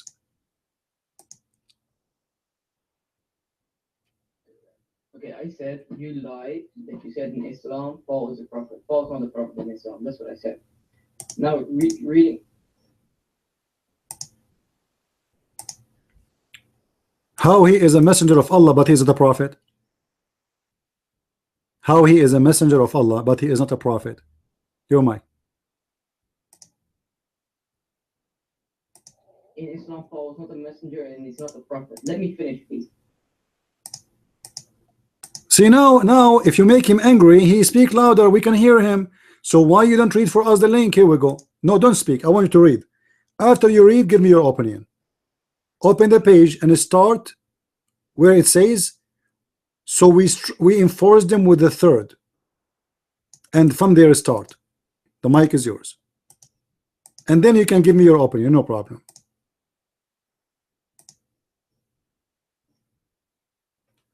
Okay, let me read. So we enforce them with the third means we supported and strengthened them with the third messenger. Ibn Jurayj narrates from Wahab bin Sulaiman from Shu'ayb. The names of the first two were Shamun and Johanna. The name of the third was Budus. Can I now give my opinion, or? Okay, now let me give my opinion. This is the opinion of Shu'ayb al-Jabi. Let's read the opinion of Ibn Kathir himself. Ibn Kathir says, I mean, who is the stupid here? Those guys are companion of the Prophet. They are Muslims born long before Ibn Kathir. Ibn Kathir exists a couple of hundreds of years after Muhammad, you idiot. What opinion? What opinion? Do you accept Ibn Kathir over Ibn Jubayr and Wahab ibn Sulaiman?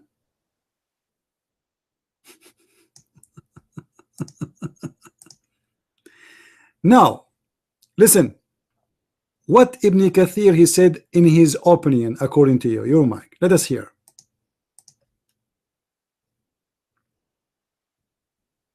okay, firstly you said this is the opinion of the companions. This is the opinion of Shu'ayb al-Jabi.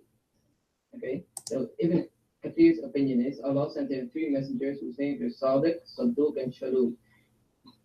Ibn Abbas said the two apostles are Simon the Canaanite and Thomas. So we reinforce them with the third. We strengthen them with Simon Peter. So there's no follower. I'm going to. All right, Guys, did he say there's Simon Peter? Did he say that? Did he say that? Did he say that? You just got yourself busted again, because a 5 minutes ago you said the prophet, he said there's no prophet between me and Jesus, and now Simon Peter is a messenger of Allah. That means Jesus is God, because who is the one who sent Simon Peter? That is Jesus. This is the apostle of Jesus.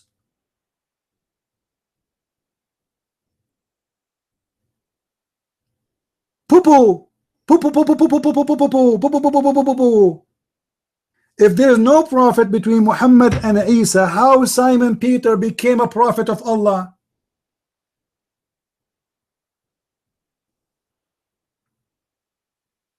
And how an apostle of Jesus? Who is the one who called Peter to go and be Peter? Jesus. That means Jesus is God, because Jesus can make someone like Peter a prophet. Correct, guys? Is that correct? Be my witness. This guy, he is the one who is beating the hell of his religion. He admitted that in Muslims, in Islam, they believe that Simon Peter is a prophet of Allah. But all of us, we knew who is Simon Peter. He is a man called by Jesus to obey him and to follow him. How a man, his name is Isa, can make someone else a prophet unless he is God? Same time, you did beat your prophet in his toes, in his nose, in his teeth. You broke all his teeth, because you are the one who said in Sahih al-Bukhari, which means Sahih, and you accept the hadith, that there is no prophet between Muhammad and Isa. But all of us, we knew that Simon Peter came after Isa. So come to the mic and say that you are stupid like your prophet. Your mic, Carl. It's okay. It's okay. We have a lot of tissues here. Right, where does it say these people were prophets? It says they gave them to, according to Ibn Abbas, they gave them to apostles, and then we strengthened them with Simon Peter, who confirmed the message conveyed by the other. What message? The message from who? The message from who? Your mic.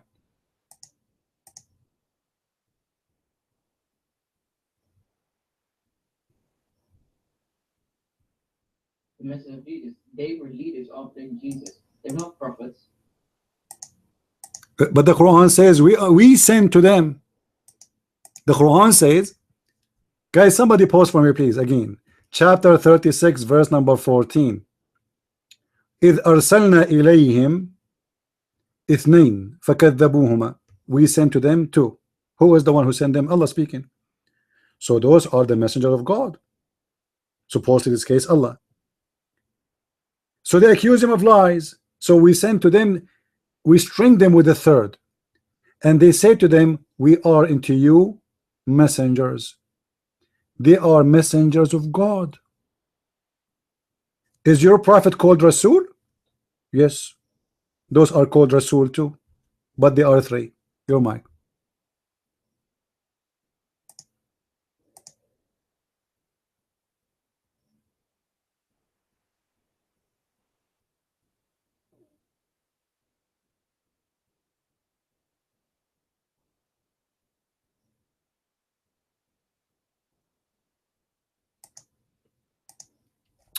Time for a break, guys. Camel urine time. So I am fasting today. Ramadan. It's Ramadan. I never ever met a Muslim. He have intelligence. This is why they, you know, this guy is a poor guy. He have no idea he is dealing with who. The Muslims, when they defend Islam, they are the same as someone. He dig the grave. You challenge me on the camel urine. He want to change the topic. He want to switch to the camel urine now. Actually, the camel urine story is more valuable than speaking about your prophet. I mean, urine is real. Your prophet is not. Same as your God. Don't change the topic. How you are the one who said to us, there's no messengers between me and Isa, your prophet, he said. And now we find that not only one, not only two, three. And why three, by the way? Huh? Why three messengers connected to the name of Jesus? Can Jesus send one? Why three? And Allah, he stringed them with the third. Wow. The captain, Captain Bulos. Yes, sir. I am Bulos, the captain. What's your name? Present yourself. Simon Peter, sir. And you? I'm Captain John, sir. And we are the three musketeer. What liar? It says they are the three musketeer. Three musketeers sent by Jesus, and they are the messengers of Allah. Take the mic, take the mic. Guys, this guy keeps saying to me, I'm liar. Three musketeer. And you are the one who called their names for us.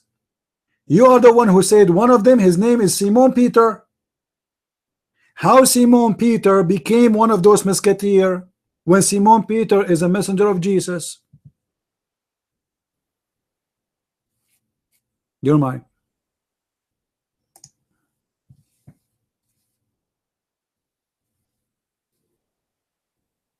Okay, so let me get the verse. Right.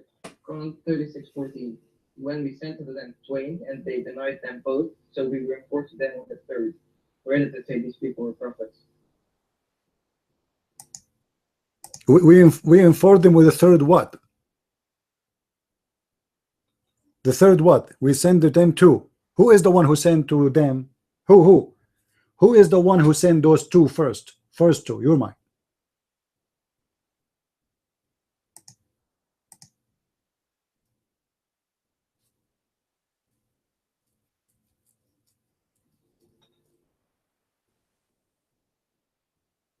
God sent them two people, but that doesn't make you a prophet.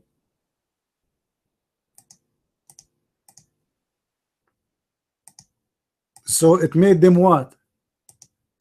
What it's made them? God, he sent two to the people. What that will make them, man? Pizza guy? What it does make them? You're mine.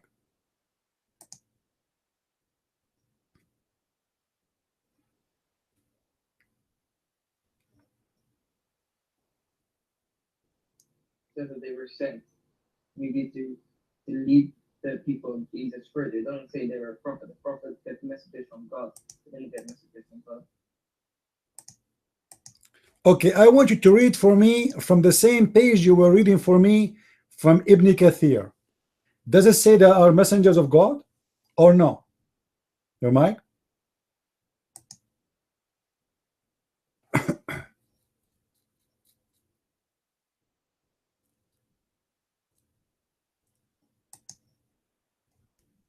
Okay, send me your link. I don't have it open anymore. The link you are reading from you are the one who get me busted, right? Okay, here we go. The link. By the way, guys, I need some first aid because this guy, he made my eyes blind. I broke my teeth, my nose. I don't know what to do. Here we go. This is the link. Does it say there they are messengers? Your mic?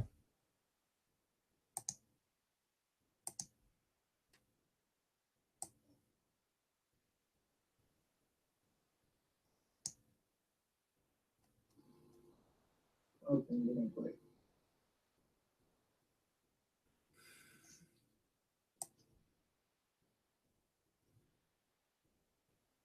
It says messengers, correct. But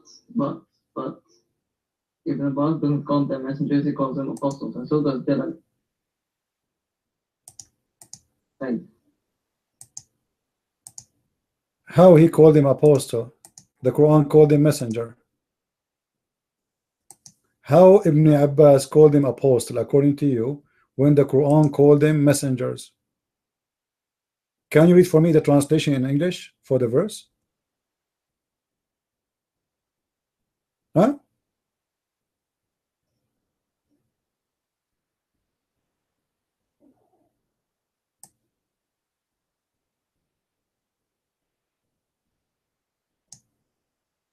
You know, guys, I feel for the Muslims. I know that they are desperate trying to find a solution.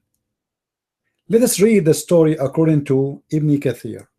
When those three messengers they came to those people, what happened to them? They say to them, you are just people like us. You are what? You are just people like us. So how could you receive revelation when you are a human being? Does it say that, Carl? This is Quran now. Be serious. This is not Ibn Kathir. We are reading from Ibn Kathir page, yes, but this is Quran. So if you are a messenger of God, how come you are just a human like us? So show us a sign. Show us a miracle.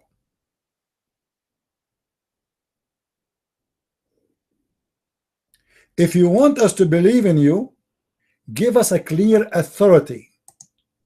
I'm just copy paste from Ibn Kathir. I'm not even adding a word. So what they say to them, those people of Antakya, you three of you, you are just a human being.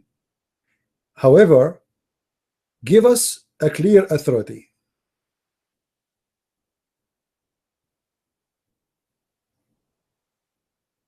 So those are people of authority from God. Then what God he did? He gave them miracles.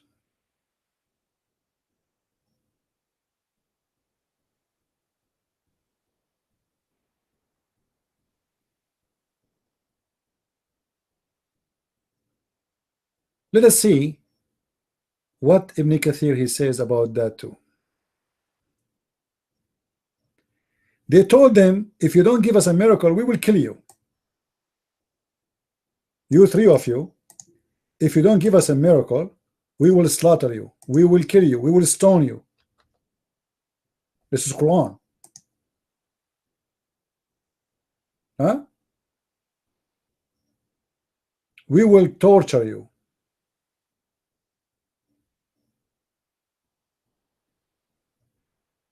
Then what happened after that?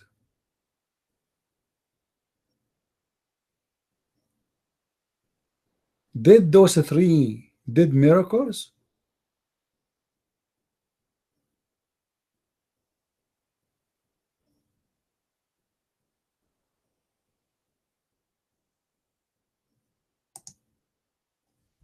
They did.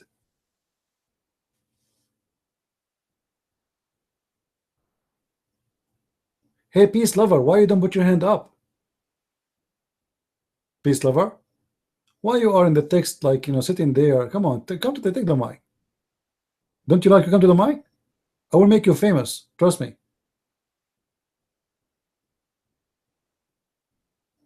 I swear by Allah leg, I will make you famous. What do you think?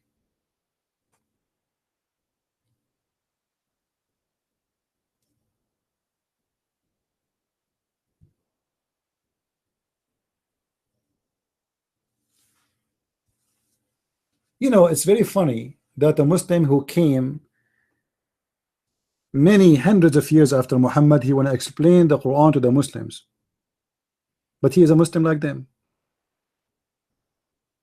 And then the Muslim who came long before Ibn Kathir, his name is At-Tabari, they refuse him. And then Al-Bukhari, who never saw Muhammad, never witnessed Muhammad, don't speak Arabic, he never lived in Arabia, he is not an Arab, he want to explain, or he want to give them, sorry, the quote of what Muhammad said. This is a crazy religion.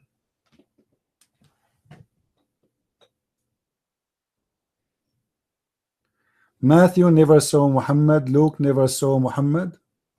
This guy is messed up. Instead of saying Jesus, he wants to say Muhammad. Too much camera urine. Guys, somebody call Dr. Muhammad for us. I think your belly is lying, and Allah told the truth. Have you ever go to a doctor and he says to you your belly is lying? Carl, be honest. Brother, I went to the doctor, I told him my throat hurting me because of my allergy. He said your throat is lying and Allah told the truth. Eat honey.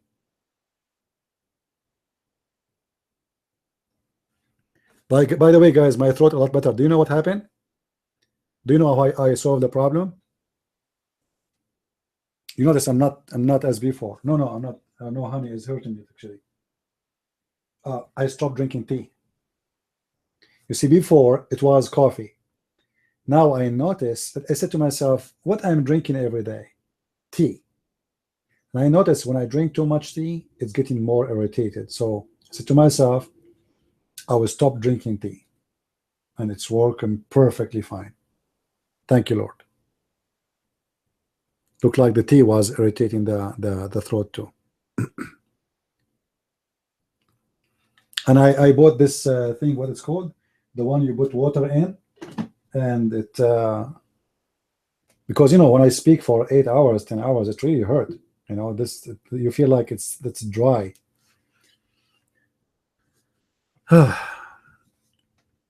Actually, if any of you speak for 2 hours, you will lose your voice for the coming 4 days. Trust me. Just try it. I used to open my room when I started Paltalk for almost 16 hours. Do you believe it?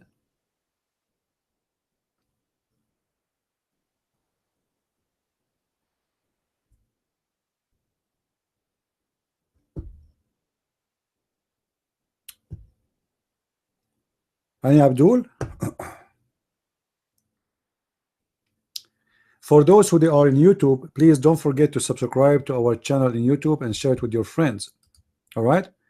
As we said at the end of every month, Allah, He send me extra versions, and whoever like versions, we will give you some. However, you have to promise that you will not touch them, because we have to send them back versions. Unless you can buy a product, it's called version again.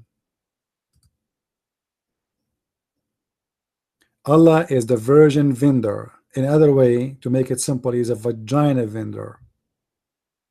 This is the only God. If you believe in Him, He provides you with a lot of vagina.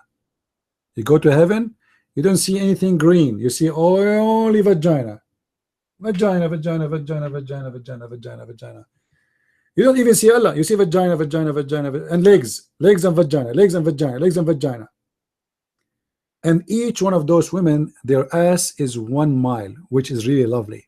I mean, imagine yourself, my friend. Relax, relax. Recline, recline, recline. Close your eyes. Imagine you have a beautiful wife. She have 1 mile ass. May Allah ask you, Muhammad. 1 mile ass, and she is walking down the street.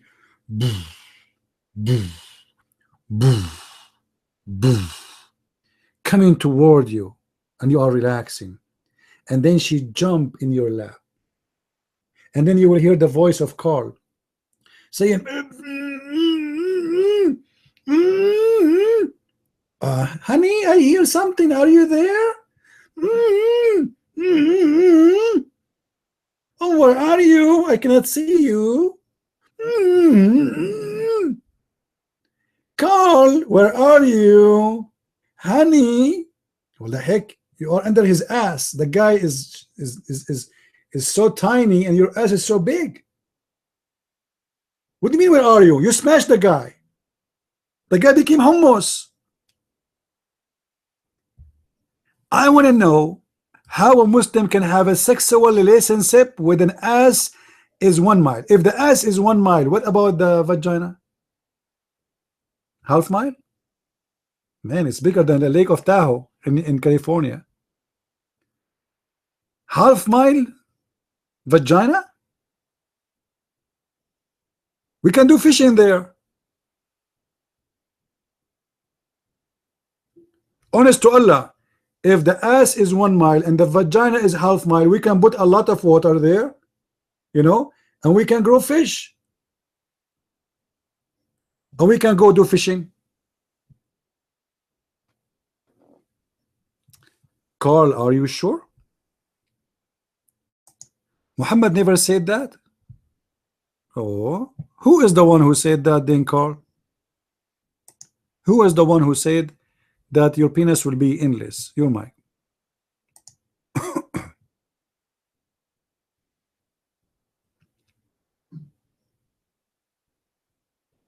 Well, who said it? Not that he say it. Show me Muhammad says it. Anyone understand what this guy he said? What? What? Show me Sahih Hadith. Here we go again. Show me Sahih Hadith. You see, you spend the whole time trying to show me tafsir, and now you are going to say to me Sahih Hadith? How come you don't accept tafsir no more? Do you see the hypocrisy? This guy, he quote for me At-Tabari. Did he? He quote for me Ibn Kathir against the hadith. I showed him the hadith where Abu Bakr, he said, you know, if they don't pay me the zakat, I will kill them. It's hard to believe.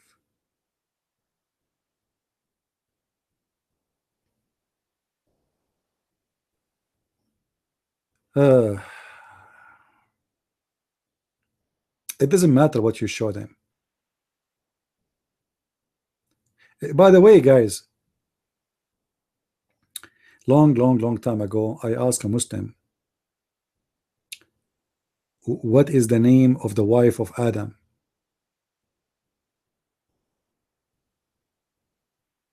Do you know what he said to me?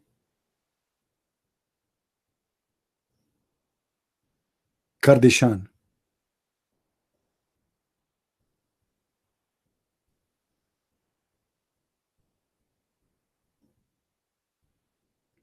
If we want to know, as long as we are talking about tafsir and interpretation and explanation, if we want to know what is the name of the wife of Adam, where we are going to learn this?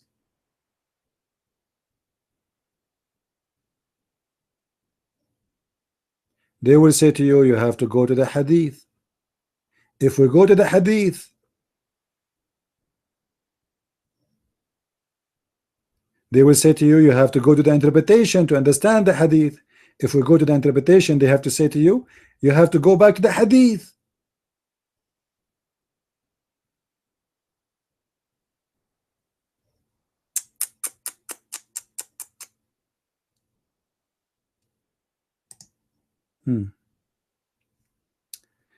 I want to ask you, Carl, who is the one who give you a good interpretation of Sahih Muslim or Sahih Bukhari? Do you have names you can refer to me? The one who give good interpretation of Al Bukhari and Muslim? Your mic.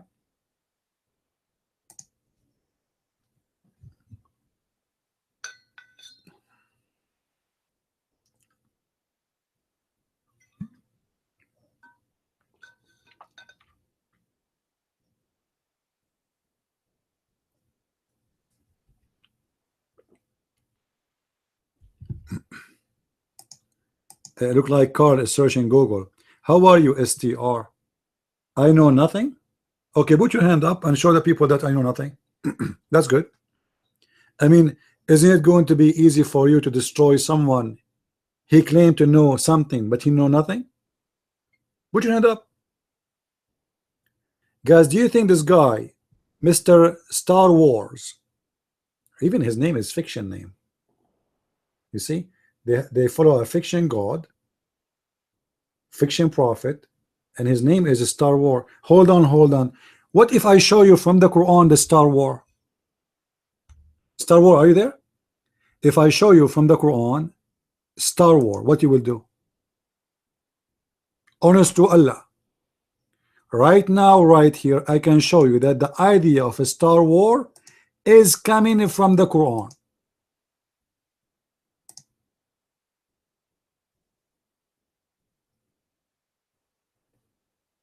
Yeah, suddenly he is a Christian now. Okay, sit down, Star War potato. Abdul. Guys, do you know what Allah he says about a Star War? Let us see if you guys are learning where we can find the Star War in the Quran. Where? Anyone can help me? Shooting stars. Ah, but it doesn't say really shooting stars. It says stars. You see, in English, shooting stars is mean what? The meteor, right? Is that correct? The meteor? Yeah, this is wrong. This is wrong. So be careful.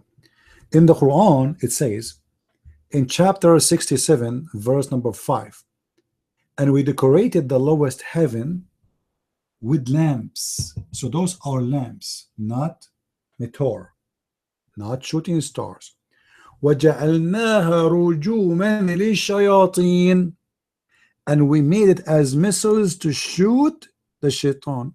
Ah, ay, ay, ay, shaitan, shaitan, shaitan, what happened to you? Allah, he shot me by a star. Where? In here. Oh man, in your balls? Are you serious? Yes, it's here. And what happened now after he shot you? After he shot me, look, let me look. You have 3 balls. Wow. Allah, he shoot the shaitan who live in the earth by a star? How he can do that? That is a pure science. I mean, this is scary. Carl, how we can shoot the shaitan who live in the earth by a star? Your mic.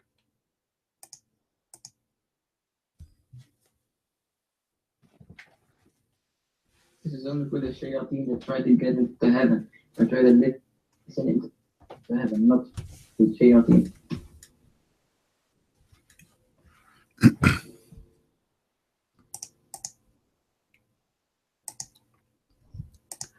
Guys, this guy, he deserves a PhD. You see how smart he is?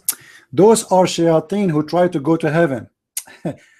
Abdul, they try to go to heaven from where? They are in the earth. Because Allah, he challenged them, the genie and the mankind, to go out of the zone of the earth. So he says to them, if you can pass, pass, but you cannot. And when shaitan tried to pass, Allah shoot him with the stars. So those shayateen, they live in the earth, my friend. How you can shoot a shaitan by a star? How big the shaitan? How big the star? And how this happened and we don't see it?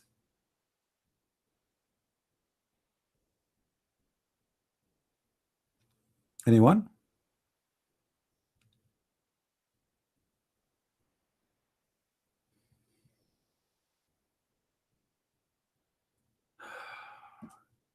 Even Dr. Chris, Star Wars, you went, you changed your name, you come back with a new name. I mean, it's stupid. At least change your argument so we can believe you. And notice all your names start with the letter W. I think you are WC too. I mean, do you see how smart those people? He changed his name, but he come back with a name start with W. Unbelievable.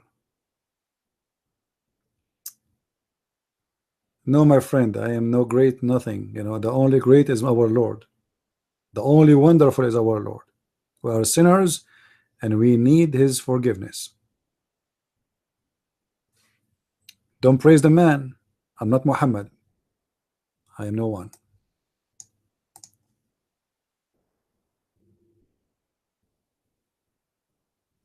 You act as your Bible is logical. Don't change the topic. Let us say, for the sake of argument, there's no logic anywhere. So why you are following Islam anyway? I mean, how stupid you are. You see the defense of the Muslims? When you get them busted with the stupidity of their prophet and their God, they say to you, oh, as long as your Bible is logical. Hello, hello. Islam is the truth. Okay, answer us then. How Allah will shoot the shaitan, who is a small, tiny, your God, your prophet, he tied the shaitan to the column of the mosque, like he's in the size of a goat. How Allah will shoot the shaitan by a star? And how the Soviet Union and the American, they were able to go to the out of the zone of the earth? when the Quran say clearly nobody can do that? What do you say? Isn't it funny that the one who was able to go out of the earth is not even the Muslims, is the kuffar?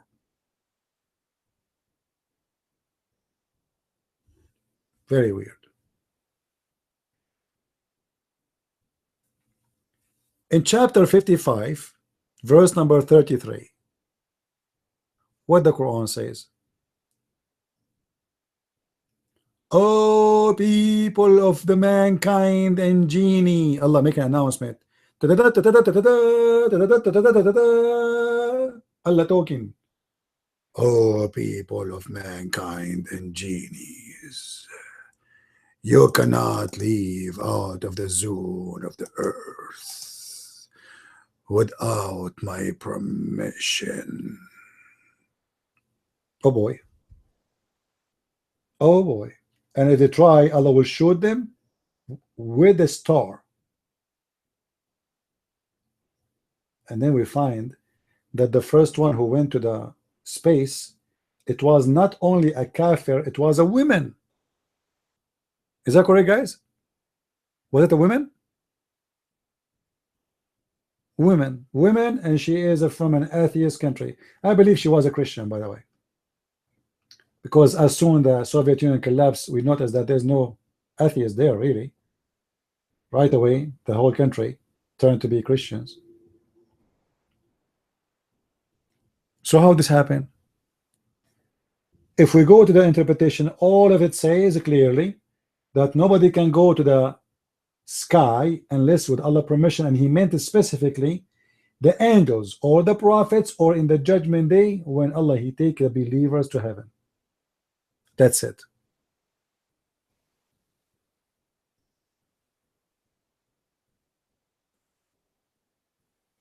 Oh please, guys, a peace lover, he want to give you from NASA. At least give us from the Quran, man. Why you want to use NASA? Can't you give us from the Quran? Here we go, we give you the NASA of Allah.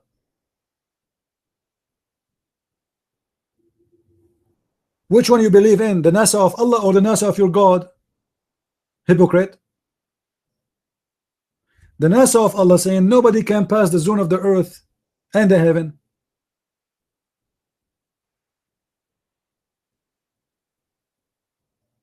It passes through the heaven. Yeah, Abdul, it says samawat, doesn't say even heaven. Samawat means sky. You see, the whole word heaven is not mentioned there. This is a translation. The word sama means sky.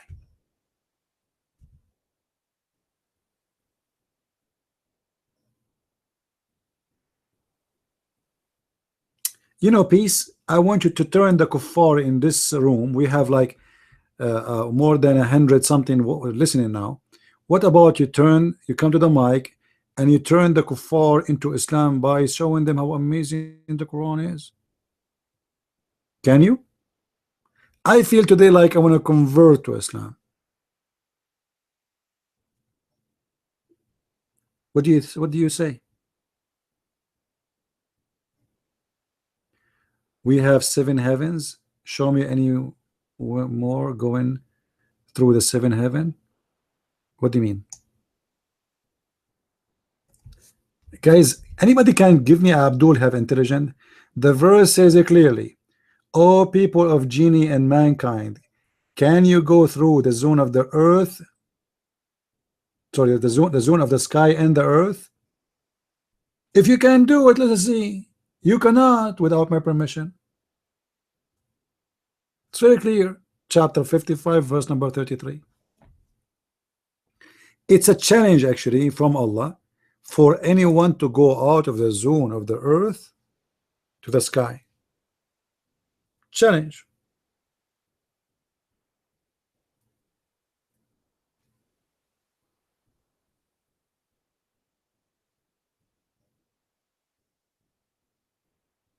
Anyone can translate what this guy peace lover saying? I'm talking from the Quran, which is NASA told, and NASA have many Muslim too. Don't worry. Is that English? Peace, is that English? Do you know what will happen to the if the moon gets near the sun? Okay, do you know what will happen if the moon is split? If the moon is split, will get close to the sun, it's going to disappear. What do you say? Can the moon split to pieces and stay there? Abdul? Don't tell me you don't hear me. Peace, honest to the leg of Allah. If you don't answer me, I will give you a dot. Can the moon split and stay in its position?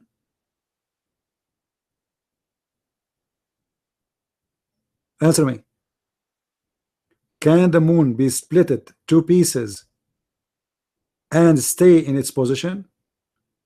Ah, if Allah want. Ah, if Allah want. Ah. Yeah, if Allah want. Ah, okay, if Allah want, He can. Yeah, true.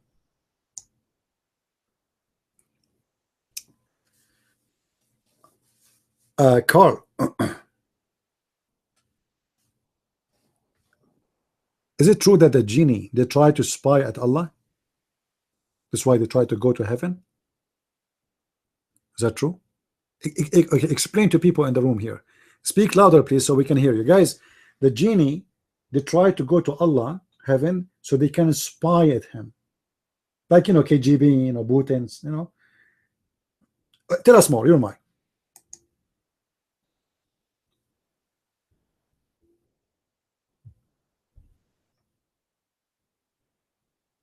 What do you want to know about it? What do you want me to speak about? Did you trying to go to heaven? You are, I don't know, your mic is not clear. Speak louder, but don't go so close to the mic. Okay, your mic.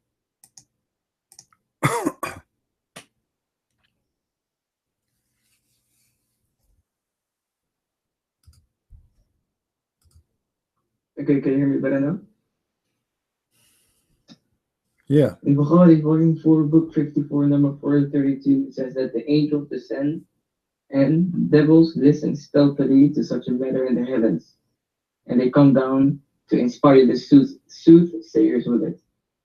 So the black magic is on to the jinn. So the jinn spy on Allah and try to hear what He says in the heavens.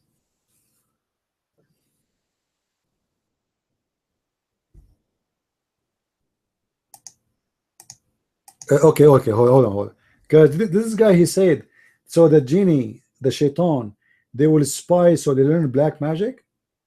Now, why the angels, they spy at who? At the angels, right? He said that. Why the angels, they are teaching black magic? Why they are talking about black magic? Are they making black magic? The angels? You said black magic, not me. Everybody heard you. You said the genie, they go there to spy at the angels to learn black magic. They spy about who? Spy at the angels to learn what? Black magic. Okay, explain your mind.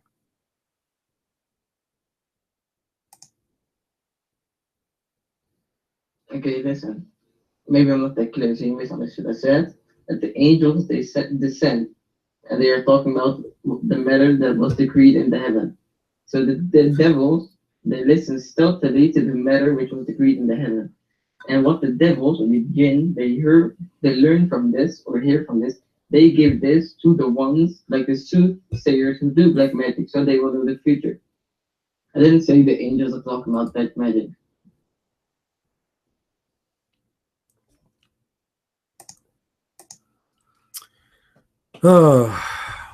Guys, the genie, they go to the sky and they spy at the angels. Okay, hold on. How close the genie they get close to the angels? Is that like behind the door? Huh? How the genie can spy at the angels?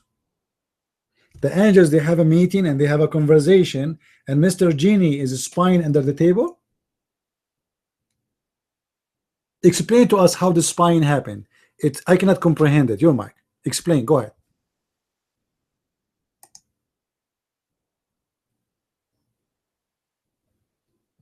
I'm sorry, what's your problem? The angels, while they are descending, they are speaking about what happened in the heaven. And so the jinns are hearing this stealthily.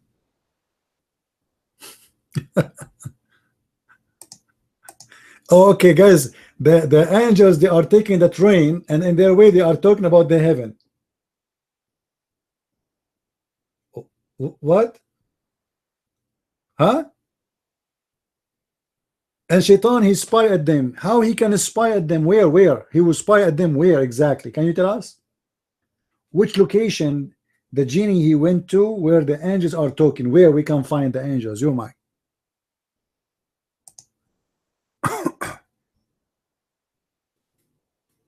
How am I supposed to know where? The hadith doesn't mention where. I want to know where.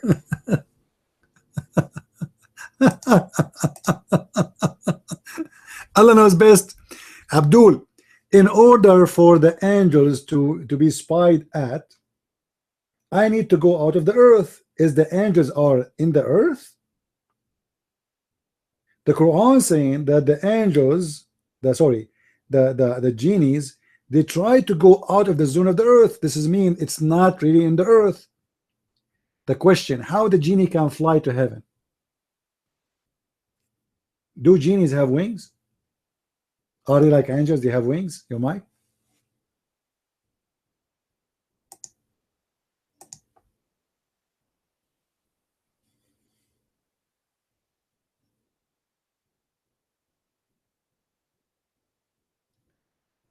You're asking me questions like how am I to answer? I don't know.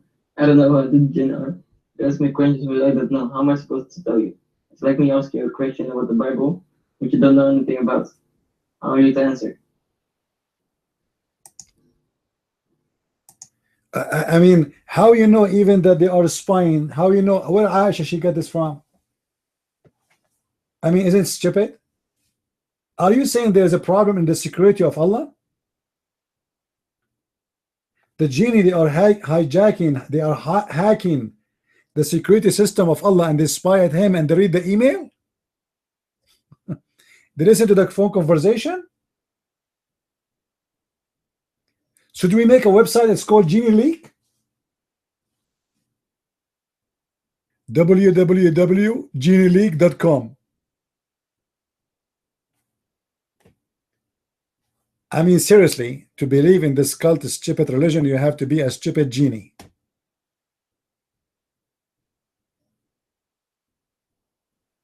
Even genie they hack, and they want to spy at Allah.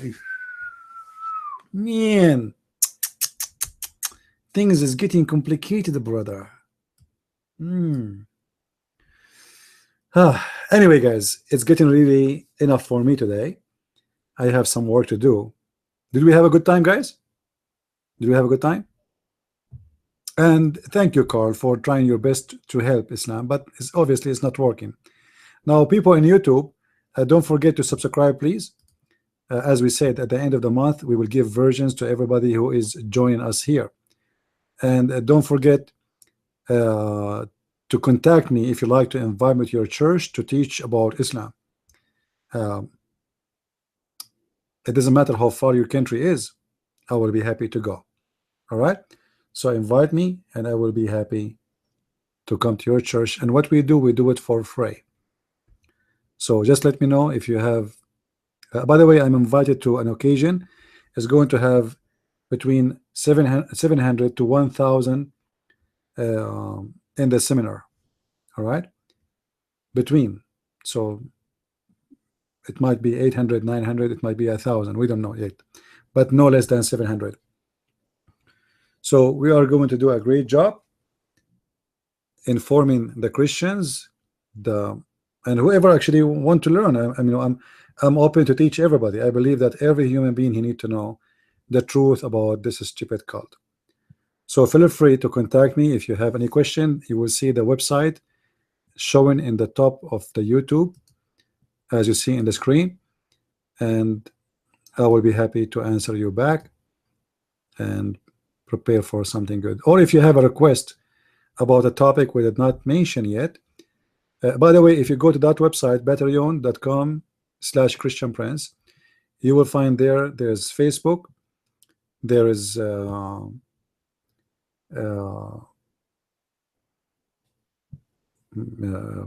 Twitter, you know, like whatever website we have there to communicate with me. So feel free. You will see an icon. You can click on it, and you can go to my Facebook. So if you are, in case, trying to find what is Facebook, I have. And you can look for Christian Prince as an author in Facebook too, and you will find my official page there. So I want to say thank you for being with us, and may the Lord bless you. Until we see you again next time, and which is going to be this coming Friday. Be with us and pray for everybody to know the truth, and the truth will set you free. Christ is Lord. Islam is false. Amen to that. See you this coming Friday again. Bye-bye.